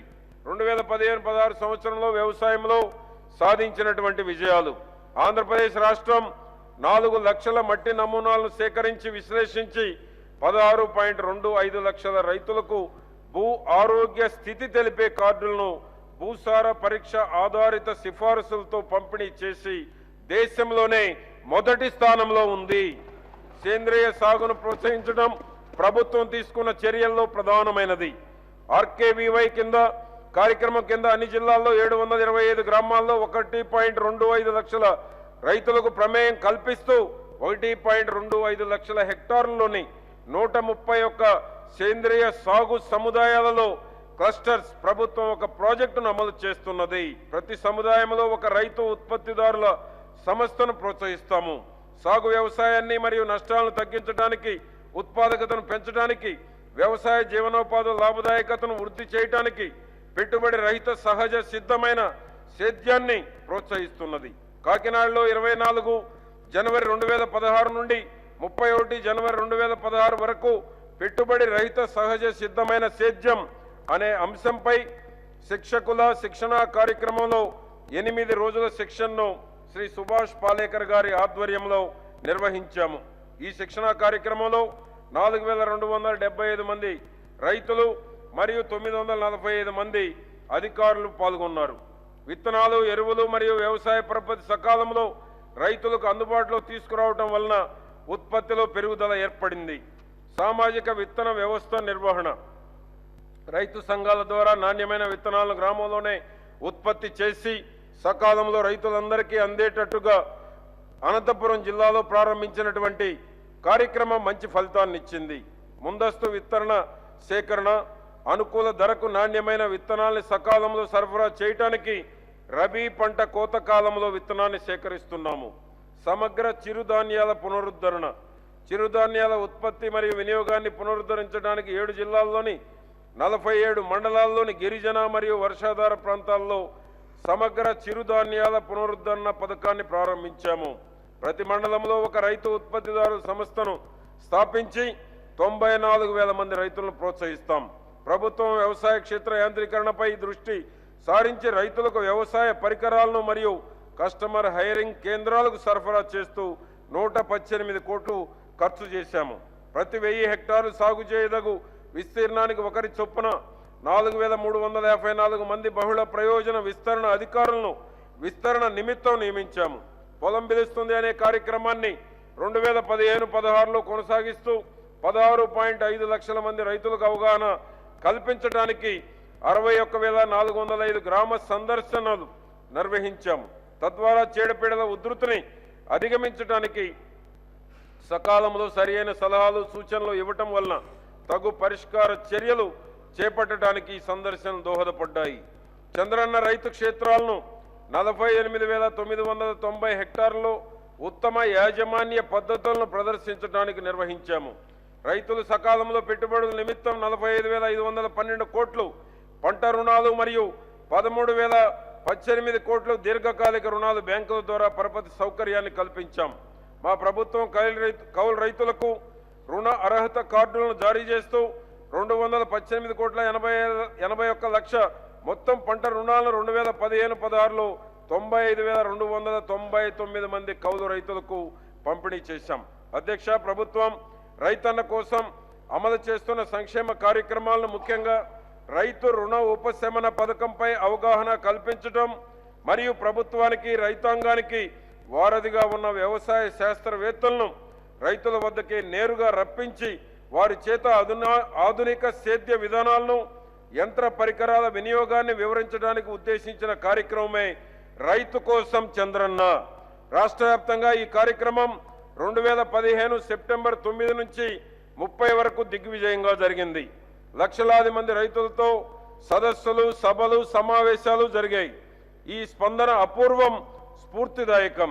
సాగు ఖర్చును తగ్గించి వ్యవసాయ ఉత్పత్తిని పెంచడానికి, వ్యవసాయ రంగాన్ని లాభసాటిగా చేయడానికి మా ప్రభుత్వం 2016-17లో ఈ క్రింది అంశాలపై శ్రద్ధ వహిస్తుంది. అధిక దిగుబడినిచ్చే మేలురకపు విత్తనాలను ప్రవేశపెట్టి రైతులకు ఆధునిక పద్ధతుల్లో శిక్షణనిచ్చి ఉత్పాదకతను పెంచుట, భూసారాన్ని పరిరక్షించడానికి సూక్ష్మ పోషకాలను రైతులకు రాయితీపై అందించుట, సేంద్రియ సహజ వ్యవసాయాన్ని ప్రోత్సహించుట, వర్షాభావ పరిస్థితుల్లో పంటలను కాపాడటానికి పంట సంజీవని పథకం ద్వారా నీటి కుంటలను ప్రోత్సహించుట మరియు రెయిన్ గన్స్ వాడుట, సకాలంలో రైతులకు ఎరువులు మరియు విత్తనాలు అందచేయుట. అధ్యక్ష, 2016-17లో వ్యవసాయం కోసం ప్రణాళిక కింద 1,311.77 కోట్లు, ప్రణాళికేతర వ్యయం కింద 4,474.46 కోట్లు బడ్జెట్ను ప్రతిపాదించాము. వ్యవసాయంలో లక్ష్యంగా నిర్ణయించిన పెరుగుదలను సాధించడానికి ఈ బడ్జెట్ కేటాయింపు ఉపయుక్తంగా ఉంటుంది. భూసార అంశాన్ని మెరుగుపరచడం కోసం సమగ్ర పోషక యాజమాన్యం నిర్వహణలో భాగంగా సూక్ష్మ పోషకాల సరఫరా చేయుటకై 80 కోట్ల మొత్తాన్ని సమకూరుస్తాము. ప్రభుత్వం సుస్థిర వ్యవసాయ జీవనోపాధులను ఏర్పాటు చేయడానికి, సాగు ఖర్చును తగ్గించడానికి సేంద్రియ మరియు సహజ వ్యవసాయాన్ని ప్రోత్సహిస్తుంది. ఇందుకోసం మేము బడ్జెట్లో 68.67 కోట్లను సమకూరుస్తున్నాము. పెరుగుతున్న వ్యవసాయ యంత్రాల డిమాండ్ కోసం ఈ సంవత్సరంలో వ్యవసాయ క్షేత్ర యాంత్రీకరణ కోసం 161.25 కోట్ల మొత్తాన్ని కేటాయించాం. కరువును తట్టుకునే రకాలను అభివృద్ధి చేయటం, మిశ్రమ పంటలు, అంతర పంటలు, వనరుల సంరక్షణ, సాంకేతికత అనుసరించడం, రైతులకు సంస్థాగత మద్దతును అందించడం ద్వారా సమగ్ర కరువు నివారణ చర్యలు చేపడతాము. ఇందుకోసం 50 కోట్లు సమకూర్చాం. వ్యవసాయ శాఖలోని క్షేత్రస్థాయి సిబ్బంది నిరంతర సామర్థ్య పెంపునకు, విస్తరణ కార్యక్రమాల నిర్వహణ కోసం ఈ బడ్జెట్లో 61.71 కోట్ల మొత్తాన్ని కేటాయిస్తున్నాం. అధిక ఉత్పాదకత కోసం పొలం పిలుస్తుంది అనే విస్తరణ కార్యక్రమాన్ని, చంద్రన్న రైతు క్షేత్రాల వంటి సముదాయ ప్రదర్శనలను మా ప్రభుత్వం నిర్వహిస్తుంది. ఇందుకోసం ఈ సంవత్సరం 17.50 కోట్లను కేటాయించాము. క్షేత్రస్థాయి విస్తరణ ఉద్యోగులందరికీ 6,000 ట్యాబులను సమకూర్చడమైనది. వీటి ద్వారా పంట విస్తీర్ణం రైతు వారీగా, సర్వే నంబర్ వారీగా నమోదు చేస్తాం. సకాలంలో అవసరమైన పరిమాణంలో రసాయన ఎరువులు సరఫరా అయ్యేలా చూడటానికి అత్యవసర నిల్వలను నిర్వహించేందుకు 64.50 కోట్ల బడ్జెట్ను కేటాయించాం. మంచి నాణ్యత కలిగిన విత్తనాలను సకాలంలో సరఫరా అయ్యేలా చూడటానికి వ్యవసాయ విశ్వవిద్యాలయం, ఇతర కేంద్ర సంస్థల సమన్వయంతో నాణ్యమైన విత్తనాలను అభివృద్ధి మరియు ఉత్పత్తి చేసేందుకు మా ప్రభుత్వం ప్రత్యేక చర్యలు తీసుకుంటున్నది. ఇందుకోసం 160 కోట్ల కేటాయింపును చేయాలని ప్రతిపాదించాము. వడ్డీ లేని మరియు పావలా వడ్డీ రుణాల రాయితీ కోసం 177 కోట్లను ప్రతిపాదించాం. పంటల బీమా పథకాన్ని రైతుకు మరింత సానుకూలమైనదిగా చేయటానికి ప్రధానమంత్రి ఫసల్ బీమా యోజన అనే పంటల బీమా పథకాన్ని ప్రస్తుత ఆర్థిక సంవత్సరంలో అమలు చేస్తాం. దీనితో పాటు వాతావరణ ఆధారిత బీమా పథకాన్ని కొనసాగిస్తాం. దీనికోసం 344 కోట్ల మొత్తాన్ని కేటాయించాం. ప్రభుత్వం హామీ ఇచ్చిన విధంగా రైతు రుణ ఉపశమన పథకంలో 2వ వాయిదా చెల్లింపుల నిమిత్తం 3,512 కోట్ల మొత్తాన్ని సమకూర్చాం. ఉద్యాన శాఖకు 2015-16 సంవత్సరంలో 550 కోట్లు మంజూరు చేయటం జరిగింది. ఆచార్య ఎన్జీ రంగా వ్యవసాయ విశ్వవిద్యాలయం, లాం గుంటూరులో వ్యవసాయ విశ్వవిద్యాలయాన్ని ఏర్పాటు చేసేందుకు గాను కేంద్ర ప్రభుత్వం వారు 81.40 కోట్ల రూపాయలను విడుదల చేశారు.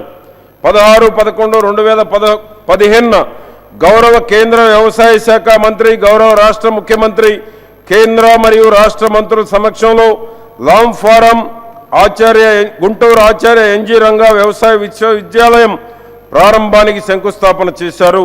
లామ్ గుంటూరు క్యాంపస్లో అడ్వాన్స్డ్ పీజీ సెంటర్ను 1/8/2015 నుండి ప్రారంభించాం.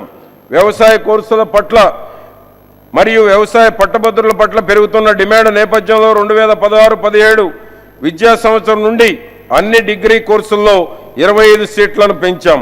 ఈ సంవత్సరంలో వరి MTU 1121 మరియు MTU 1153, కంది LRG 52 అమరావతి, మినుము LBG 787 తులసి, శనగ NBEG 47 మరియు NBEG 119, పత్తి NDLH 1938 శ్రీరామ, చెరకు 2000 A225 Revathi and 2000 A225 Simhadri మరియు పొగాకు NBD 119 నంద్యాల పొగాకు 1 మొదలగు 10 వంగడాలను విడుదల చేశారు. వివిధ పంటల్లో 30 రకాల విడుదలకు సిద్ధంగా ఉన్నాయి. రాష్ట్ర విభజన అనంతరం రాష్ట్ర రైతాంగం అవసరాలకు అనుగుణంగా కేంద్ర ప్రభుత్వం వారు 5 అఖిల భారత సమన్వయ పరిశోధనా పథకాలను వేరుశెనగ తిరుపతి, అపరాలు ఘంటసాల మరియు సిరుధాన్యాలు జొన్న బాపట్ల మంజూరు చేశారు. ఈ పథకాలు 1/4/2015 నుండి అమలవుతున్నాయి. వేరుశెనగ పరిశోధన సంచాలనాలయం ICAR ప్రాంతీయ కేంద్రాన్ని అనంతపురంలో ప్రారంభించాం. జాతీయ వరి పరిశోధనా సంస్థ ICAR వారు శ్రీకాకుళంలో జిల్లాలో ఒక కొత్త ప్రాంతీయ కోట్లు. రాష్ట్ర స్థూల ఆదాయ విలువలో ఉద్యాన శాఖ వాటా 7.4%. ప్రధానంగా మామిడి, అరటి, నిమ్మ, ఆయిల్ ఫామ్, టమోటా, ఉల్లి, పసుపు, మిరప సాగులో అధిక ఉత్పత్తి మరియు నాణ్యత పెంచడం, ఉద్యాన పంటలను ఏర్పాటు చేసి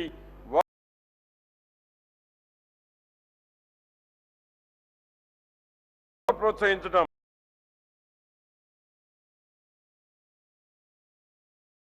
ద్వారా ఫలసాయ నష్టాన్ని తగ్గించడం మరియు ఎగుమతులను ప్రోత్సహించడానికి గాను ప్యాకింగ్ సదుపాయాలు కల్పించట, శీతల గిడ్డంగులు మరియు రైపనింగ్ ఛాంబర్స్ ప్రోత్సహించడం, అధిక ఉత్పత్తికి బిందు మరియు తుంపర సేద్యం ఫెర్టిగేషన్ పద్ధతులను ప్రోత్సహించడం, నీటి కుంటలు ఏర్పాటు చేసి కరువు పరిస్థితులను నివారించడం, రైతు ఉత్పత్తిదారుల సంఘాలను ఏర్పాటు చేయటం మరియు ఉద్యాన శాఖ ద్వారా అమలవుతున్న పథకాలను సంఘాలకు అందించడం, అధిక ధర పలికే కూరగాయలు మరియు పూల సాగును రక్షిత సేద్యం ద్వారా ప్రోత్సహించడం, విస్తరణ మరియు శిక్షణ కార్యక్రమాలపై దృష్టి కేంద్రీకరించడం, ప్రతి మండలంలోనూ ఒక నమూనా ఉద్యాన క్లస్టర్ను అభివృద్ధి చేయటం, వర్షపు నీటిని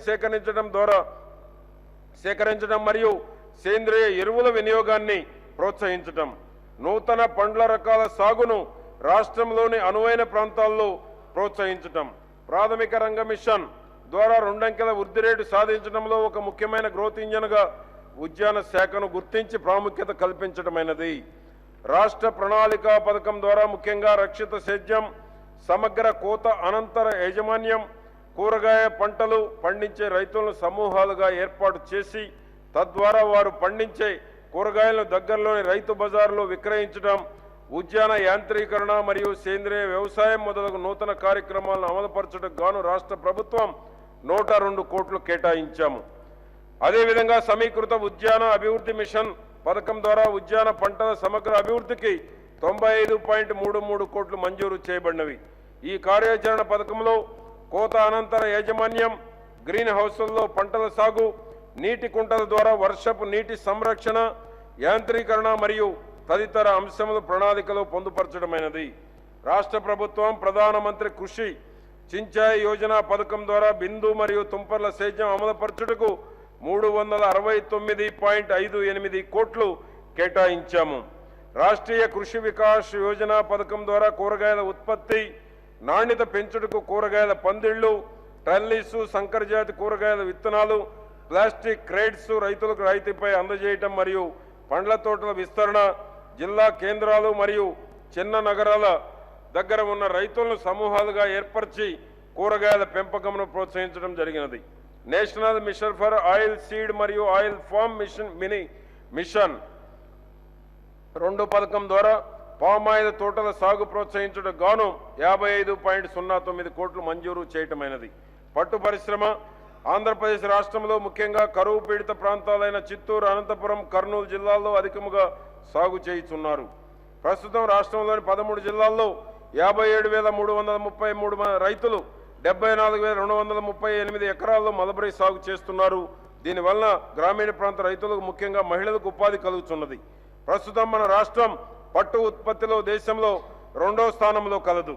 లక్ష్యం పట్టుగూళ్లు మరియు పట్టు దారము ఉత్పత్తిలో రాష్ట్రాన్ని అగ్రగామిగా ఉంచటం, అంతర్జాతీయ స్థాయి నాణ్యత కలిగిన పట్టుదారం ఉత్పత్తి చేయటం, ప్రత్యామ్నాయ మరియు వాణిజ్య పంటగా ప్రోత్సహించడం మరియు పేదరిక నిర్మూలనలో భాగంగా గ్రామీణ ప్రాంతాల ఆర్థిక పరిస్థితులు మెరుగుపరిచి ముఖ్యంగా మహిళలకు ఉపాధి కల్పించడం. 2015-16 బడ్జెట్ సంవత్సరంలో సాధించిన ప్రగతి ప్రస్తుతం 74,238 ఎకరాలకు మల్బరీ విస్తీర్ణం పెంచడం వలన 3,66,000 మందికి ఉపాధి కలుగుతున్నది.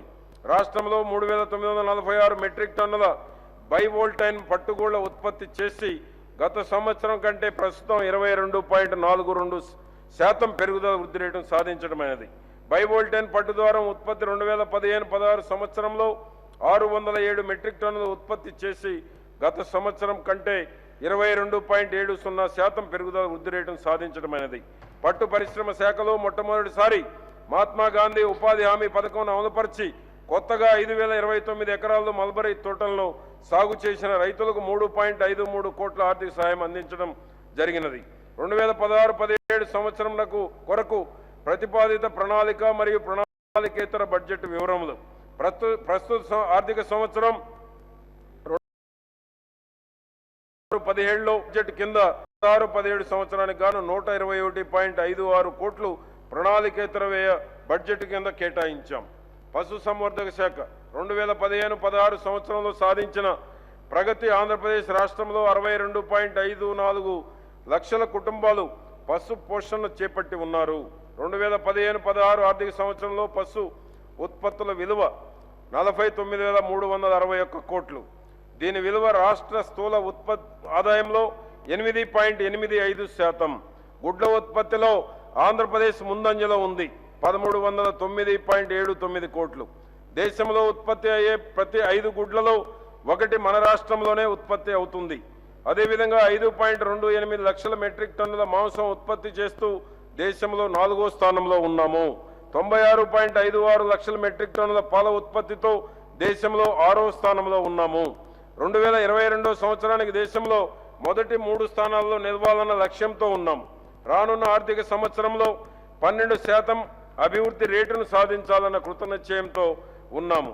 రాష్ట్రంలో ఉన్న పశుగ్రాస కొరత ఉన్న కారణంగా పశుగ్రాస భద్రతా విధానం 2015 ఆమోదించి PPP పద్ధతి ద్వారా పశుగ్రాసం ఉత్పత్తిని మరియు నిల్వ కార్యక్రమాన్ని చేపట్టి పశుగ్రాసం కొరత లేని స్థితిని తీసుకురావడానికి రాష్ట్ర ప్రభుత్వం అడుగులు వేసింది. పాడి పశువుల ఉత్పత్తిని పెంచడానికి బహుశా దేశంలోనే మొదటిసారిగా 28.60 కోట్లతో ప్రాథమిక సెక్టార్ మిషన్ కింద ప్రభుత్వ ప్రైవేటు భాగస్వామ్యంతో 2.50 లక్షల క్వింటాల సైలేజ్ బేల్స్, 1,00,000 క్వింటాల TMR గడ్డి బ్లాకులు సరఫరా కొరకు ఒప్పందం చేసుకోవడం జరిగింది. ఉత్పత్తి వ్యయాన్ని తగ్గించి రైతులకు పశుపోషణ మరియు లాభదాయకంగా ఉండేందుకు ₹2కే కిలో సైలేజ్, కిలో ₹3.50 TMR గడ్డి బ్లాకులను రైతులకు అందించాలని ప్రభుత్వం నిర్ణయించింది. దీనితో పాటు గతంలో అమల్లో ఉన్న ₹3 కిలో ఎండుగడ్డి, ₹4 కిలో దాణా పథకాన్ని కొనసాగిస్తాం. 2015-16లో ఉన్న 2 పాడి పశువుల యూనిట్ను 25కు 5+1గా ఉన్న గొర్రెల యూనిట్ను 500+25కు పెంచి వీటి యూనిట్ ధరను ప్రస్తుత మార్కెట్ ధరతో పునరుద్ధరించాము. పశు సంవర్ధక శాఖలో విస్తరణ కార్యక్రమాలను విస్తృతపరచడానికి MPDEలను నియమించడంతో పాటు 351 మంది పశు వైద్య సహాయకులను మరియు 93 మంది పశు వైద్యులను నియమించడం జరిగింది. 25 కోట్ల కేంద్ర ప్రభుత్వ నిధులతో దేశీయ పశు సంపదను పరిరక్షించే ఉద్దేశంతో నెల్లూరు జిల్లా Chinthaladevi composite live stock form నందు 250 ఎకరాల స్థలాన్ని కేటాయించడం జరిగింది. A2 పాల ఉత్పత్తిని చేసేందుకు గిర్ సాహివాల్ లాంటి దేశీయ పాడి పశువుల పెంపకాన్ని ప్రోత్సహించడానికి గాను ఆయా జాతి పశువులు లభ్యమయ్యే రాష్ట్రాల నుండి రవాణా మరియు బీమా కొరకు ఒక్కొక్క పశువుకు 10,000 రూపాయల సబ్సిడీని ఇస్తున్నాం. రాష్ట్రంలో అధిక పాల ఉత్పత్తి చేస్తున్న 400 గ్రామాలను ఎన్నుకొని వీటిలో పాల ఉత్పత్తిని రెట్టింపు చేసేందుకు అవసరమైన ఆర్థిక వనరులను సమకూరుస్తూ పాడి పరిశ్రమను అభివృద్ధి చేయాలని నిర్ణయించాం. ఇందుకు గాను MGNREGS పథకం ద్వారా పెద్ద ఎత్తున పశు గ్రాస ఉత్పత్తిని ప్రోత్సహిస్తాం. ఎస్సీ కార్యాచరణ ప్రణాళిక కింద దూడల పెంపకం ద్వారా 9,233 మంది ఎస్సీ లబ్ధిదారులు, ఎస్టీ కార్యాచరణ ప్రణాళిక నందు మినీ గొర్రెల పథకం ద్వారా 359 ఎస్టీ రైతులు లబ్ధి పొందారు. 2016-17 సంవత్సరంలో ప్రతిపాదించబడిన ముఖ్య కార్యక్రమాలు ప్రాథమిక రంగ లక్ష్య సాధనలో భాగంగా 2 అంకెల వృద్ధి సాధించి 2016-17లో పాడి రంగంలో 13%, మాంసం ఉత్పత్తిలో 12% మరియు గుడ్ల ఉత్పత్తిలో 11%, మొత్తంగా 12% వృద్ధిని సాధించాలని లక్ష్యం చేయటం అనేది. పశు ఉత్పత్తులకు గిట్టుబాటు ధర కల్పించుటకు 155 రైతు ఉత్పత్తిదారు సంస్థ సన్న జీవాలు మరియు పాడి పరిశ్రమ రంగమునందు ప్రోత్సహించాలని ప్రతిపాదించాం. ఉత్పత్తి వ్యయాన్ని తగ్గించే ఆలోచనతో 5 లక్షల రైతులకు రేషన్ బ్యాలెన్సింగ్ ప్రోగ్రామును పరిచయం చేయాలని ప్రతిపాదించాము. PPP పద్ధతిలో 792 గ్రామాలకు పశు వైద్య సేవలను అందుబాటులోకి తెచ్చే ఆలోచనతో NTR సంచార పశు వైద్య సేవల పథకాన్ని ప్రతిపాదిస్తున్నాం. రాష్ట్రంలోని మారుమూల ప్రాంతాల్లో కూడా పశు సంపద సంబంధిత అన్ని రంగాల్లో వ్యాపారాన్ని ఔత్సాహిక గ్రామీణ వ్యాపారస్తులను ప్రోత్సహించేందుకు PPP పద్ధతిలో ఇంక్యుబేషన్ సెంటర్స్ను ప్రారంభించాలని ప్రతిపాదిస్తున్నాం. జిల్లాకు ఒక పశు వసతి గృహాన్ని ఏర్పాటు చేసే ఉద్దేశంతో ఇంతవరకు 4 జిల్లాల్లో కర్నూలు, ప్రకాశం, కృష్ణా మరియు తూర్పుగోదావరి స్థల సేకరణ మౌలిక వస్తువుల కల్పనకు చర్యలు తీసుకున్నాం. గిరిజనాభివృద్ధి పథకం కింద 12,900 గిరిజనులు లబ్ధి పొందే విధంగా 717 లక్షల నిధులతో మనకోడి పథకాన్ని అమలు చేసేందుకు చర్యలు తీసుకున్నాం. 2016-17 ఆర్థిక సంవత్సరానికి పశుసంవర్ధక శాఖకు 819,35 లక్షలు కేటాయించాలని ప్రతిపాదిస్తున్నాం. SC/ST కుటుంబాల పశు సంపదను మెరుగుపరిచేందుకు వివిధ పశువుల అభివృద్ధి పథకాల అమల్లో భాగంగా SC ఉప ప్రణాళిక కింద 59.59 కోట్లు మరియు ST ఉప ప్రణాళిక కింద 20.86 కోట్లు ఉపయోగించాలని ప్రతిపాదించాం. మత్స్యశాఖ ఆంధ్రప్రదేశ్ రాష్ట్రం 974 కిలోమీటర్ల తీర ప్రాంతాన్ని 1,74,000 ఉప్పు నీటి వనరులు, సుమారు 8 లక్షల హెక్టార్ల మంచినీటి వనరులు కలిగి దేశ మత్స్య పరిశ్రమలో ప్రధాన భూమికను పోషిస్తున్నది. రాష్ట్రంలో 2 అంకెల సమ్మిళిత వృద్ధి సాధించడానికి మత్స్య పరిశ్రమను ఒక ముఖ్యమైన వృద్ధి కారకముగా గుర్తించడమైనది. మత్స్య పరిశ్రమ ప్రజల సామాజిక ఆర్థిక అభివృద్ధిలో కీలక పాత్ర వహించడమే కాక రాష్ట్ర స్థూల ఉత్పత్తిలో 6.04% వాటాను కలిగి ఉన్నది. ఈ రంగం సుమారు 14.5 లక్షల మత్స్యకారులకు ఉపాధి కల్పిస్తూ పోషకాహారం సరఫరా మరియు విదేశీ మారక ద్రవ్యం ఆర్జించడంలో ప్రముఖ పాత్ర వహించుతున్నది.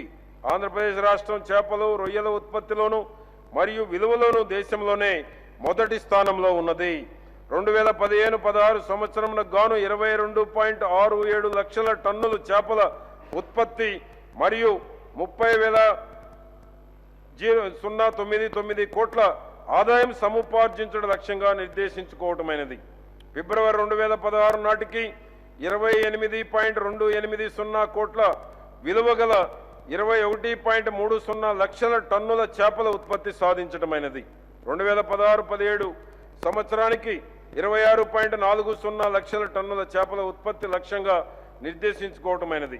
2014-15 సంవత్సరానికి గాను దేశ సముద్ర మత్స్య ఎగుమతుల ద్వారా 33,440 కోట్లు సముపార్జించగా రాష్ట్రం ద్వారా 14,000 కోట్లు విదేశీ మారక ద్రవ్యం ఆర్జించడం ద్వారా 42% వాటా కలిగి ఉన్నది.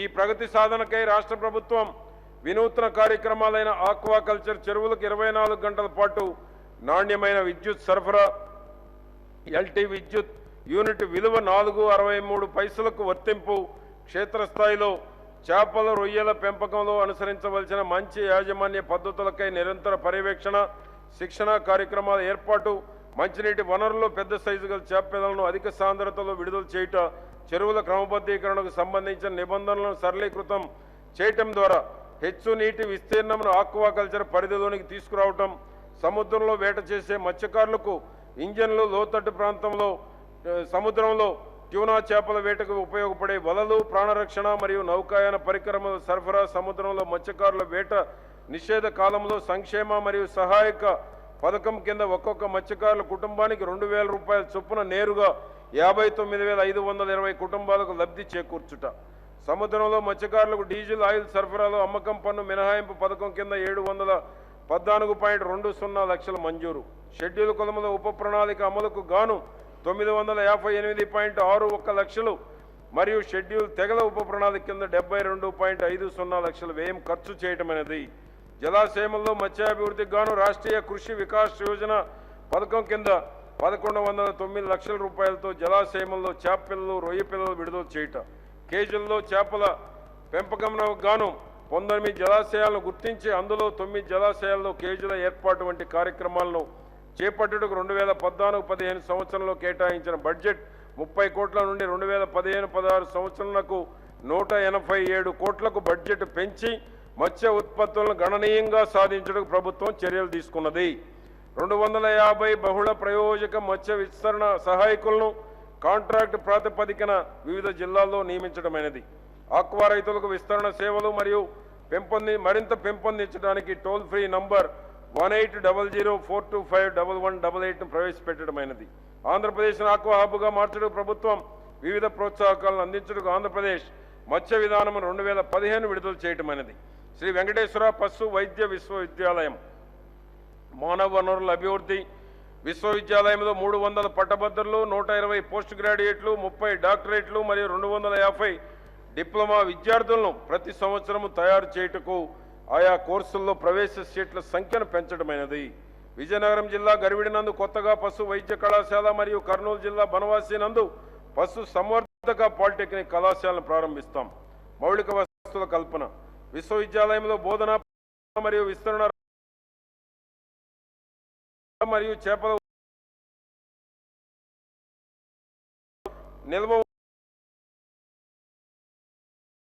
వాయువు ఆధారిత యంత్రాన్ని కనుగొన్నాం, ఉపయోగిస్తాం. గొర్రెలకు కాలిగిట్టల వ్యాధి నిరోధక టీకా అభివృద్ధి చేశాం. ప్రోబయాటిక్తో సంపన్నం చేయబడిన పాల ఉత్పత్తులు అభివృద్ధి చేశాం. 2016-17లో విశ్వవిద్యాలయపు లక్ష్యాలు పశుగణాభివృద్ధిలో 2 అంకెల వృద్ధి సాధించడానికి గాను విశ్వవిద్యాలయం రైతులలో క్షేత్రస్థాయి పశు వైద్యుల్లో నైపుణ్యాభివృద్ధి కొరకు పెద్ద ఎత్తున శిక్షణా కార్యక్రమాలు నిర్వహించడంతో పాటు ఆకాశవాణి మరియు దూరదర్శన్ కార్యక్రమాలు, కిసాన్ మేళాలు, పశు వైద్య శిబిరాల నిర్వహణ, ఒంగోలు మరియు పొంగనూరు జాతుల సంరక్షణ కార్యక్రమాలను కొనసాగింపు, గొర్రెలకు కాలిగిట్టల వ్యాధి నిరోధక టీకాలను వేయుట ఈ విశ్వవిద్యాలయపు ప్రధాన లక్ష్యాలు. 2016-17 ఆర్థిక సంవత్సరపు బడ్జెట్ ప్రతిపాదనలు విశ్వవిద్యాలయపు 2016-17 సంవత్సరానికి 139.92 కోట్ల ప్రణాళికేతర మరియు 40 కోట్ల ప్రణాళిక కింద ప్రతిపాదించబడినవి. మార్కెటింగ్ శాఖ ఆంధ్రప్రదేశ్ ప్రభుత్వం రైతుల సంక్షేమం కొరకు ఆంధ్రప్రదేశ్ వ్యవసాయ మార్కెటింగ్ పాలసీ 2015 ప్రకటించింది. ఈ నూతన పాలసీ ద్వారా సరళీకృత మరియు ఏకీకృత లైసెన్స్ విధానం, ఈ మార్కెటింగ్, రైతుల సాధికారికత, సరళీకృత కాంట్రాక్ట్ ఫార్మింగ్ విధానం చేపట్టుటకై ఏర్పాట్లు జరుగుతున్నవి. గౌరవనీయులైన ఆంధ్రప్రదేశ్ ముఖ్యమంత్రి గారి చేతుల మీదుగా 13/10/2015 మొదటి విడతగా 10 మార్కెట్లలో ఆదోని, కర్నూలు, ఎమ్మిగనూరు, హిందూపూర్, కళ్యాణదుర్గం, కడప, గుంటూరు, దుగ్గిరాల, ఏలూరు మరియు అనకాపల్లిలో ఈ మార్కెట్ను ప్రారంభించడమైనది. ఈ 10 మార్కెట్లతో పాటు కొత్తగా 12 మార్కెట్లలో ఈ మార్కెటింగ్ను ప్రవేశపెట్టి నేషనల్ అగ్రికల్చరల్ మార్కెట్నకు అనుసంధానించుటకై కేంద్ర ప్రభుత్వానికి ప్రతిపాదించడమైనది. సహకార శాఖ వ్యవసాయ మరియు సత్సంబంధిత రంగాల అభివృద్ధి సహకార రంగం చాలా కీలక పాత్ర పోషించున్నది. సహకార రంగానికి ప్రభుత్వం వారు వ్యవసాయ రుణములు, ఇతర పెట్టుబడుల మరియు మార్కెటింగ్ సౌకర్యములు కలిగించడం ద్వారా చేయూత అందిస్తున్నది. ఆప్కాబ్ 2015-16 సంవత్సరానికి గాను 5,352.29 కోట్ల, ఖరీఫ్లో 4,091 4,000 కోట్ల 91 లక్షలు మరియు రబీలో 1,351 కోట్ల 38 లక్షల స్వల్పకాలిక రుణాల కింద 390.95 కోట్లు దీర్ఘకాలిక వ్యవసాయ రుణాలు రైతులకు పంపిణీ చేయటమైనది. 2015-16 సంవత్సరానికి గాను సమీకృత సహకార అభివృద్ధి పథకం కింద ప్రకాశం జిల్లాకు 7.85 కోట్లు ప్రభుత్వం మంజూరు చేసి విడుదల చేయడం జరిగింది. జాతీయ సహకార అభివృద్ధి సంస్థ వారు సమీకృత సహకార అభివృద్ధి పథకం ఫేజ్ 2 కింద 3 జిల్లాల్లో తూర్పుగోదావరి, చిత్తూరు, కర్నూలు 158.99 కోట్లు మంజూరు చేశారు. మార్క్ఫెడ్ ఇప్పటి వరకు 7.5 లక్షల టన్నుల ఎరువులను రైతులకు పంపిణీ చేసింది. 2 లక్షల టన్నుల ఎరువులను స్థిర నిల్వ చేసే ఉన్నది. మార్క్ఫెడ్ ఇంకనూ ఈ సంవత్సరం 3.5 లక్షల టన్నుల మొక్కజొన్న మరియు 50,000 టన్నుల జొన్నలు రైతుల నుండి కొనుగోలు చేసింది. 2016-17 సంవత్సరానికి గాను మార్క్ఫెడ్ ద్వారా 7.80 లక్షల మెట్రిక్ టన్నుల ఎరువులు వ్యాపారం మరియు 4.23 మెట్రిక్ టన్నుల వ్యవసాయ ఉత్పత్తులు సమీకరణ చేయుటకు గాను మరియు 1.66 లక్షల క్వింటాళ్లు శనగ మరియు వేరుశెనగ విత్తనాలను సబ్సిడీపై వ్యవసాయ శాఖ ద్వారా రైతులకు పంపిణీ చేయుటకు ప్రతిపాదించడం జరిగినది. MGNREGA వ్యవసాయ శాఖతో అనుసంధానం. MGNREGA ద్వారా రైతుల లబ్ధి కోసం వ్యవసాయ అనుబంధ శాఖల అనుసంధానాన్ని పొడిగిస్తూ నిధులను సద్వినియోగం చేసుకుని వ్యవసాయ రంగాన్ని సుస్థిరపరచాలని ప్రణాళికలు తయారు చేశాం. ప్రస్తుతం రాష్ట్ర ప్రభుత్వం నీరు చెట్టుపై ప్రధాన దృష్టి సారించింది. MGNREGA నిధులను ఉపయోగించుకొని వ్యవసాయ అనుబంధిత కార్యక్రమాలను క్రమబద్ధీకరించాలని నిర్ణయించింది. వర్షాకాలంలో పడిన వర్షపు నీటిని సంరక్షించడానికి పెద్ద ఎత్తున పంట సంజీవన్ని చేపట్టాము. అంతేగాక వర్షపు నీటి సంరక్షణ విధానాన్ని భూమిలోకి ఇంకించవచ్చు. ప్రస్తుత ఆర్థిక సంవత్సరంలో 3.5 ఎకరాల లోపు రైతులకు NREGA ద్వారా ఫార్మ్ పనులను ఏర్పాటు చేయవచ్చు. MGNREGA కేంద్ర వ్యవసాయం అనుబంధ రంగాల కోసం 2016-17 ఆర్థిక సంవత్సరానికి 5,094 కోట్ల 83 లక్షల వివరణాత్మక కార్యాచరణ ప్రణాళికను సిద్ధం చేసింది. 2015-16 సంవత్సరంలో MGNREGAలో 1904 కోట్లు ఖర్చు చేసింది. వ్యవసాయ రంగానికి విద్యుత్ సరఫరా. వ్యవసాయ రంగానికి ఉచితంగా నాణ్యమైన మరియు విశ్వసనీయమైన విద్యుత్ సరఫరాను 7 గంటలు అందించడానికి ప్రభుత్వం కట్టుబడి ఉంది. జనవరి 2016 నాటికి 15,70,000 వ్యవసాయ సర్వీసులు ఉన్నాయి. ఆంధ్రప్రదేశ్లోని 7 జిల్లాల్లో గల 46,727 వ్యవసాయ సర్వీసులకు వర్తింప చేయడానికి ప్రభుత్వం 294 కోట్ల 75 లక్షల మొత్తం వ్యయంతో హై వోల్టేజ్ పంపిణీ విధాన పథకాన్ని చేపట్టింది. పై ప్రయోజనం కోసం JICA 251 కోట్ల 58 లక్షల మేరకు రుణ సహాయాన్ని మంజూరు చేసింది. జనవరి 2016 వరకు 27,637 వ్యవసాయ సర్వీసులకు వర్తింపజేస్తూ ఇప్పటి వరకు 168 కోట్ల 26 లక్షల మొత్తాన్ని ఖర్చు చేశాం. కేంద్ర ప్రభుత్వం ఆధీనంలో ఉన్న ఇంధన సామర్థ్య సేవల లిమిటెడ్ సహాయంతో ISI ఏతర పంపు సెట్ల స్థానంలో ఇంధన సామర్థ్యం గల ISI పంపు సెట్లను అమర్చడానికి ప్రభుత్వం చేపట్టింది. ఈ సంవత్సరానికి గాను ప్రభుత్వం బడ్జెట్లో రైతులకు ఉచిత విద్యుత్ అందించుటకు 3,000 కోట్లను ప్రతిపాదించాం.